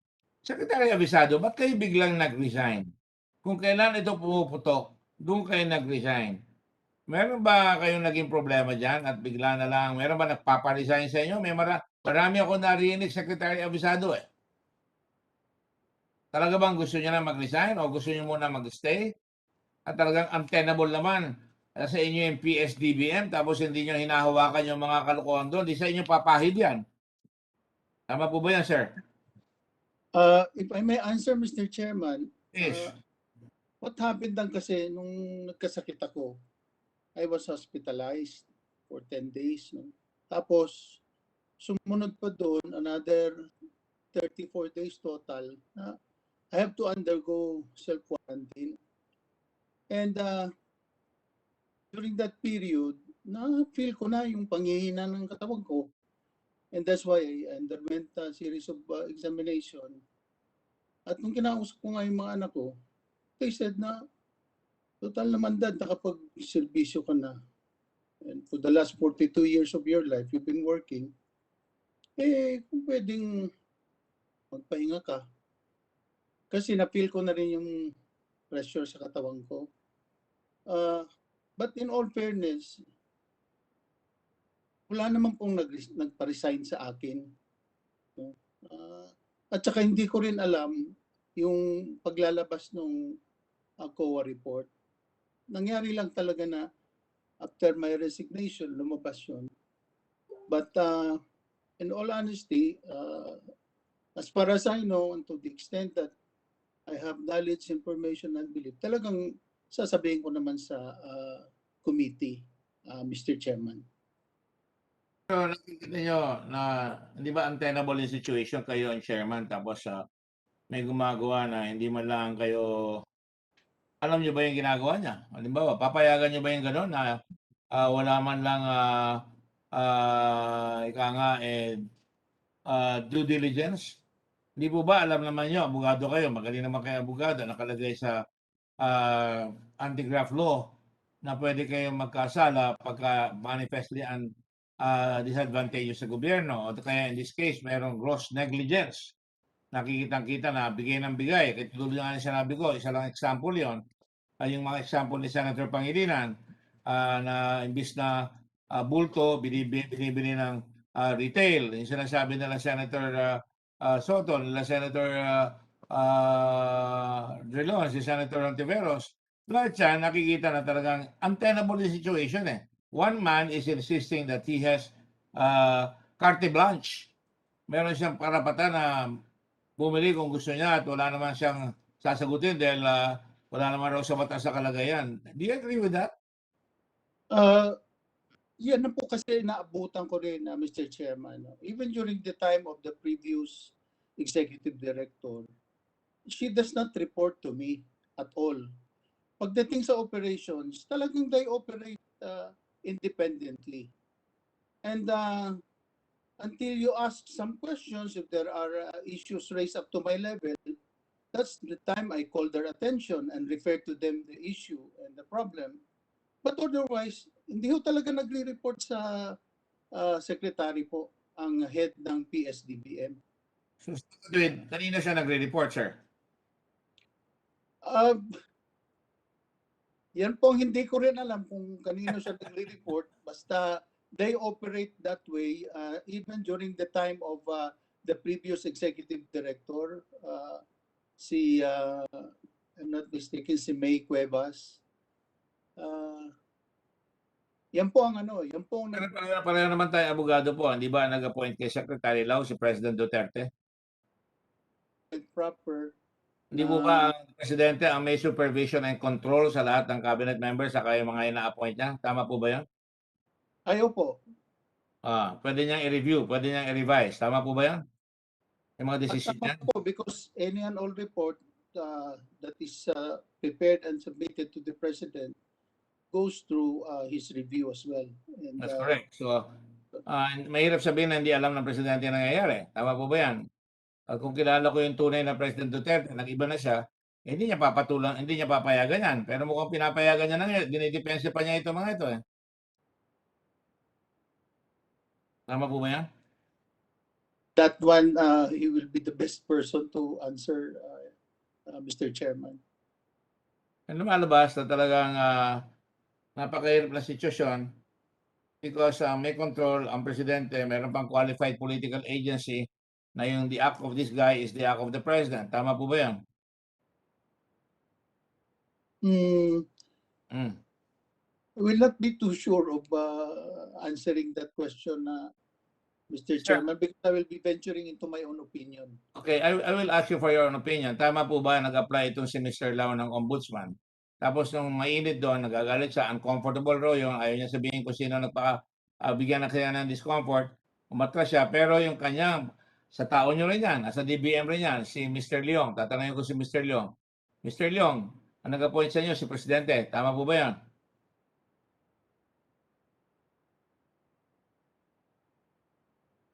That is correct, based on the short list, Your Honor, Mr. Chairman. Yes, I know the short list. But nonetheless, the buck stops with the President, correct? Yes, Your Honor. And you were when the President was Vice Mayor, apart from the fact that you campaigned on his team, the President was Vice Mayor, you were reporting to him for 3 years.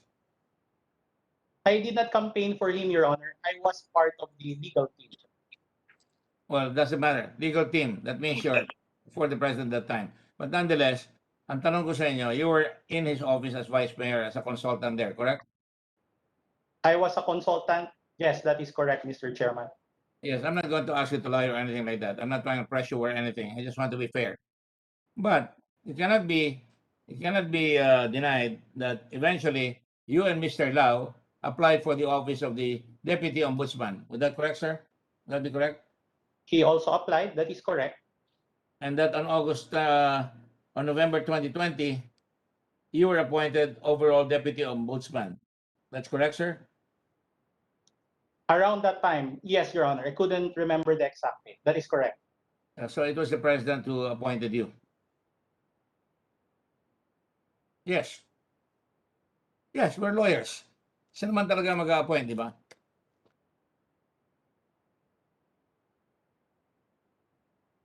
Sure? Wala. Bakit pag tinatanong na mahirap, nadi-discorrect? I answered that is correct, Mr. Chairman. No, I cannot see you. I cannot hear you. I answered, Mr. Chairman. That is correct. That is correct. All right. Now, having said that, you were also appointed as a procurement director before the ombudsman. Procurement director at the now controversial Procurement Service of the Department of Budget and Management, PS-DBM. Would that be correct, sir?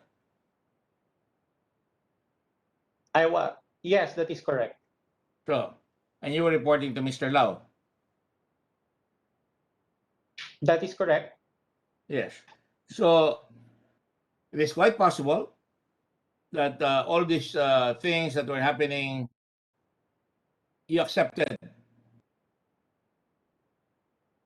because you were recommending payment, correct? Again, Your Honor, I didn't get the question. You were recommending approval and payment of the procurement made by Mr. Lau. I was recommending approval of the procurement, Your Honor, based on the records of documents also submitted to me. That's correct. And we have that, all right? Now, because there are so many anomalies that happened, I'm just wondering why all of you would want to be in the ombudsman, it became, especially Mr. Lau. In the case of Mr. Lau, nilipat-lipat siya sa posisyon. Tapos by January, he was appointed to PS-DBM. And then he tried to be appointed to OSDBM. Mukhang kampante siya until naging controversial, naging mainit. Hindi niya tinanggap. Umalis na siya. Hindi niya tinanggap. Basta umalis siya. Hindi na siya nabigyan ng pagkakataon doon. Pero kayo ang na-appoint. That's easy for me to answer, Your Honor. I cannot answer for to Yusek Lau. But for me, I was a contractual employee in PS-DBM, and I wanted to be in the government. So when there was an opening, I went for it. I didn't know that I would be appointed, Mr. Chairman. Pero sinubukan ko pa yung JBC kasi first time ko po doon eh. Well, that is not the question I'm asking. All I'm asking is the facts. That you were indeed appointed by the President of the Republic of the Philippines, PS-DBM, contractor, and then eventually you were appointed to Ombudsman. Senator Dillon, you want to help me? Go ahead. I'm not asking for it. Go ahead. Senator Dillon is recognized. Yes, Mr. Chairman, given all of this discussion and obviously, obviously Deputy Ombudsman was in the bureaucracy at the time all of these matters happened. Would Mr. or Deputy Ombudsman Warren Leong voluntarily inhibit in case this matter is brought before the Ombudsman? Mr. Chairman, may I answer? Please. Yes. Mr. Chairman, I do not actually handle cases like this in the office of the Ombudsman. I handle low-ranking officers in the NCR. But to answer the question of Honorable Drilon directly, yes, I will inhibit if for some reason it reaches my desk, Your Honors. I'm sorry, if you will inhibit. I will inhibit if for some reason it reaches my table, Your Honor, Mr. Chairman. Then my answer is yes, I will inhibit. Yeah, you will inhibit whether or not the papers reach your table because you were in the bureaucracy involved in all of these complaints. That's the most decent thing for you to do. Would you agree with that? I would agree with that, Your Honor, Mr. Chairman. Okay, so yes, that's all that I want to get from you, Mr. Chairman. All right. In fairness to Mr. Leong, I sit in the JBC and I was not there when you were. I probably would. I think I voted for you, in fact. I think so, Your Honor. I think I saw your signature credentials. At that time, they were quite good. All right. So that's being transparent. And then I didn't know that you were appointed afterwards. But in the case of Anderson Law, who was also a fellow Davao lawyer, Anderson, would you mind, Mr. Law, to answer just a few questions so we can tidy this up? Yes, Your Honor. Nothing personal here for all of you. Let me just point out that you're working under the PMS, right? Yes, Your Honor. That is correct. Secretary of the President's Management Staff. Yes, Your Honor. Yes, and all of you were there also. Si Lau was there also, correct? Si Lloyd Lau, yes, yes, we were together initially in 2016. And you're quite good friends, right? Ateneo de Davao, even in the Ateneo de Manila, magkakakilala lahat eh. Lalo sa Davao, di ba? If I may qualify, Your Honor, if I may be allowed to qualify that statement of yours.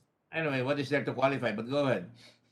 Okay, Your Honor, it is a fact that we both graduated from Ateneo de Davao Law School, but we never met in the law school. I was ahead of Yusek Lloyd around maybe 6 years, Your Honor.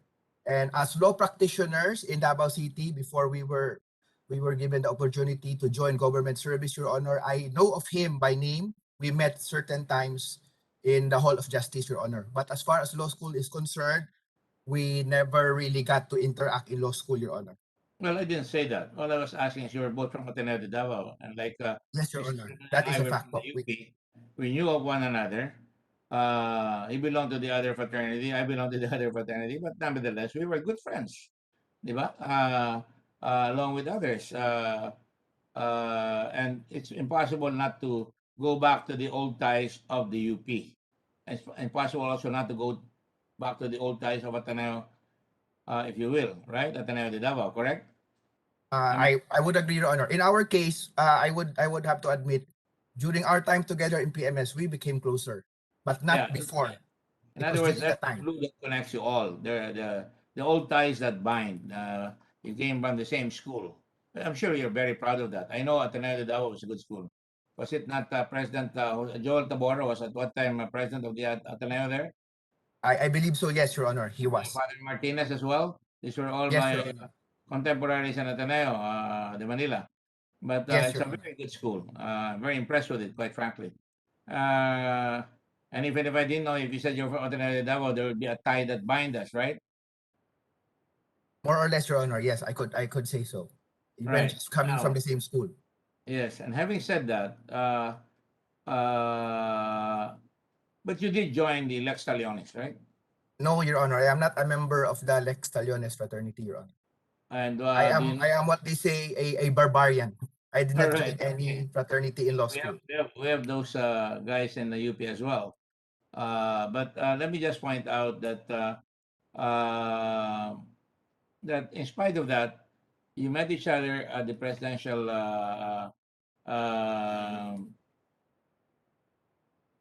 let's see, management staff, right? And Yes, Your then Honor. it just so happened. I mean, it just makes me wonder. All of you wanted to be in the ombudsman, correct? That is a random coincidence, Your Honor. But That's- yes, records would show that all three of us applied. Yes, that's correct. Yes, There's nothing to that be is a fact, ashamed Your of. Honor. There's nothing to be. Yes. It's just like I said, happenstance. All of you decided to join the ombudsman. Mr. Leong got it. Mr. Lau withdrew, and you were still a candidate. And Yes, Your Honor. how do you know? How do you know I will not vote for you? I'm still there until December. And No. no, you've already been submitted, no? I'm sorry, it's done. You're already on the short list, correct? With two other Davao lawyers, correct? Yes, Your Honor. No, three of us were shortlisted. One is from Davao. The other one, Your Honor, I believe is a director with the Ombudsman main office. All right. Having said that, coming from the antecedents, and I don't want to say you're familiar with the case of Ombudsman, Deputy Ombudsman Karandang. I have to ask these questions. I'm sorry. I Are you am a familiar little bit familiar, Your Honor. Yes, Arthur Karandang? I am a little bit familiar. Yes, Your Honor. Yeah, I really am not that into that, but it just so happens that as Senator Jerome would probably ask you if a case involving these matters that we're discussing here ever comes to your office, if you're appointed, will you inhibit yourself? Your Honor, to answer, if ever I get the chance to be appointed, automatic, I will inhibit. No questions asked, Your Honor. If there are issues, That's good. There seems to be some decency left in our country, and I commend you both for that. Yes, Senator Pangilinan, did you want to ask a question? My question is is going back to Mr. Mendoza, but I will wait for the completion of your questioning with Let me just finish this. I just wanted to make sure Anderson Law isn't unfairly dragged into this controversy just because he comes from the Ateneo de Davao, right? okay, Your Honor. And do you have the same motto in Ateneo de Davao? When I was in the Ateneo, we didn't call it a man for others. Is that also the motto in Davao? I believe, Your Honor, different Ateneo schools have different mottos, Your Honor. And you're familiar with the Ateneo Law School as well Yes, Your Honor. in Manila? And the patron It's a bit, saint of the Ateneo Law School, is he the same as St. Thomas More? sorry, Your Honor, I did not hear your Thomas question. More is a patron of the Ateneo Law School in Manila. Okay, I am not sure if we have the same patron in Davao, Ateneo de Davao, Your Honor. Who would you have in Davao then? I'm sorry, Your Honor, I wouldn't remember, I wouldn't know. But there is a fraternity in Davao, Your Honor, that takes inspiration from St. Thomas More, Your Honor. It's a local fraternity based in Ateneo de Davao, Your Honor. All right. And you know what he said? I am thy king's servant, but God's first. Yes, I am familiar. Yes, Your Familiar Honor. with that? And that was because Yes, Your- St. Thomas More was being asked to take the oath to the King of England, right? When the King of Yes, Your Honor. England, afterwards, the King of England separated from the Catholic Church, correct? Yes, Your Honor. And of course, St. Thomas More literally was decapitated by Henry VIII. Is that correct? That I wouldn't know, but thank you for your at least now, Your Honor, I know of that because you mentioned it. And I'm glad that I can share that with you because you know our schools are deep in values. Sometimes the values don't really penetrate, and we just mouth them, and that's why it should be important for all of us to remember the ties that bind are really God, country, family. Correct? I agree, Your Honor. Thank you. I'm glad you do. Thank you very much, Senator Pangilinan. Yes, thank you, Thank you Mr. very much, Your Honor. Going back to Mr. Mendoza. Mr. Mendoza, or George, you said you hindi ka na-renew. Tama ba na natanggap mo din yung memo galing kay former Yusek Lau na hinihingi ang courtesy resignation ng lahat ng contractual employees? Yes, Your Honor. Meron po pinirmahan that I am resigning from the No. service. Not yet that. Not yet the resignation letter. The memo from Yusek Lao ordering the courtesy resignation of all contractual employees, December 2020. I cannot recall, Your Honor, that particular document. Hindi ko ma-recall. But there is such. So what notice did you receive? I was just advised that yung po yung season po kasi ng renewal ng contract that I will no longer be renewed. And advice, walang written notice? I don't think wala po, Your Honor. Baka hindi mo lang maalala kasi may dokumento na isinupit sa Senado, pirmado ni Yusek Lao na hinihingi ang courtesy resignation. Hindi ng mga contractual employees. Okay. We also asked, is OIC Kanda here?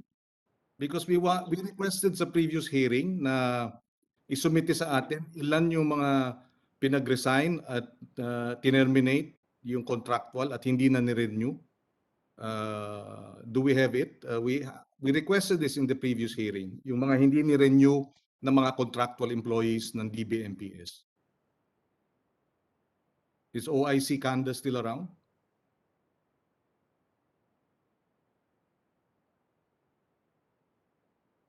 Mr. Chairman. Yes. Go ahead, please.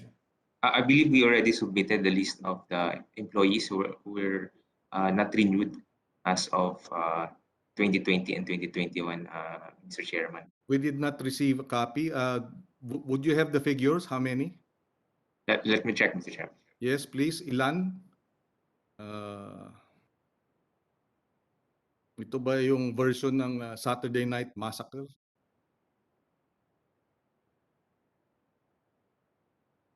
While they're waiting, babalikan ko si Mr. Mendoza.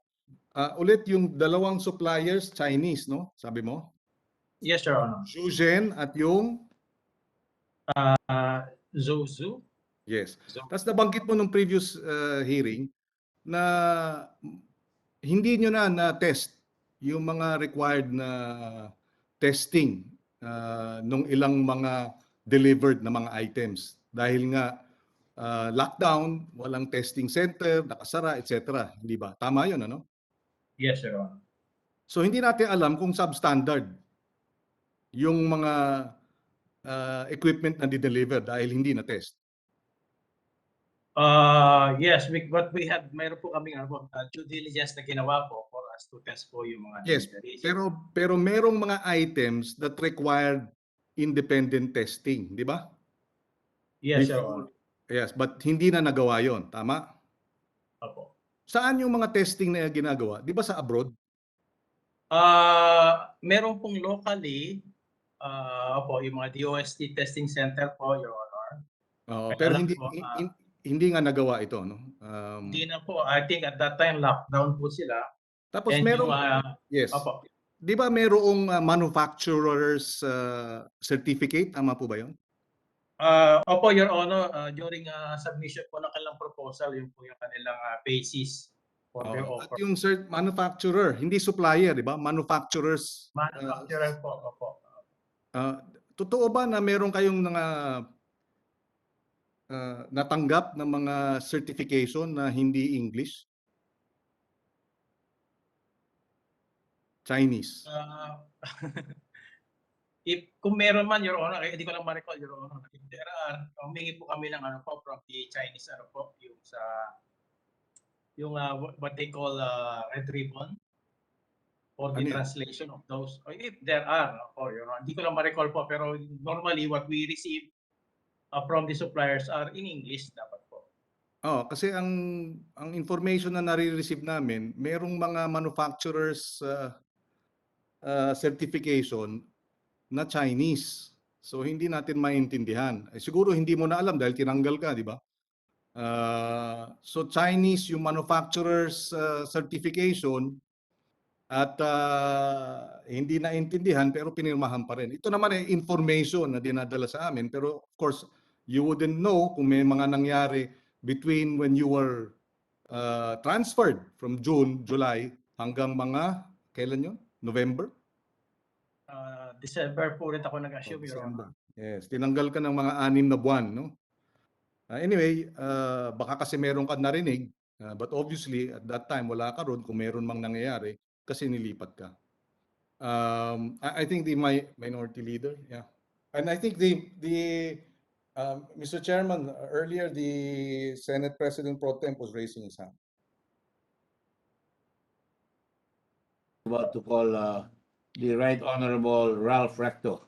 Thank you, Mr. Chairman. Thank you for the opportunity. Just very briefly, Mr. Chairman, just a few questions. There is 42 billion that the DOH transferred to the PS-DBM. And that including a shopping list of some sort, no? A part of that was presented earlier. And if I'm not mistaken, 20 billion for PPEs and 10 billion for test kits. Is that correct, Mr. Chairman? Or Secretary Duque? Yes, that is correct, Mr. Chairman. Good afternoon, Your Honor. Okay, and what about the 12 billion? So that's 30 already. 20 billion PPE, 10 billion for test kits, and where's the 12 billion? The 12 billion, Your Honor, this is 1.35 billion mechanical ventilators, Your Honor. Okay, got it. So more or less, that list is with PS-DBM, and the committee would have a copy of that list, no? Now, let me move to the PS-DBM.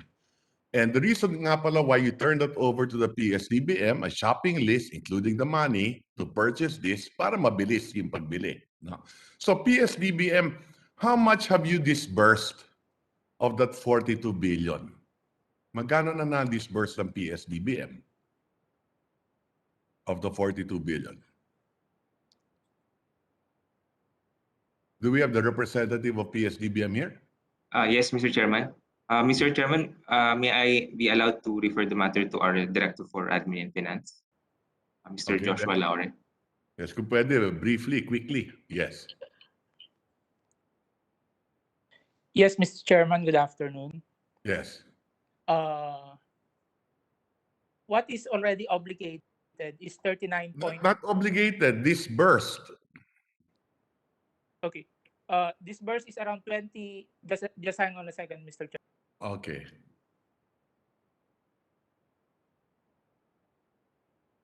While waiting, FYI, I will extend to 4 o'clock. I will convene the session at 4 o'clock because Mr. Lincoln Ong will be presented by the OSAA to Chairman Gordon in the committee now. Yes. How much has been disbursed? Yes, around 28.2 billion, Mr. Chairman. Okay. So, ibig sabihin, yung nagastos lang 28.2 billion of the 42. Okay? Meaning to say, hindi rin nagastos yan. Hindi rin napakinabangan ng taong bayan yan. So far, Okay? Hindi rin napakinabangan. Okay? Ng taong bayan yan. Okay. Now, of the 42 billion and obligated roughly 37 and disbursed 22, roughly, or 28, magkano napunta sa Farmally? 10 billion or 12 billion? How much is that? 10. 10 0.8 billion, Mr. Chairman. I'm sorry? 8.8 billion, Mr. Chairman. So 8 8.8 billion. billion. 8.8. Disbursed na yung 8.8. Yes, Mr. Chairman. Okay, disbursed na. So sa mga tuwid, of the 42, roughly more than 20% napunta sa kanila. Okay? Of the 28, kulang-kulang 30% napunta sa kanila. Okay? Next question. Who is the second biggest supplier naman dito sa PS-DBM for this shopping list submitted by the DOH? May listahan ba kayo ng mga suppliers? So Farmally is the biggest. Sino yung pangalawa?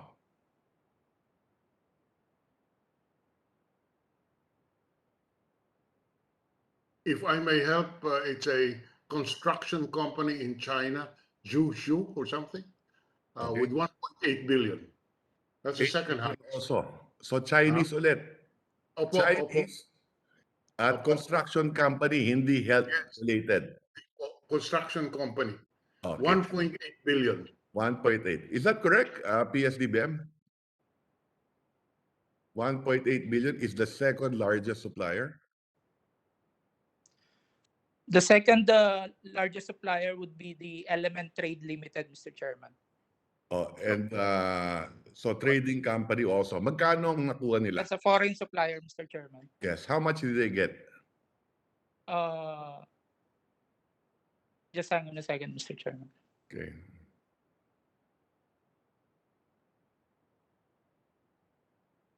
Could that be submitted to the committee by order of size? Yes. Who are the suppliers of the 37 billion obligated or and those disbursed already na 28 billion? Yeah, Mr. Senator Ralph. Yes. The 8.5 billion was the 2020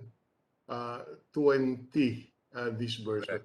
There were also payments, purchases from Farmally in 2021, which amounts to 2 billion more or less, which brings the contract to Farmally to about 10 billion, since this is a continuing appropriation.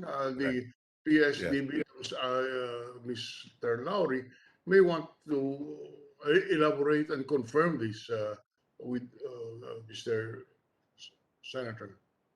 Is it correct that you had deliveries payments and deliveries in 2021 amounting to 2 billion more or less? Yes, Mr. Chairman. Yes. Okay. Okay. Could that be submitted to the committee? So magkano yung napunta sa Farmally? What did they supply? Who is the second biggest supplier? What did they supply? Who is the third biggest supplier? What did they supply? And when did they supply it to PS-DBM? Okay, so let me continue, Mr. Chairman. Etong sa Farmally na kulang-kulang 10 to 11 billion,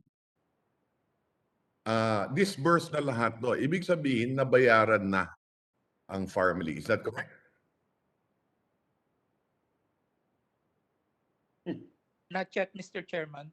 Hindi pa bayad yung 10 billion sa Farmally?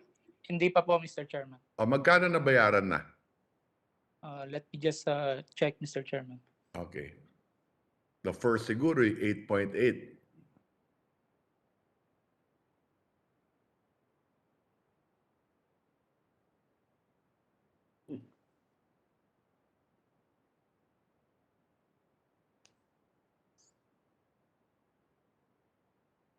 And while you're checking, kung 28 billion na yung na-disperse ninyo, would it be safe to say that natanggap na ninyo yung goods ng 28 billion sa PS-DBM? If I may clarify that statement earlier with Yes, regarding the 28 billion, Mr. Chairman. Yes, please. As it relates to the obligated funds of 39 billion, 28 billion was already delivered by the suppliers and PS-DBM to DOH. And the balance of 11 billion No, wait. I'm not is just still there. Yeah. ongoing delivery pa po yun. Yes, I get it. I get it. Okay, so ulitin ko lang ha. 28 billion has been disbursed. And those supplies worth 28 billion, and we know the biggest is Pharmaly, lahat yan, hindi nyo mababayaran, madidisburse kung hindi dineliver sa warehouse ng PS-DBM. Is that correct?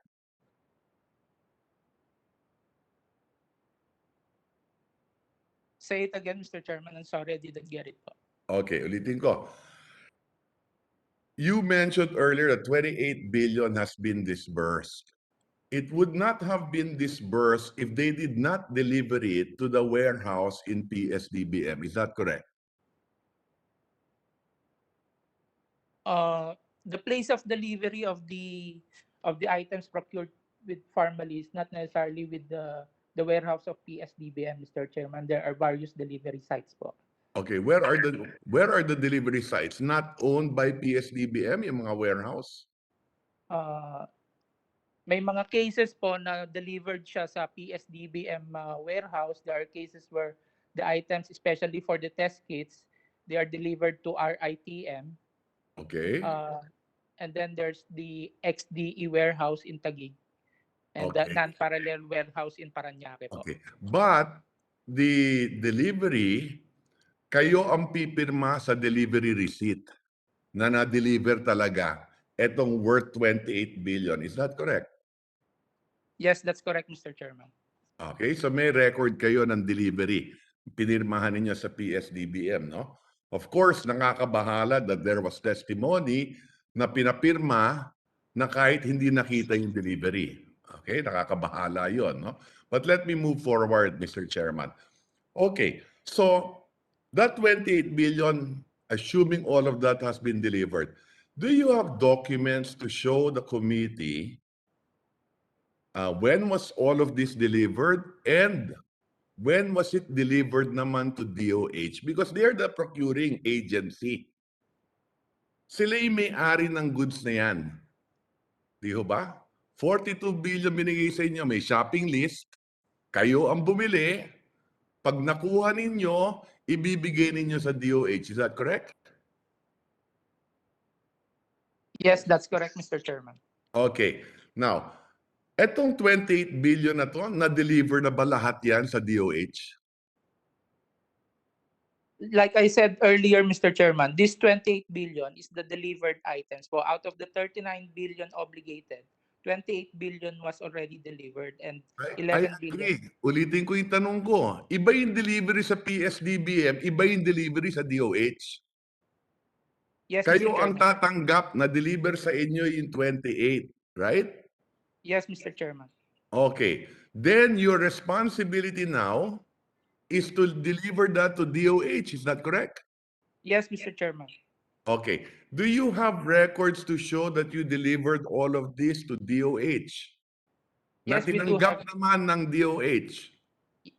Yes, we do have the PS delivery receipts, Mr. Chairman, to prove our delivery po na na-receive na po ng DOH naman.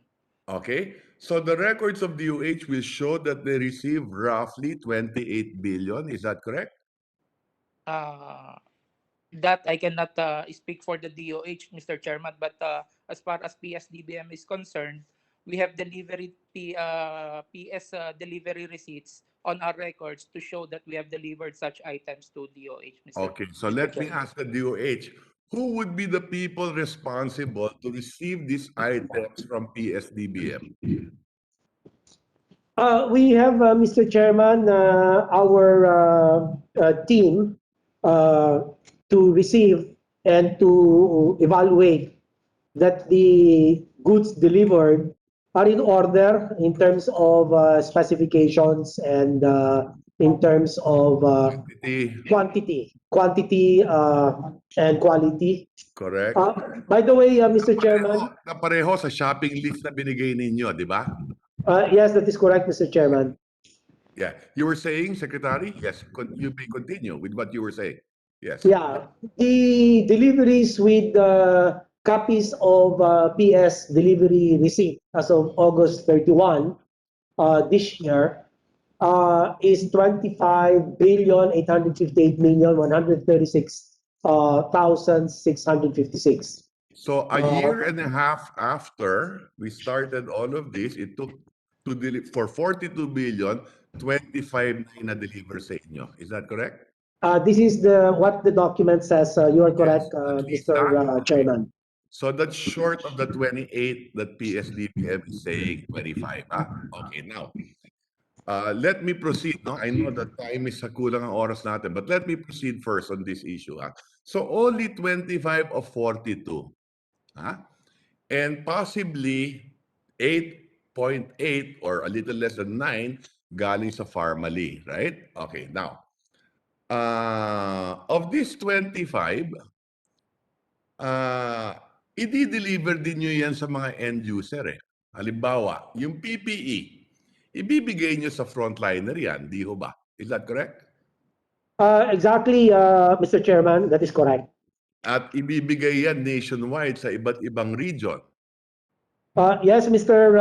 Chairman, that is correct. Okay. Well, una, no? Yung dineliver ba sa inyo, tama naman based on your shopping list?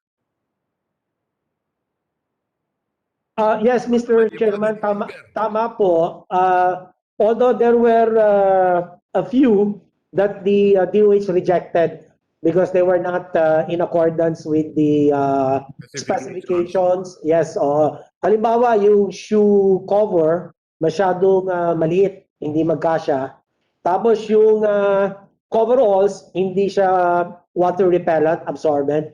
But lahat po ito ay nirecheck and na-rectify naman. They immediately replace them with our records to show. Yes. Thank you. Sino naman yung supplier ng mga yon? Yung mga hindi nyo tinanggap, na-reject?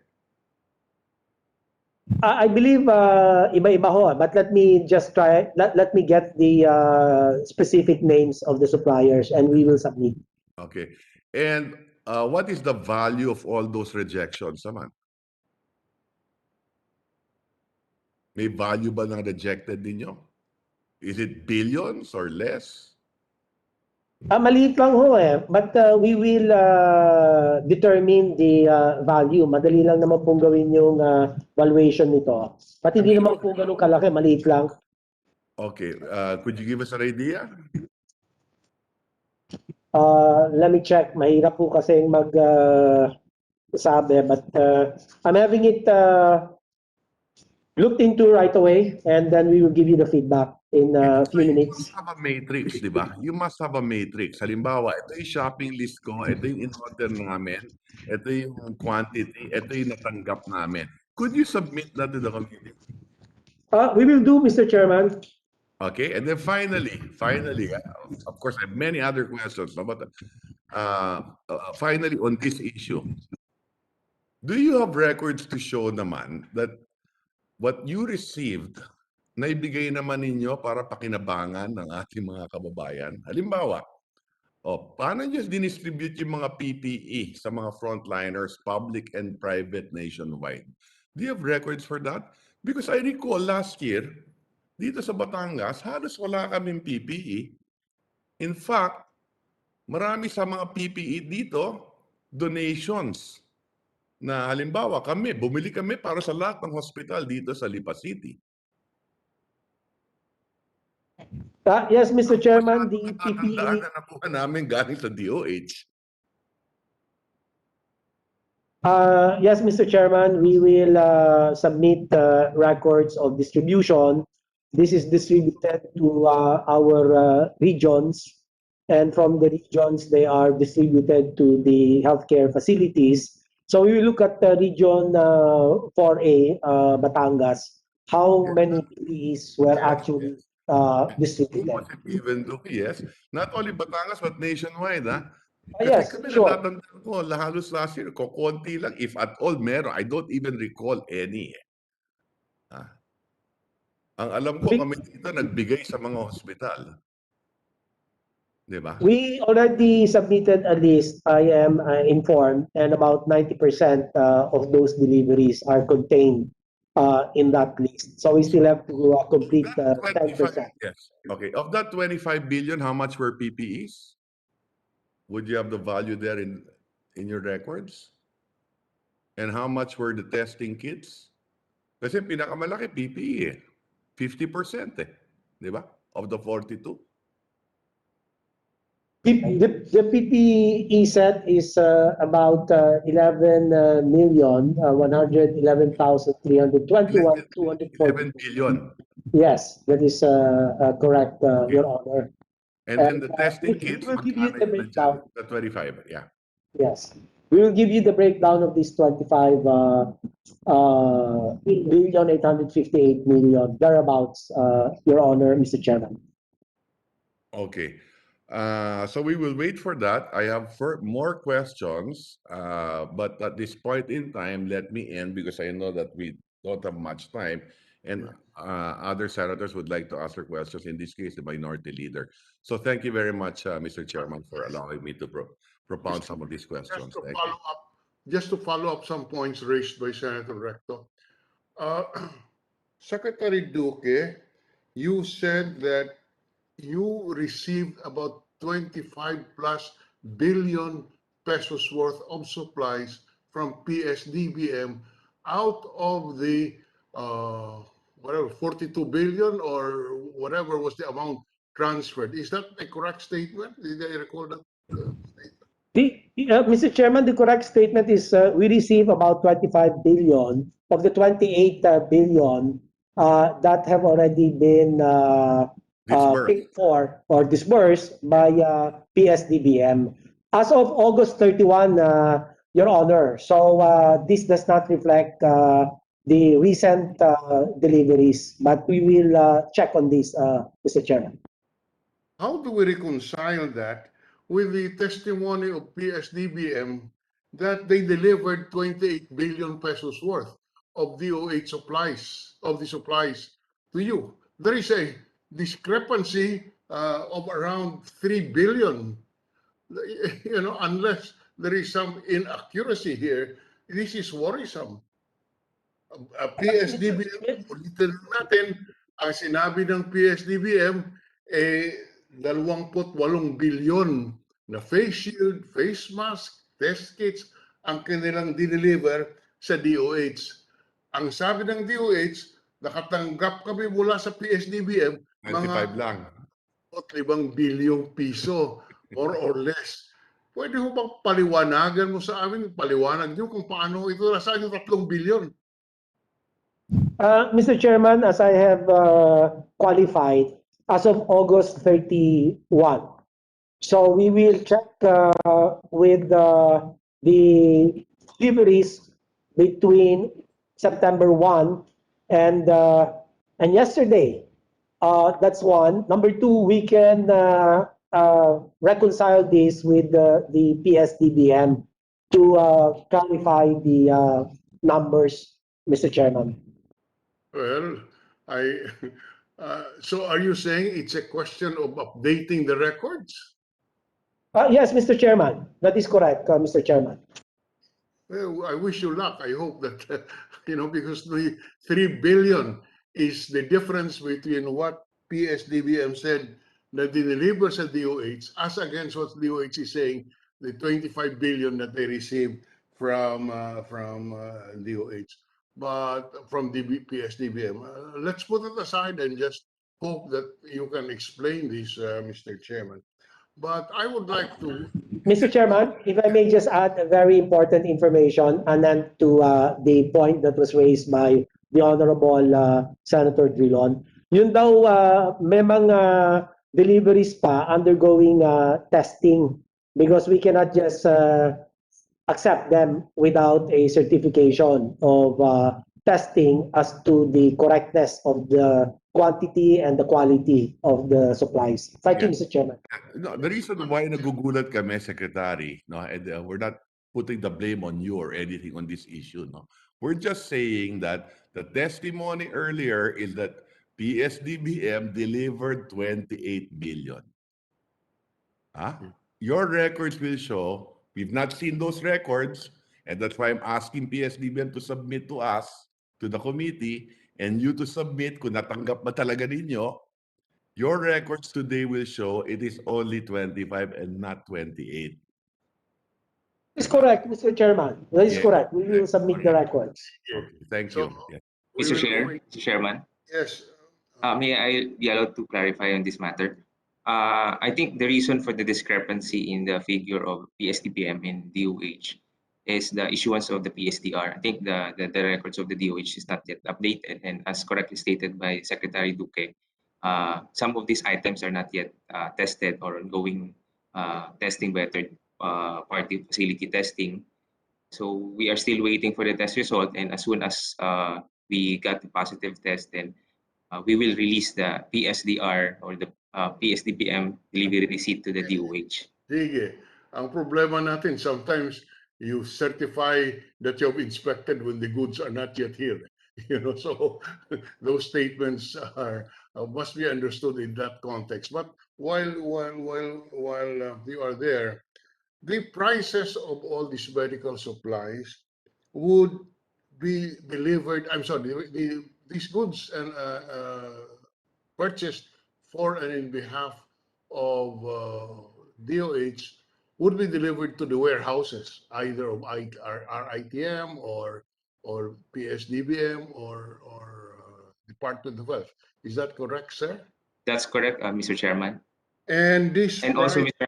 Chairman, may I be allowed to explain? The 28 billion referred to by the OIC Director for Admin and Finance refers to the items actually delivered to the warehouse of the DOH without necessarily referring to those which have already issued the PSDR. and as a standard practice, in fact, appearing in all the purchase orders, all these medical supplies would be delivered to the warehouses with a DDP annotation, meaning delivered duties paid. Is that correct? In other words, the price or the price quotation for face shields, face masks, etc., would be as delivered to the warehouses. Is that correct? That's correct, Mr. Chairman. So that all the transport is included in that price. Is that correct? That's accurate, Mr. Chairman. Now, there were Air Force planes and Navy boats used to transport some of these. Are these Parmalee products?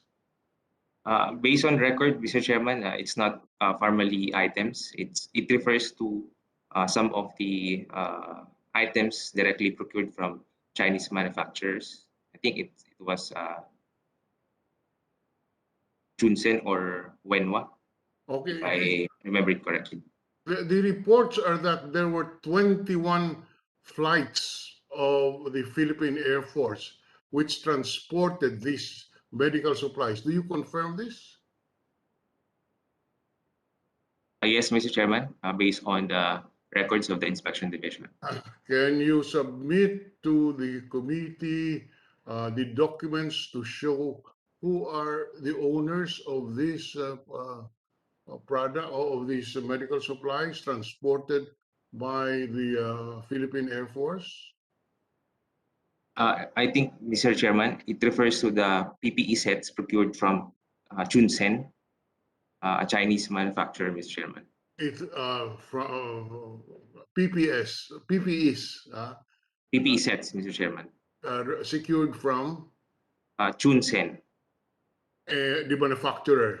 Yes, Mr. Chairman. And who made the purchase? Who made the purchase? Was it purchased directly by DOH, or they used also an agent or a middle or a supplier? Mr. Chairman, it was PS-DBM who procured this from the Chinese suppliers manufacturer, Junsen. Directly. Yes, Mr. Chairman. And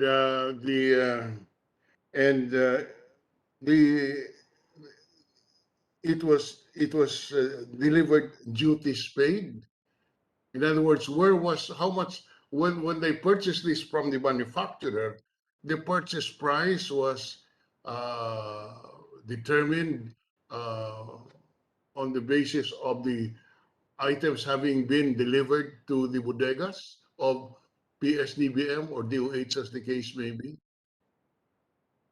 Your Honor, I think based on the document, the delivery site is FOB China. So we had the PS-DBM at that time had to pick up that supplies in China. Oh, okay. Can you submit to the committee those documents that will affirm your statement, sir? Yes, Mr. Chairman. Now, With the go ahead, Senator I Rao. just wanted to add lang, no, because sayang we're on this issue, no.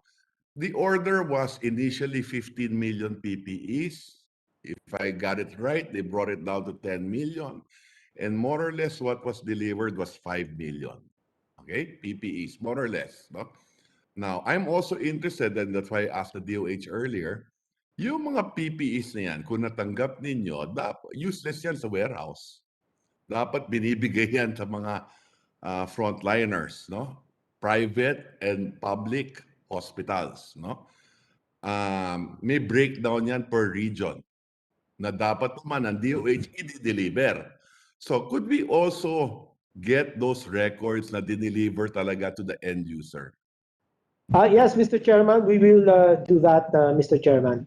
Okay, thank you very much.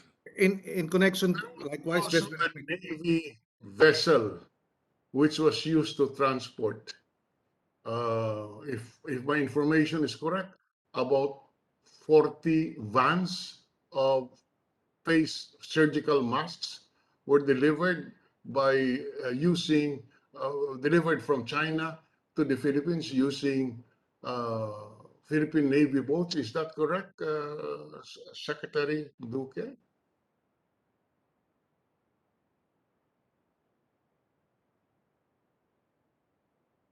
You're not, those bought directly from China, I understand they used our Air Force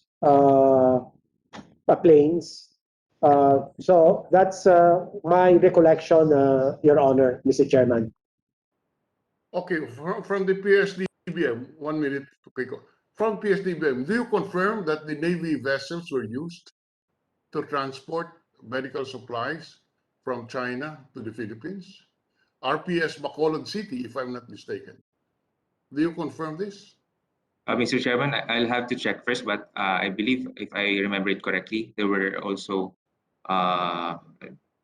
supplies from China that were delivered using the Philippine Navy boats, Mr. Chairman.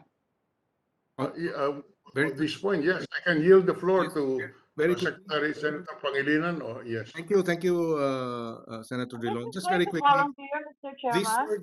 these were the deliveries that were not inspected, yung sa Chunsen Company Limited. Is that right, Mr. Chairman, may I clarify on that? Mr. Chairman, regarding the ICAR or the inspection and certification acceptance report that were issued ahead of the delivery and inspection, that's a pro forma ICAR that were issued for purposes of our internal system in the accounting to process the payment in the advance payment to the suppliers, the Chinese suppliers.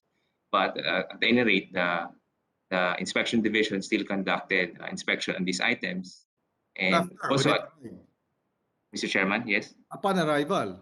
Yes, upon arrival, and it is also stated in the subject ICARs, Mr. Chairman. It was also testified earlier that there were no testing centers to test, so you distributed it without testing some of the items.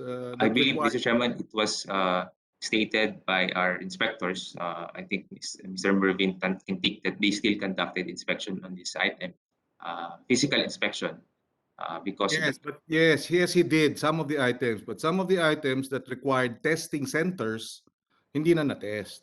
So That's you're correct. you're also you're being selective with your testimony, Director Jolas, no? It was manifested in the last hearing. There were equipment and devices that required testing by an independent testing center, but because the testing centers were closed, hindi na na-test. Tapos tinanggap.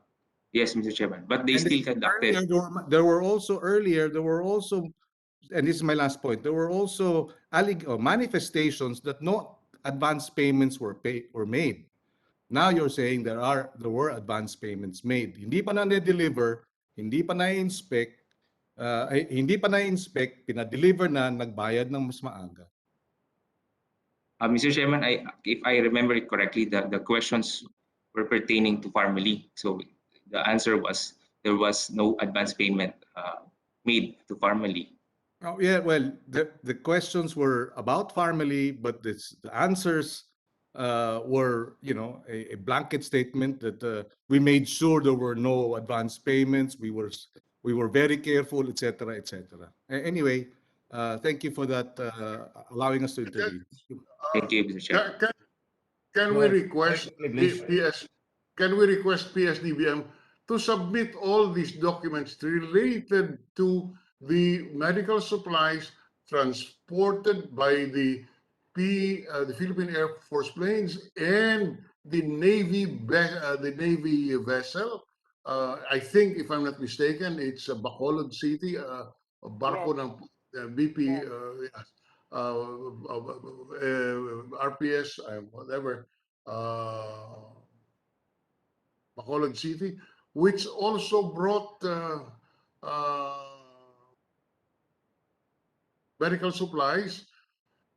May we have the records of what the volume, who owned this, where was it delivered, and where is it today? If it was distributed, we want to have the document showing receipt of these supplies.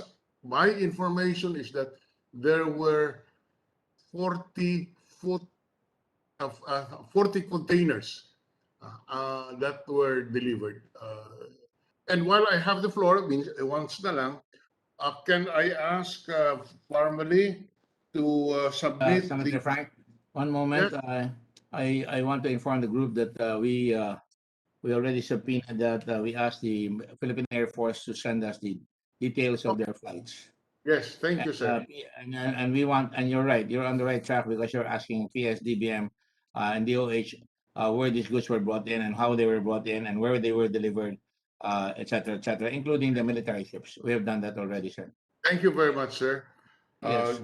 Just one with more. permission of Senator Blanc, because I think there was something connected with what you were saying with Senator Marcos. Senator Marcos, is that connected with Senator Blanc's presentation? Yes, I was merely going to share what Secretary Galvez told us with my question, similar to Senator Drilon, and he confirmed that there were 3 flights involving Cebu Pacific and the C-130, and none of these flights were compensated by Farmally or any of the suppliers. Further, that a May 1 shipment was made by BRP Bacolod by Commodore Rogelio La Chica on May 1st, left for China, and collected the goods in Xiamen, landed in Sasa Port, Davao City po. Okay. Related point. These are Farmally goods, right, Senator Marcos? Yes, that's correct, and all to the account of the government. Yeah, so that should be deducted from the payment made by the government to them. Right? Yes, that's very important, Mr. Chairman. Before I call Senator Drilon again, go ahead. That's why we're asking for the delivery receipts, where this went, because this must be accounted for. These are I think we've already done that. We're running out of time. Senator Ontiveros, very quickly, because I have to ask him a few questions after Senator Drilon. Yes, Mr. Chairman. Yes, just one document request. can I request for the submission of the statement of management responsibility which accompanies the audited financial statements? It indicates which officer of Pharmaly assumes responsibility for the entries in the financial statement. Thank you very much, sir. Secretary General, Director General is ordered to get the information being required by the senators, including Senator Drilon. Yes, Senator Antiveros. Thank you, Mr. Chairman. Very quick observation. Dito sa confirmed Philippine Air Force flights and reported and to be confirmed Philippine Navy trips, talagang ang hirap talagang depensahan yung Pilipinas sa West Philippine Sea. Kung pinapabora ng Commander-in-Chief ang ibang bansa from which these products are sourced, including from a dubious company na nagbebenta sa atin ng overpriced goods. At mas schizophrenic talaga yung ating armed forces na gusto lang namang depensahan talaga yung ating soberanya sa dagat. So just for the record, Mr. Chairman. Thank you. I would like to call the Tiger Phil again. Tiger Phil, please. Tiger Phil, Albert C. And the other guy, Stevenson. Yes, Your Honor. All right. You said you paid 11 million to PMS. I'm sorry, to Lincoln Ong. In your audited financial statements, Tiger Phil only has 1.7 cost of sale and total of 3.5 million sales. So you are not registering your sale to Mr. Lincoln Ong. Did you understand the question? Ang nireport ko sa inyong audited financial statements, you only had 1.7 million cost of sale and 3.5 million sales. Pero ang benta nyo ay 11 million kay Lincoln Ong, I'm sorry, I keep saying Lincoln Chen is one of our famous folks who invested in Subic. Go ahead. What is the answer? Tiger Phil, what's the answer? Albert C. Yes. Do you have an answer? The BIR is requested to take a look at that because the financial statements, according to financial statements, only says that they had a cost of sale of goods of 1.7 million and that they had a sale of 3.5 million. And yet they sold 11 million pesos worth of goods to Pharmaly, and Pharmaly in turn made another profit out of that with the government. You have an answer, Mr. Albert C? We will check. Ayaw.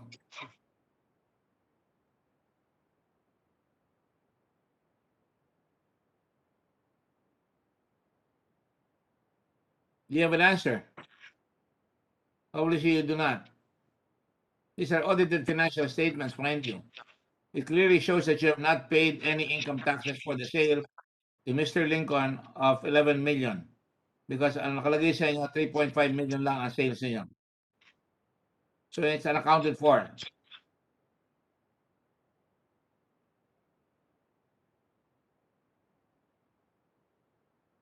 We just, Mr. Chairman, just to emphasize that, the financial statements indicate sales of 7.5 billion. And yet now we are receiving testimony saying that the deliveries were worth at least 25 billion. So there is a huge difference between what is stated in the financial statements as sales, 7 billion, and as testified to here, sales of the same company, Pharmaly, could be at 8 or 9 billion. Yeah. There's a lot of shenanigans, a lot of tax evasion, and the BIR is still there. Commissioner Cesar is there. I also, like I said, we asked for the records of the customs payments of all these deliveries here. And it is very, very clear that they're cheating the government. Attorney Dulay and Attorney General Guerrero, kindly give us the documents concerned, please.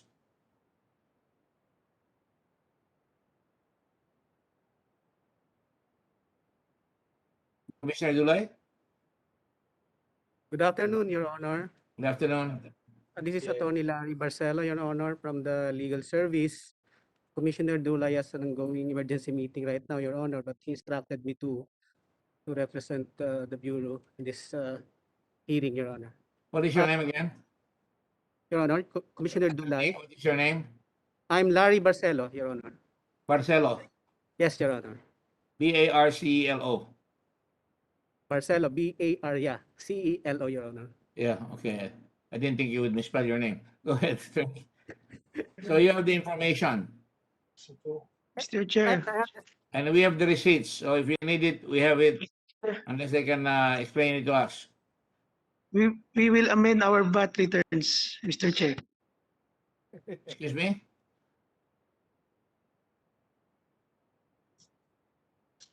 We will amend our VAT returns, Mr. Chair. You will amend your Our VAT returns, Mr. Chair. and your sales. You did not register the cost of goods you sold to the sales of goods sold to Mr. Lincoln, to Farnelli.